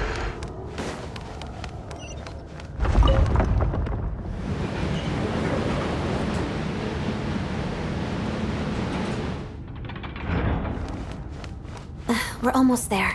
The Armory Palace is just up ahead. Paimon, please be okay.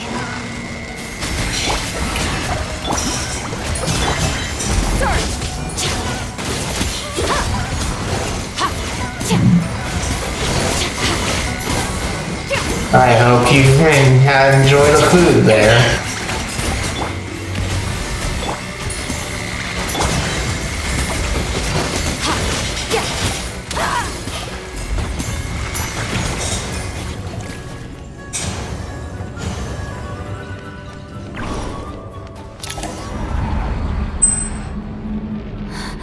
What's going on? Wait, I remember this feeling. It's the curse of death. No, not now. Why is the curse of death striking again already? Odette?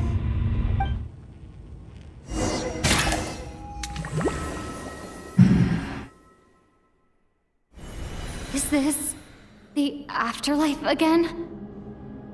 I need to find a way back to reality. Is that Odette's core Ignis? Could that be what just woke me up?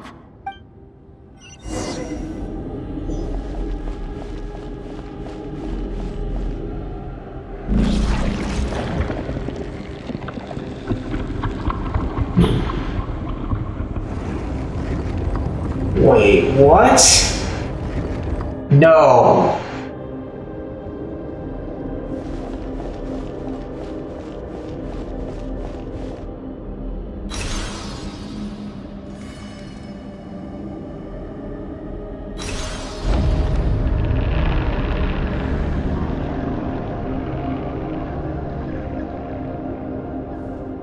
Okay. Can we not have this view?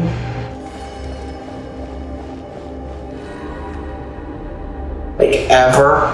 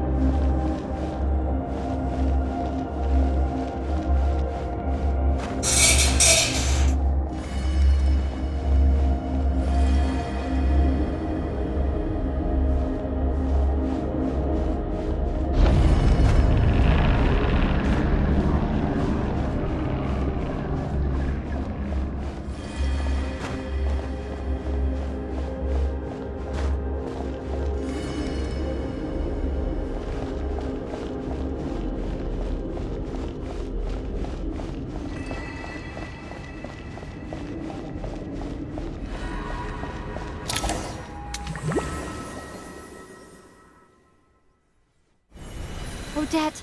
Odette! No signs of life, but past experience says that she should be resurrected before too long. Right? Hey, OC. How are you doing? Let me take care of this too. I hope you're doing well, OC.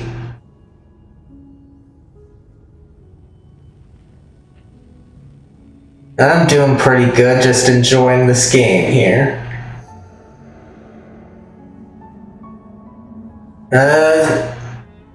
It was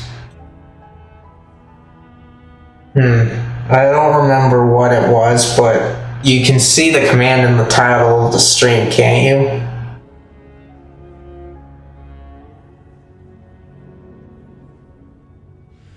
Oh, you did, huh? Not too surprised.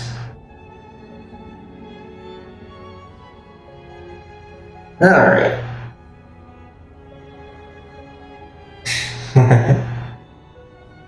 Good, you got the question there.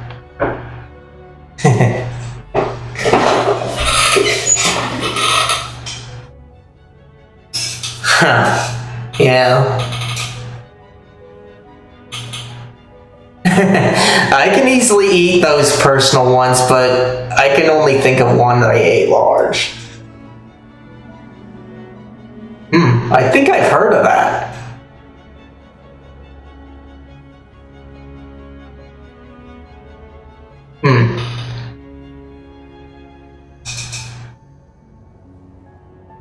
Yeah, I think I've heard of Round Table, but not the other that you mentioned, so it must be a local joint. Did Odette intentionally use her core Ignis to guide my soul? I feel like something similar happened in a dream I had before. Thank you, Odette. If not for you, my soul wouldn't have found its way back to my body so quickly, and I might not have woken up so soon. But I'm sorry. I don't have time to protect you. I have to use the time you bought me to get Paimon back.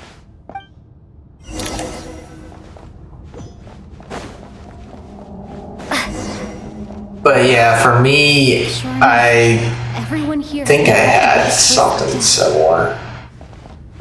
Paimon! Paimon! No, wait. Paimon probably didn't escape Renova's curse either. She won't be able to respond to me right now. I'll have to find her myself.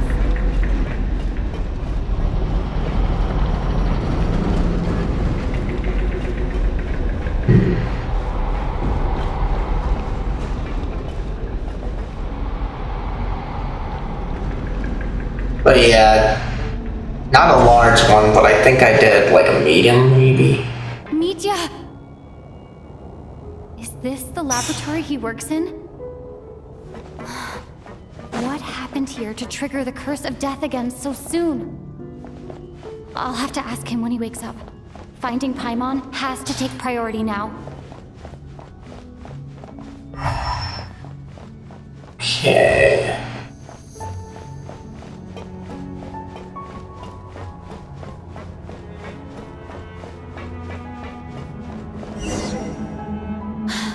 Found her!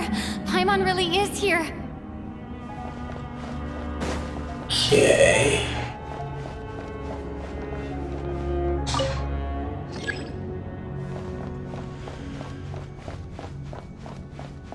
Alright.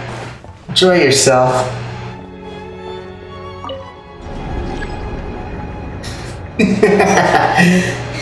Don't let them eat you.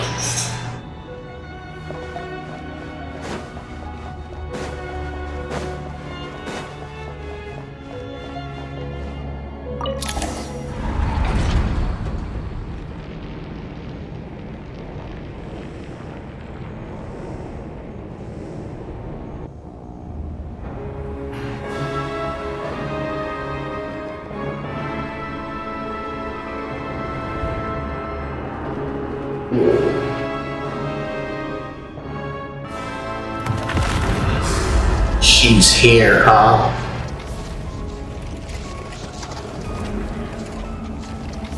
You don't learn, do you? Renova. You've already been involved in one mass death, and now you show up at the scene of another.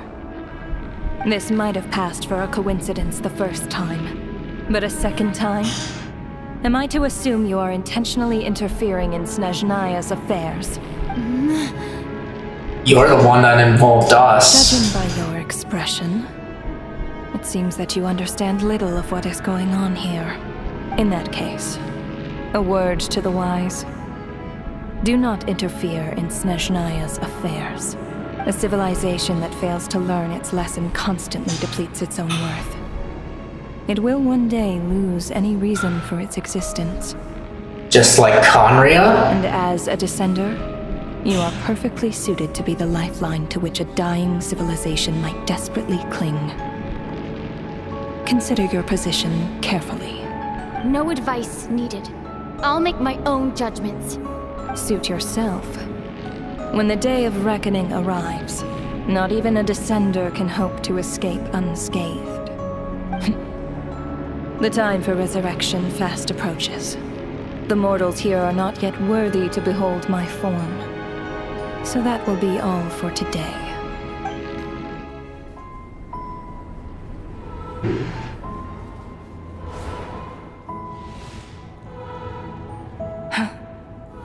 That thing is coming with me.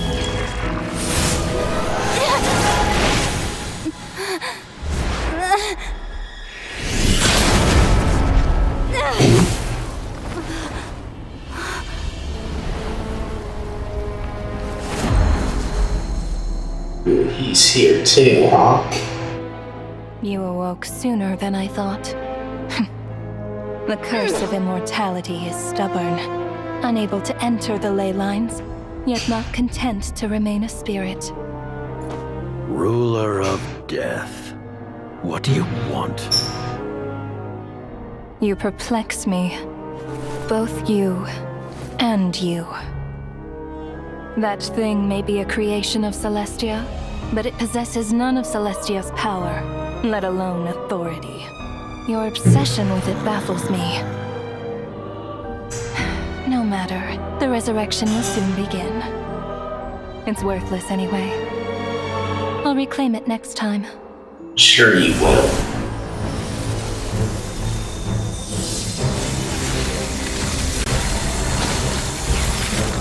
Hey, who says there'll be a next time?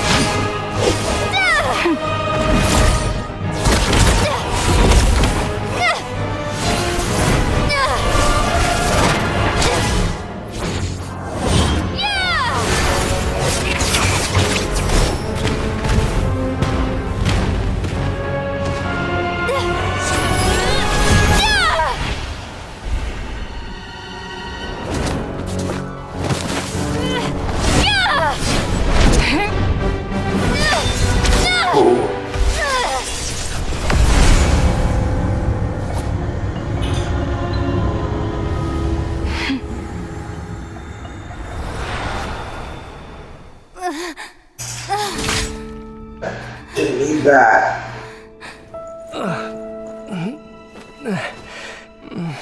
There we go. Huh?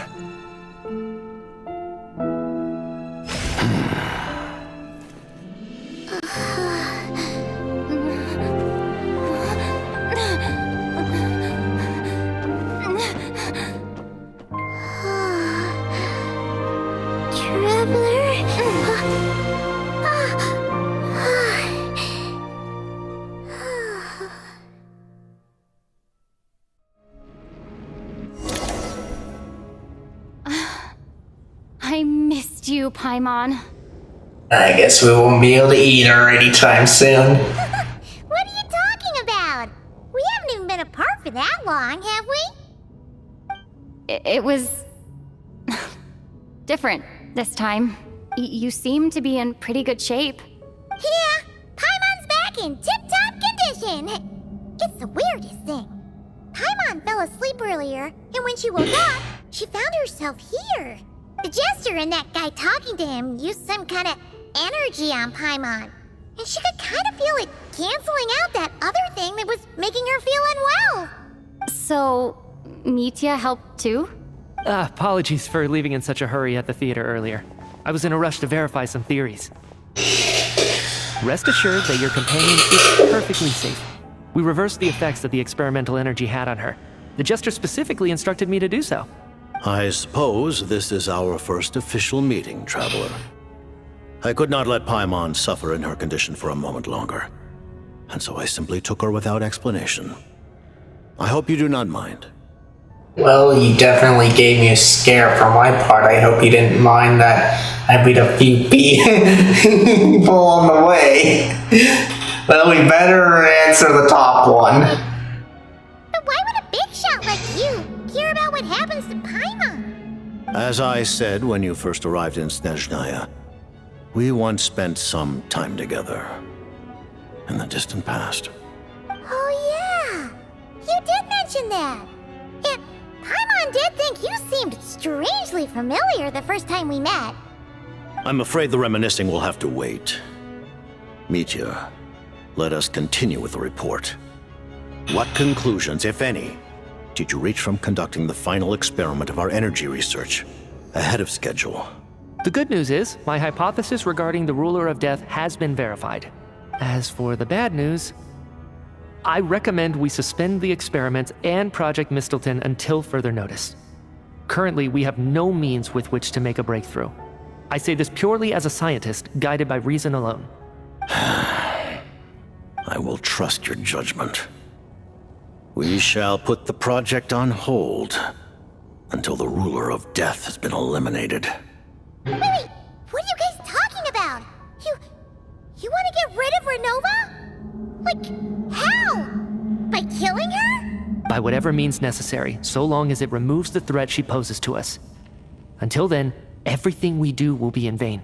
After what just happened, I've ascertained Renova's goal. Or rather, the trigger condition for the Curse of Death.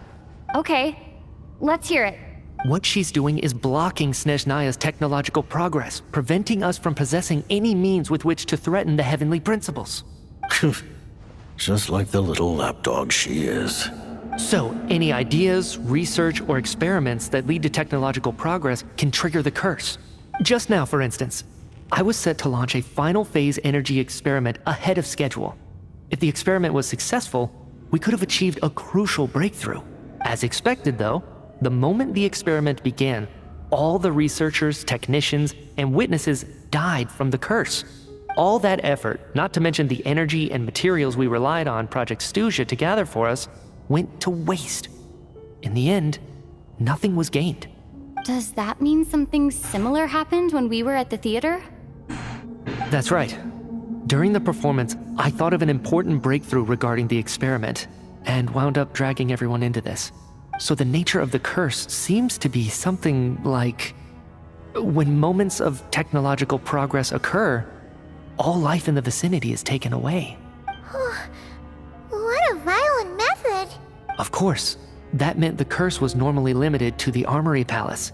Since outsiders are forbidden from entering, this mass death phenomenon went unnoticed, until Odette came along.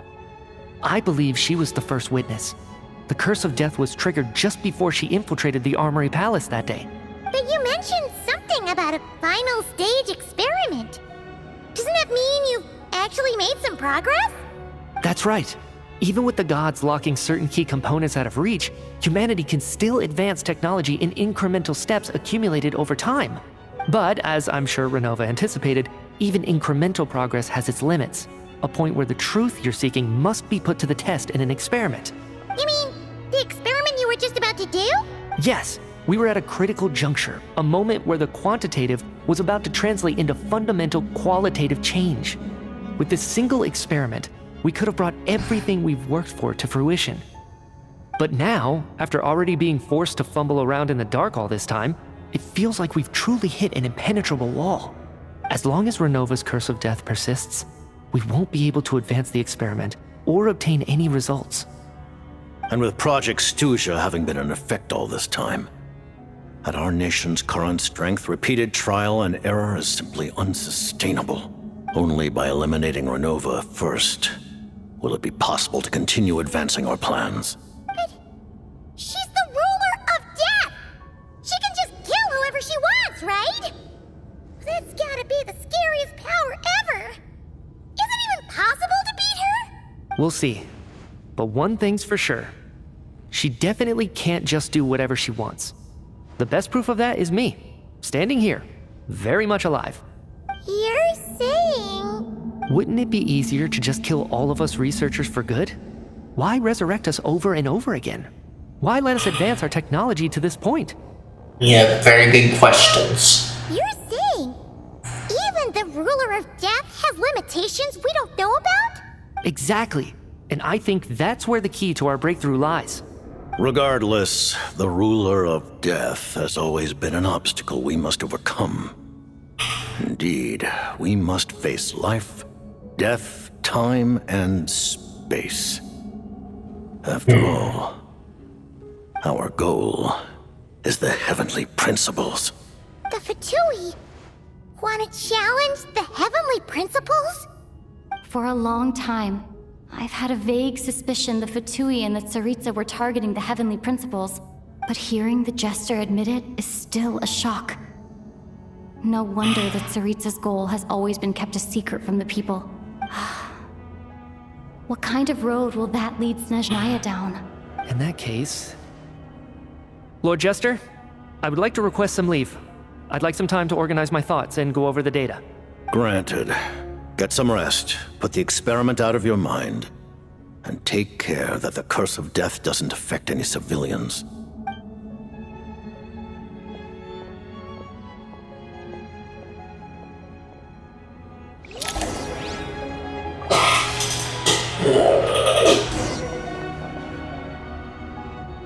Now we have our little talk at the end of the act. While there is yet time, allow me to offer you my hospitality, honored guest of Snezhnaya. Is there anything you wish to know? About Project Mistleton. I remember hearing the term Mistleton from Columbina. Yeah, Paimon wanted to ask about that when the name came up just now. What is it? Paimon's heard of Project Stuzha, but not this one. As you know, Project Stuzha is a series of measures enacted to consolidate our nation's resources, the greater purpose of which is to serve Project Mistleton. Many of the things you have encountered thus far are essentially for the advancement of that project. This includes the Kuvaki Experimental Design Bureau in Notdry. Researching Kuvaki was merely a facade. Its core objective was to use local resources and research findings to build Mistleton itself. And that's a weapon built for the final battle against the Heavenly Principles, isn't it? Huh? How did you know that? I was given some intel, and I made some deductions. Wait. You must mean that thing over there. Oh, Paimon's gotta take a closer look at this thing. Especially after you guys sent so many people to Notdry to work on it. Kuvaki alone will not break through Celestia's defenses, let alone challenge the Heavenly Principles. The Heavenly Principles are no doubt accustomed to combating the power of the Light Realm, and elemental energy is simply the power of the human realm, converted to that form by the Heavenly Principles themselves. Any attempt to use this power against its creator would be a futile endeavor. For now, therefore, we have set our sights on the form of energy associated with the Third Descender and the Stellar Linchpins. This may hold the potential to allow Mistleton to contend with the Heavenly Principles. You could say that by reverse engineering the Stellar Linchpins to extract the energy within, we have obtained a source of anti-Celestia energy. So this is the energy research that Mitya's in charge of? I never imagined it was such a major project. Kuvaki Experimental Design Bureau, Project Stuzha, and the new energy experiments. Huh. So, Project Mistleton is what ties it all together. And it looks like your plan is almost complete. No wonder the ruler of death came after you. See about the Tsaritsa Her Majesty the Tsaritsa has embarked upon an expedition to vanquish a monster. Were it not for this, I imagine she would have been delighted to grant you an audience. Seems like the powers that be in Snezhnaya don't intend to hold my past conflicts with the Fatui against me.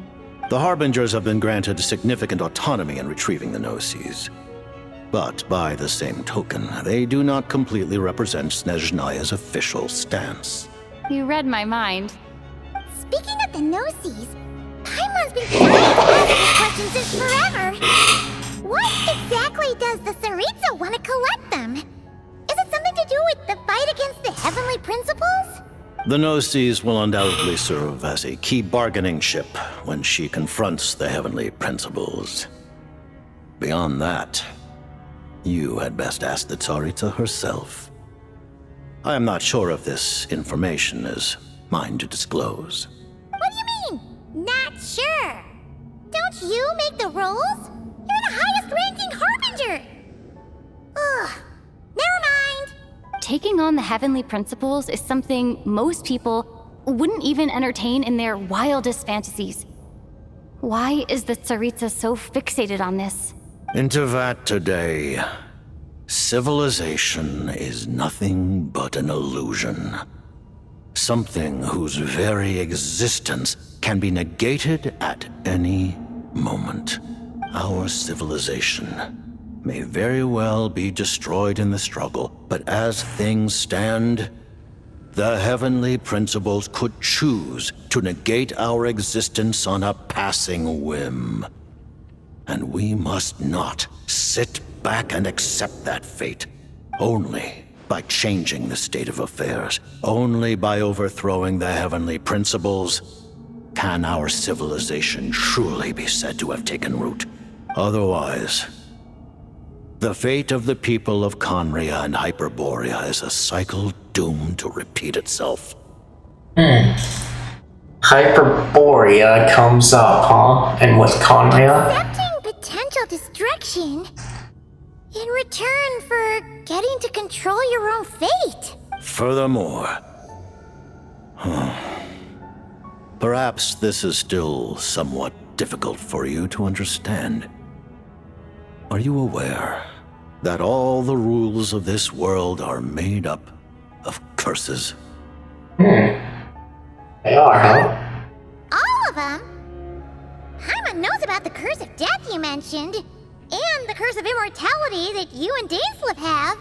Then, the birth of the Hilly Churls, the rules of Natlan's Ode of Resurrection, those are curses too? Farina's long life seems to stem from a curse placed on her by Focalor as well. Yes. Even a god's love for humanity is a curse the Heavenly Principles inflicted upon the gods. What? The Tsaritsa has always had ample reason to hate the Heavenly Principles. If she can seize their authority, she will reconstruct the entire world, and when that time comes, humanity will be completely liberated from curses and lies. Look forward to it. It will be a world beyond your imagination. Though the ordinary people of Snezhnaya may not understand these details, in this frigid land locked in a ceaseless struggle against the environment, in this nation to which the gods have never shown favor, we all believe that standing in solidarity with the Tsaritsa in our shared struggle will surely usher in a new and better world. Let's see. And we want to know about you and Paimon. Paimon really doesn't remember. He's basically a stranger. You've got to believe Paimon. Relax, you're freaking out over nothing. Allow me to explain. The reason Paimon reacted to the anti-Celestia energy developed by the Armory Palace is because she comes from Celestia herself. More specifically, she is one of its creations. Paimon? A creation of Celestia? Oh, right. I was blinded by anger earlier, but thinking back on it, Renova also said that Paimon is a creation of Celestia, but she lacks Celestia's power or authority. As you know, the lunar fragments in Nodcry were pulled down from the sky using Fatui technology. But the first application of this technology was in Conria over 500 years ago. So we're learning more about Conria. I used this technology upon the heavens, and the response I received was none other than Paimon, descending from Celestia. I presented her to the Vinster King, but he took no interest in this gift, nor did it satisfy him. Paimon then took up temporary residence in my palace until, of course, the arrival of the Cataclysm. Wait, Paimon's a little confused. You're talking about things that happened in Conria 500 years ago. You're saying Paimon was there for that? That means Paimon's at least 500 years old. Paimon doesn't remember any of that. Falling from the sky? Being given away as a gift? None of it. Having lived through the Cataclysm, perhaps you too were burdened with some manner of curse. Although, losing your memories would indeed be the smallest price I've ever seen paid. But it's not just her memories from Conria. Paimon doesn't even know how she spent the last 500 years. She only has memories from the past few years. No matter how hard she tries to remember. What was Paimon like back in Conria? Did she know a whole lot because she came from Celestia? Was she super smart? Unfortunately, when you arrived in Conria, your consciousness was like that of a newborn infant. None could say what kind of being you once were in Celestia. Yeah, then so you probably had that kind of amnesia too, Paimon. During the time you lived in Conria, your personality was no different from how it is now. See, no surprise the Vinster King wasn't exactly taken by your charm. At least it sounds like you were able to fly under the radar. Let's be kind and say that. Aw, man! Paimon's plan to get her memories back and become super smart is ruined before it could even start. You know, even though Paimon lost her memories, she still feels weirdly close to you for some reason. That must mean you took pretty good care of Paimon back then, huh? On the contrary, I completely ignored your existence. I was entirely focused on my struggle against Troptatir the Wise. But now, as I see it, it is as if you are the only sane thing that survived that era of insanity. And thus, are worthy of protection. Noted. Man, Paimon's gotta stop projecting friendship on everyone she meets. But, Traveler? Even though you know Paimon's some creation of Celestia now, you still want her, right? You're not going to abandon her? Let's see. As long as you're not the heavenly principles, we're good. Let's see, and you're still Paimon to me, Paimon. Let's see. We'll probably be nice and say the top. Oh, phew! That's a relief. Paimon's just learning about this too. She's barely even processed it.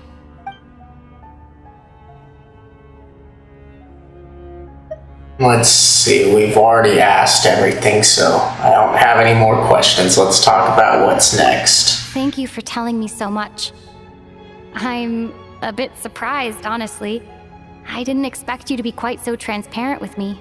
Given the circumstances, the Fatui need not hide anything from our allies. Allies? To advance Project Mistleton, we must first resolve our issue with the Ruler of Death. And, if I presume correctly, you have no intention of letting her actions go unpunished either, do you? That's right. Ever since she said she intends to reclaim Paimon when we next meet, I figured reconciliation was out of the question. Against an opponent of this caliber, deliberating over our allegiances would waste time we do not have.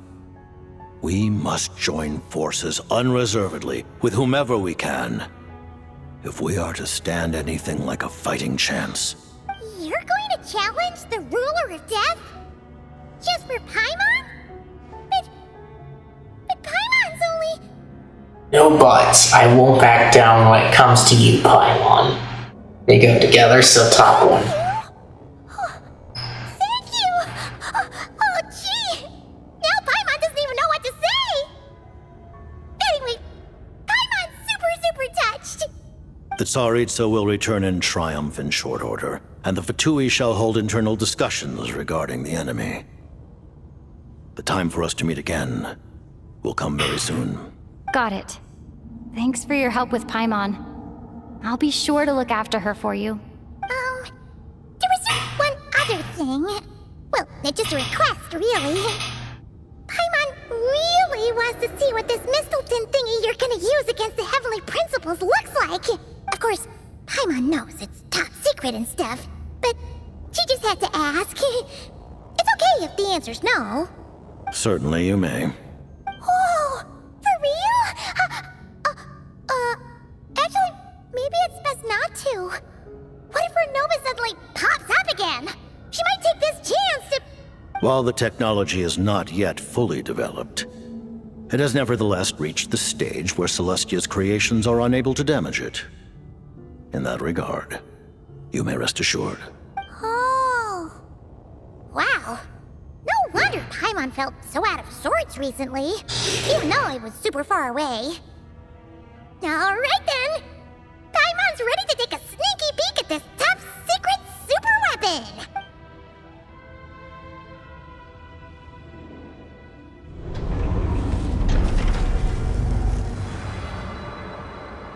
Looks like a spear or sword.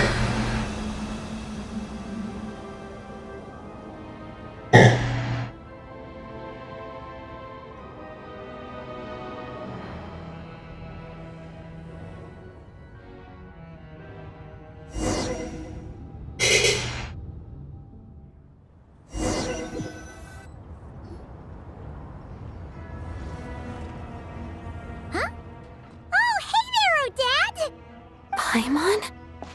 You're okay. Thank goodness. You look well. Have you recovered? Long story short, yep, Paimon's all better. What are you doing here? Were you waiting for us? That's right. When I woke up, I wanted to go in after you, but the guards had woken up as well. It would have been tough to take them on alone, and there was no easy way to sneak past them. So I returned the way I came and waited for you here. It was thanks to you that my soul found its way back to my body so quickly. Thank you. Huh.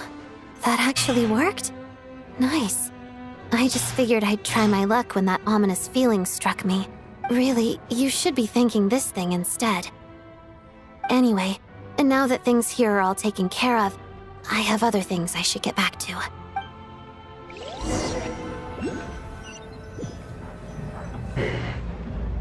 Ah, Director Chuganov, you're back.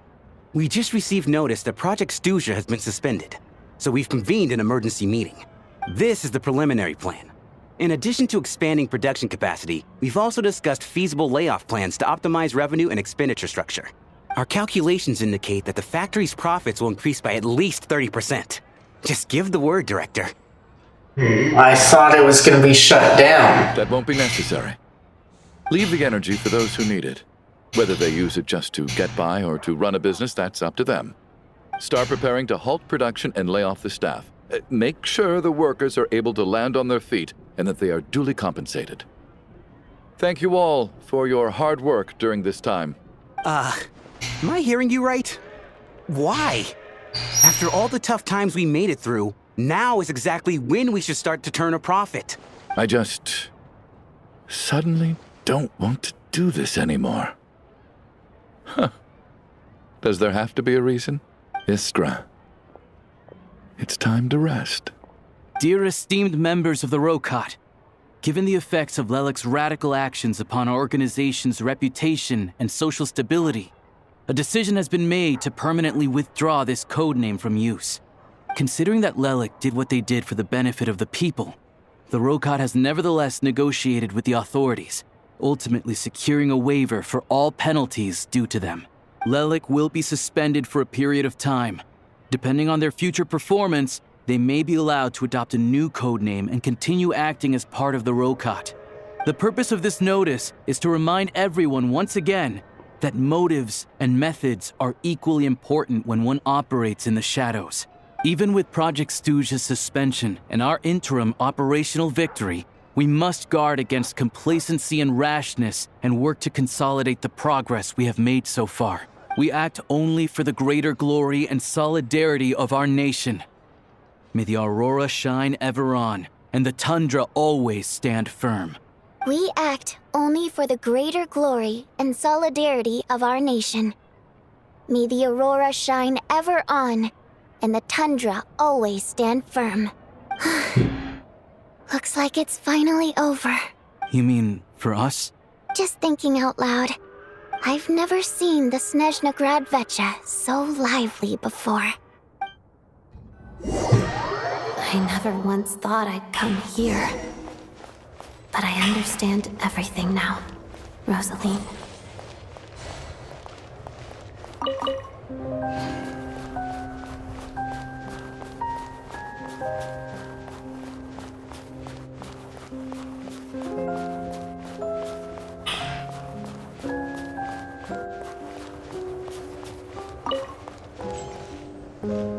I've seen Spirit Seeker performed many times, including by your mother. Why do you bring that up all of a sudden? Even though the choreography is always identical, every dancer finds a way to make it her own.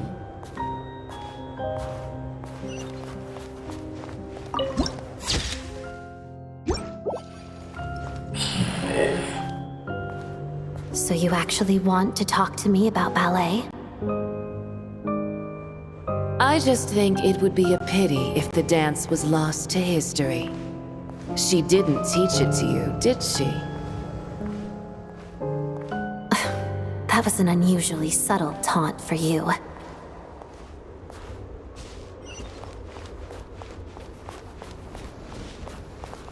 Okay, so apparently we can't do anything.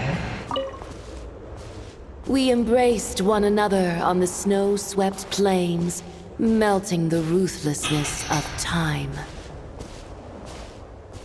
But when our bodies, in pieces, are cast to the winds, what of our love will remain behind?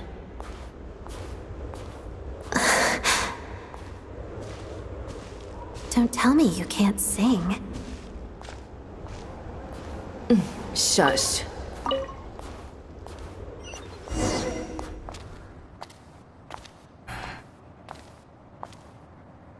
I understand her hatred.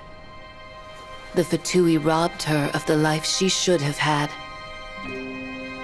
I never opposed her dancing. Yet still I became an enemy of her ballet. I'll just keep my distance. Many despise me. I'm used to it. You're certainly not one to shy away from confrontation. But children, they need a different approach. I'm hardly the most maternal figure. Yet, she is a child. In my experience, while a father commands authority, he must still yield to love. You should tell her what you think about her dancing.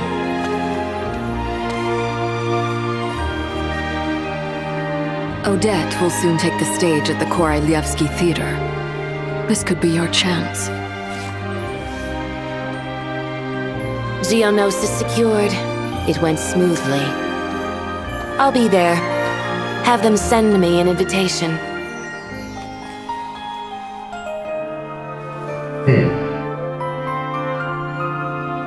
Sadly, things didn't work out.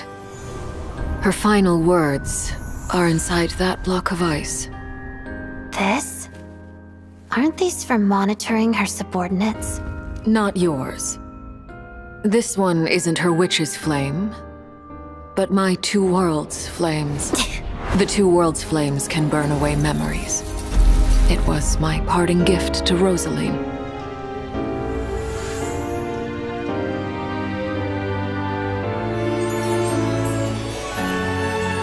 If all goes to plan, she and I will both live to see that Tsaritsa succeed. I believe she'll find peace. But if anything happens to me, she needn't follow in my footsteps. The cryo-energy will fade away in time. Then the two worlds' flames will burn away all memories of the Fatui. She'll be free to dance. She deserves this. I will handle the aftermath. The choice is yours, child.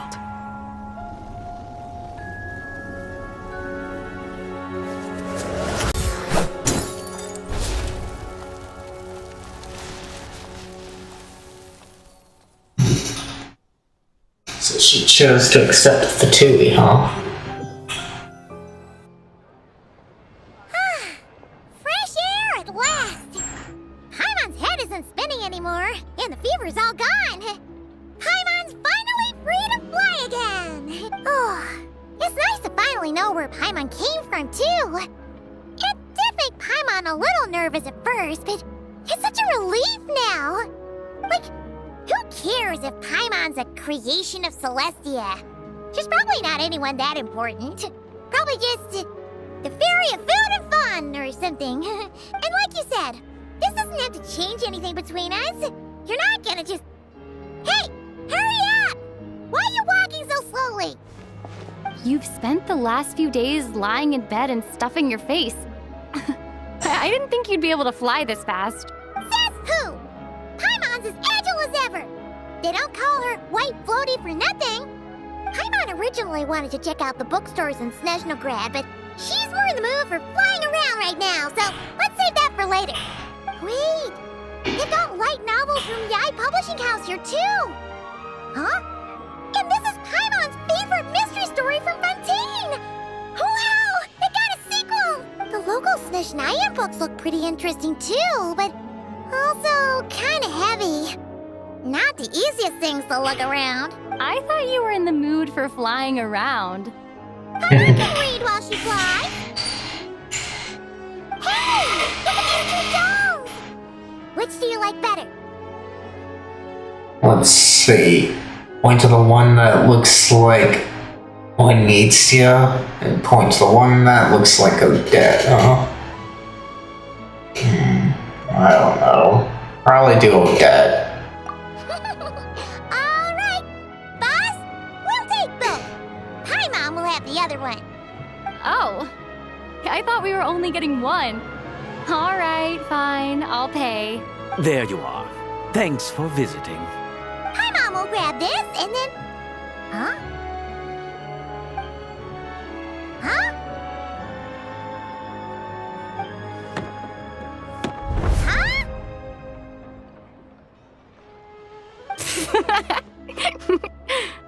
How many layers does this thing have? And what are you laughing at?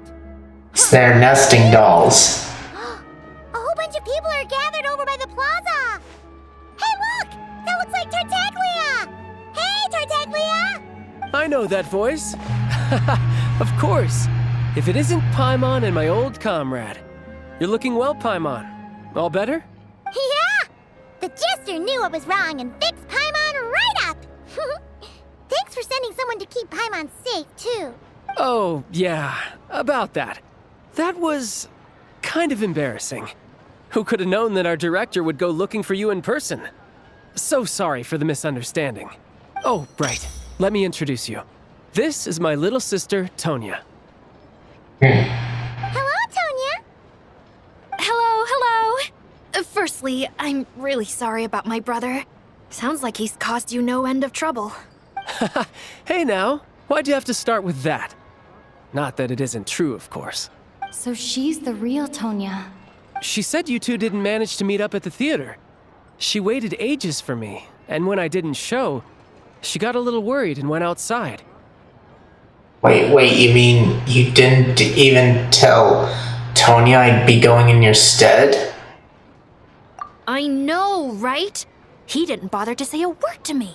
I searched up and down the city for him, and he only told me about it when I finally caught him at the gates of Glupov. I've been rushed off my feet lately, so I didn't get the chance to go home. I just figured the Traveler would fill you in when she got there. Well, the snow was bad and you're never late. So I was really worried about you. How was I supposed to know that you'd stood me up? I'm sorry, Tonya. I really am. I'll make it up to you somehow. Just... please don't tell Mom and Dad.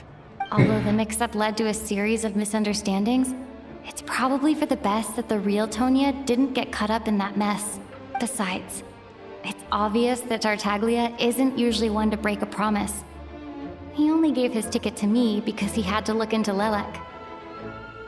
See, it's really my fault for being late. I should have come and find you first. They go together, so let's do the talk. Oh, it's fine. It just meant I didn't get to see the show in the end. By the way, what did you think? You were one of the first people to see it, you know? I would say... the best is yet to come. Huh? What kind of review is that? Hey, look!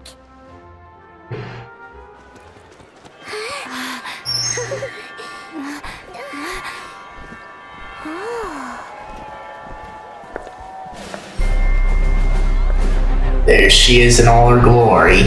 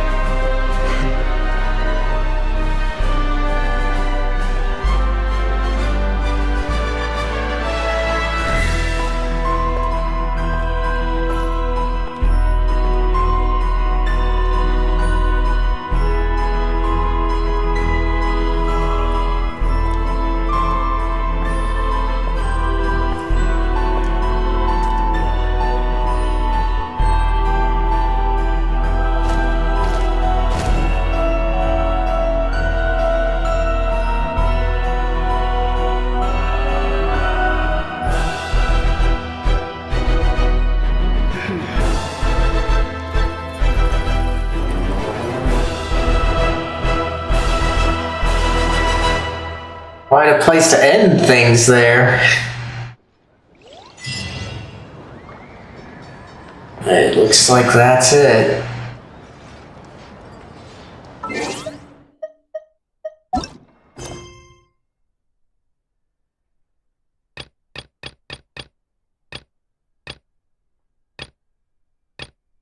Let's see, so still got quite a bit of stuff to do, but that's all.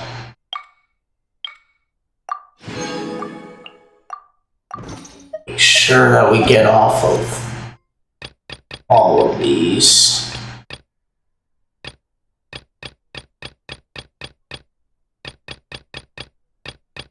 Alright. And where are we going? Okay. Now, let's just do this here. Claim our rewards.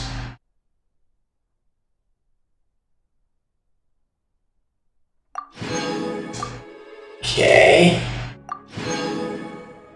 Alright.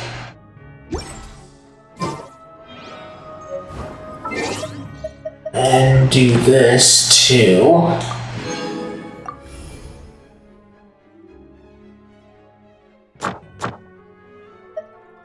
Claim that. Alright.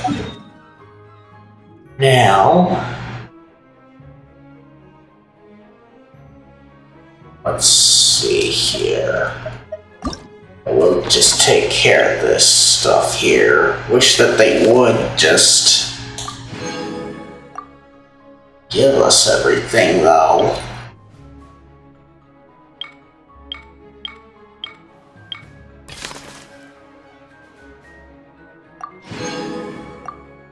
Okay.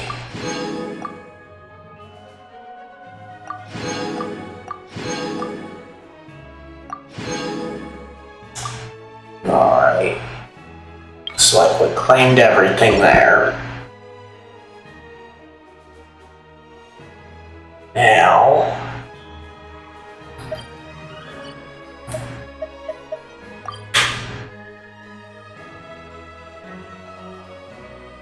Why over there, too? Let's make these claims, then.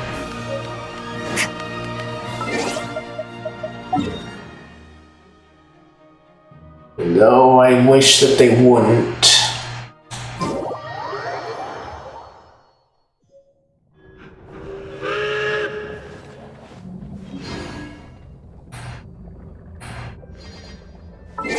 Okay.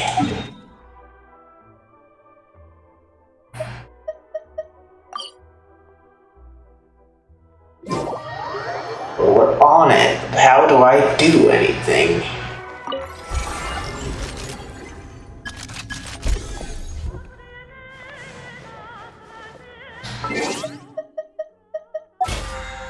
This is weird.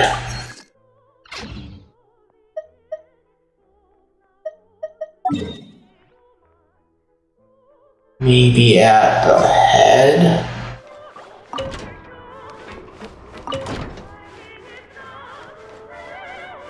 No.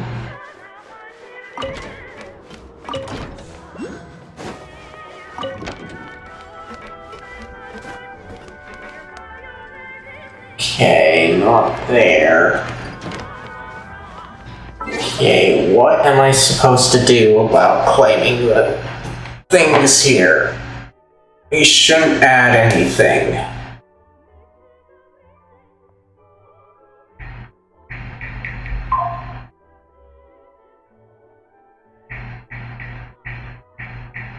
Let's see what they've got here.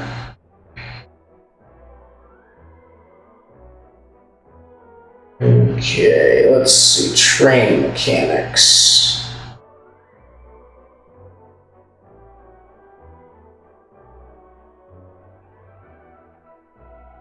Okay.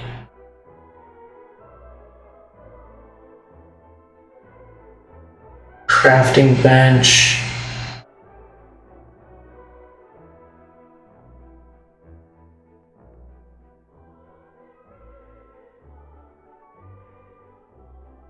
Okay.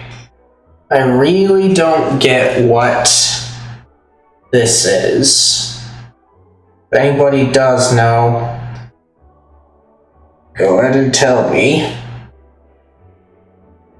But otherwise, we're just gonna go back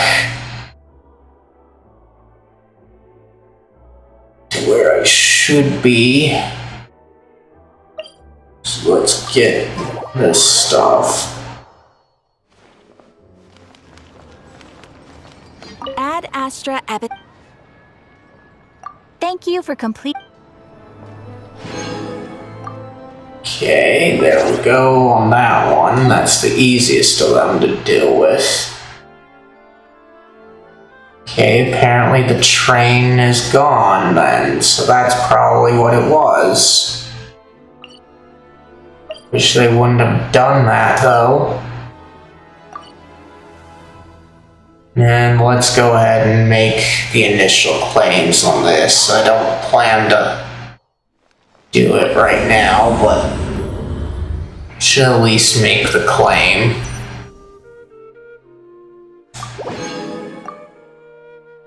Don't care. All I came here for was to claim this. Alright. Now, heal up. And we also take care of this stuff.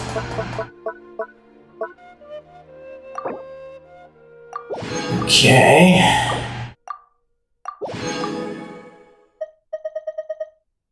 Alright. Now it looks like they are good there. Let's go here, and I'll... Oh, darn it, I forgot to heal up. Back here, then. I know I could have used one of my 2 healers there, but... Statue's free. Alright. Alright, let's see what I get this time around, and then I'll call it.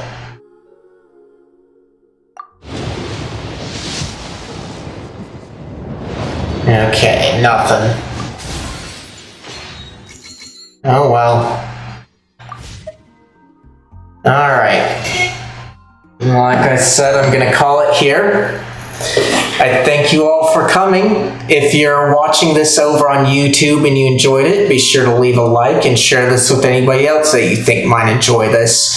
And if you'd like the chance to chill with me again, be sure to hit that subscribe button and bell notification icon to hopefully be notified of when I'll be live again. As for when I'll be live again, this was the only new main content of Genshin, so probably Monday, and I might try to continue on with the Moon Quest. I'm still not looking forward to that, but might as well give it a try. And maybe do, I don't know about if I should do morning or afternoon, because I'm not too sure how much grief I'll have during it. But I usually keep people up to date about that stuff on the posts tab of my YouTube channel, so be sure to check there on that. And if you guys are watching this on Twitch, you all know what to do. Speaking of Twitch, let's try and find somebody to raid.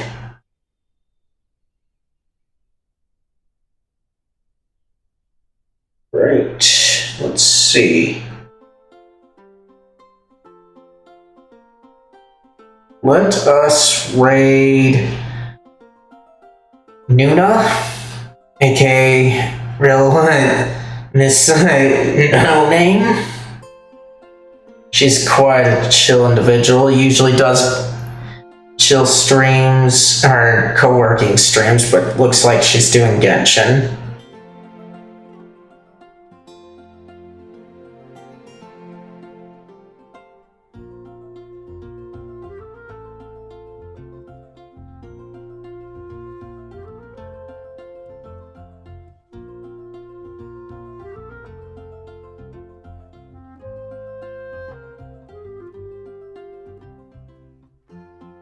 There she is. Alright. Give her my regards and tell her I'll be there when I can. And with that out of the way, I thank you all again for coming.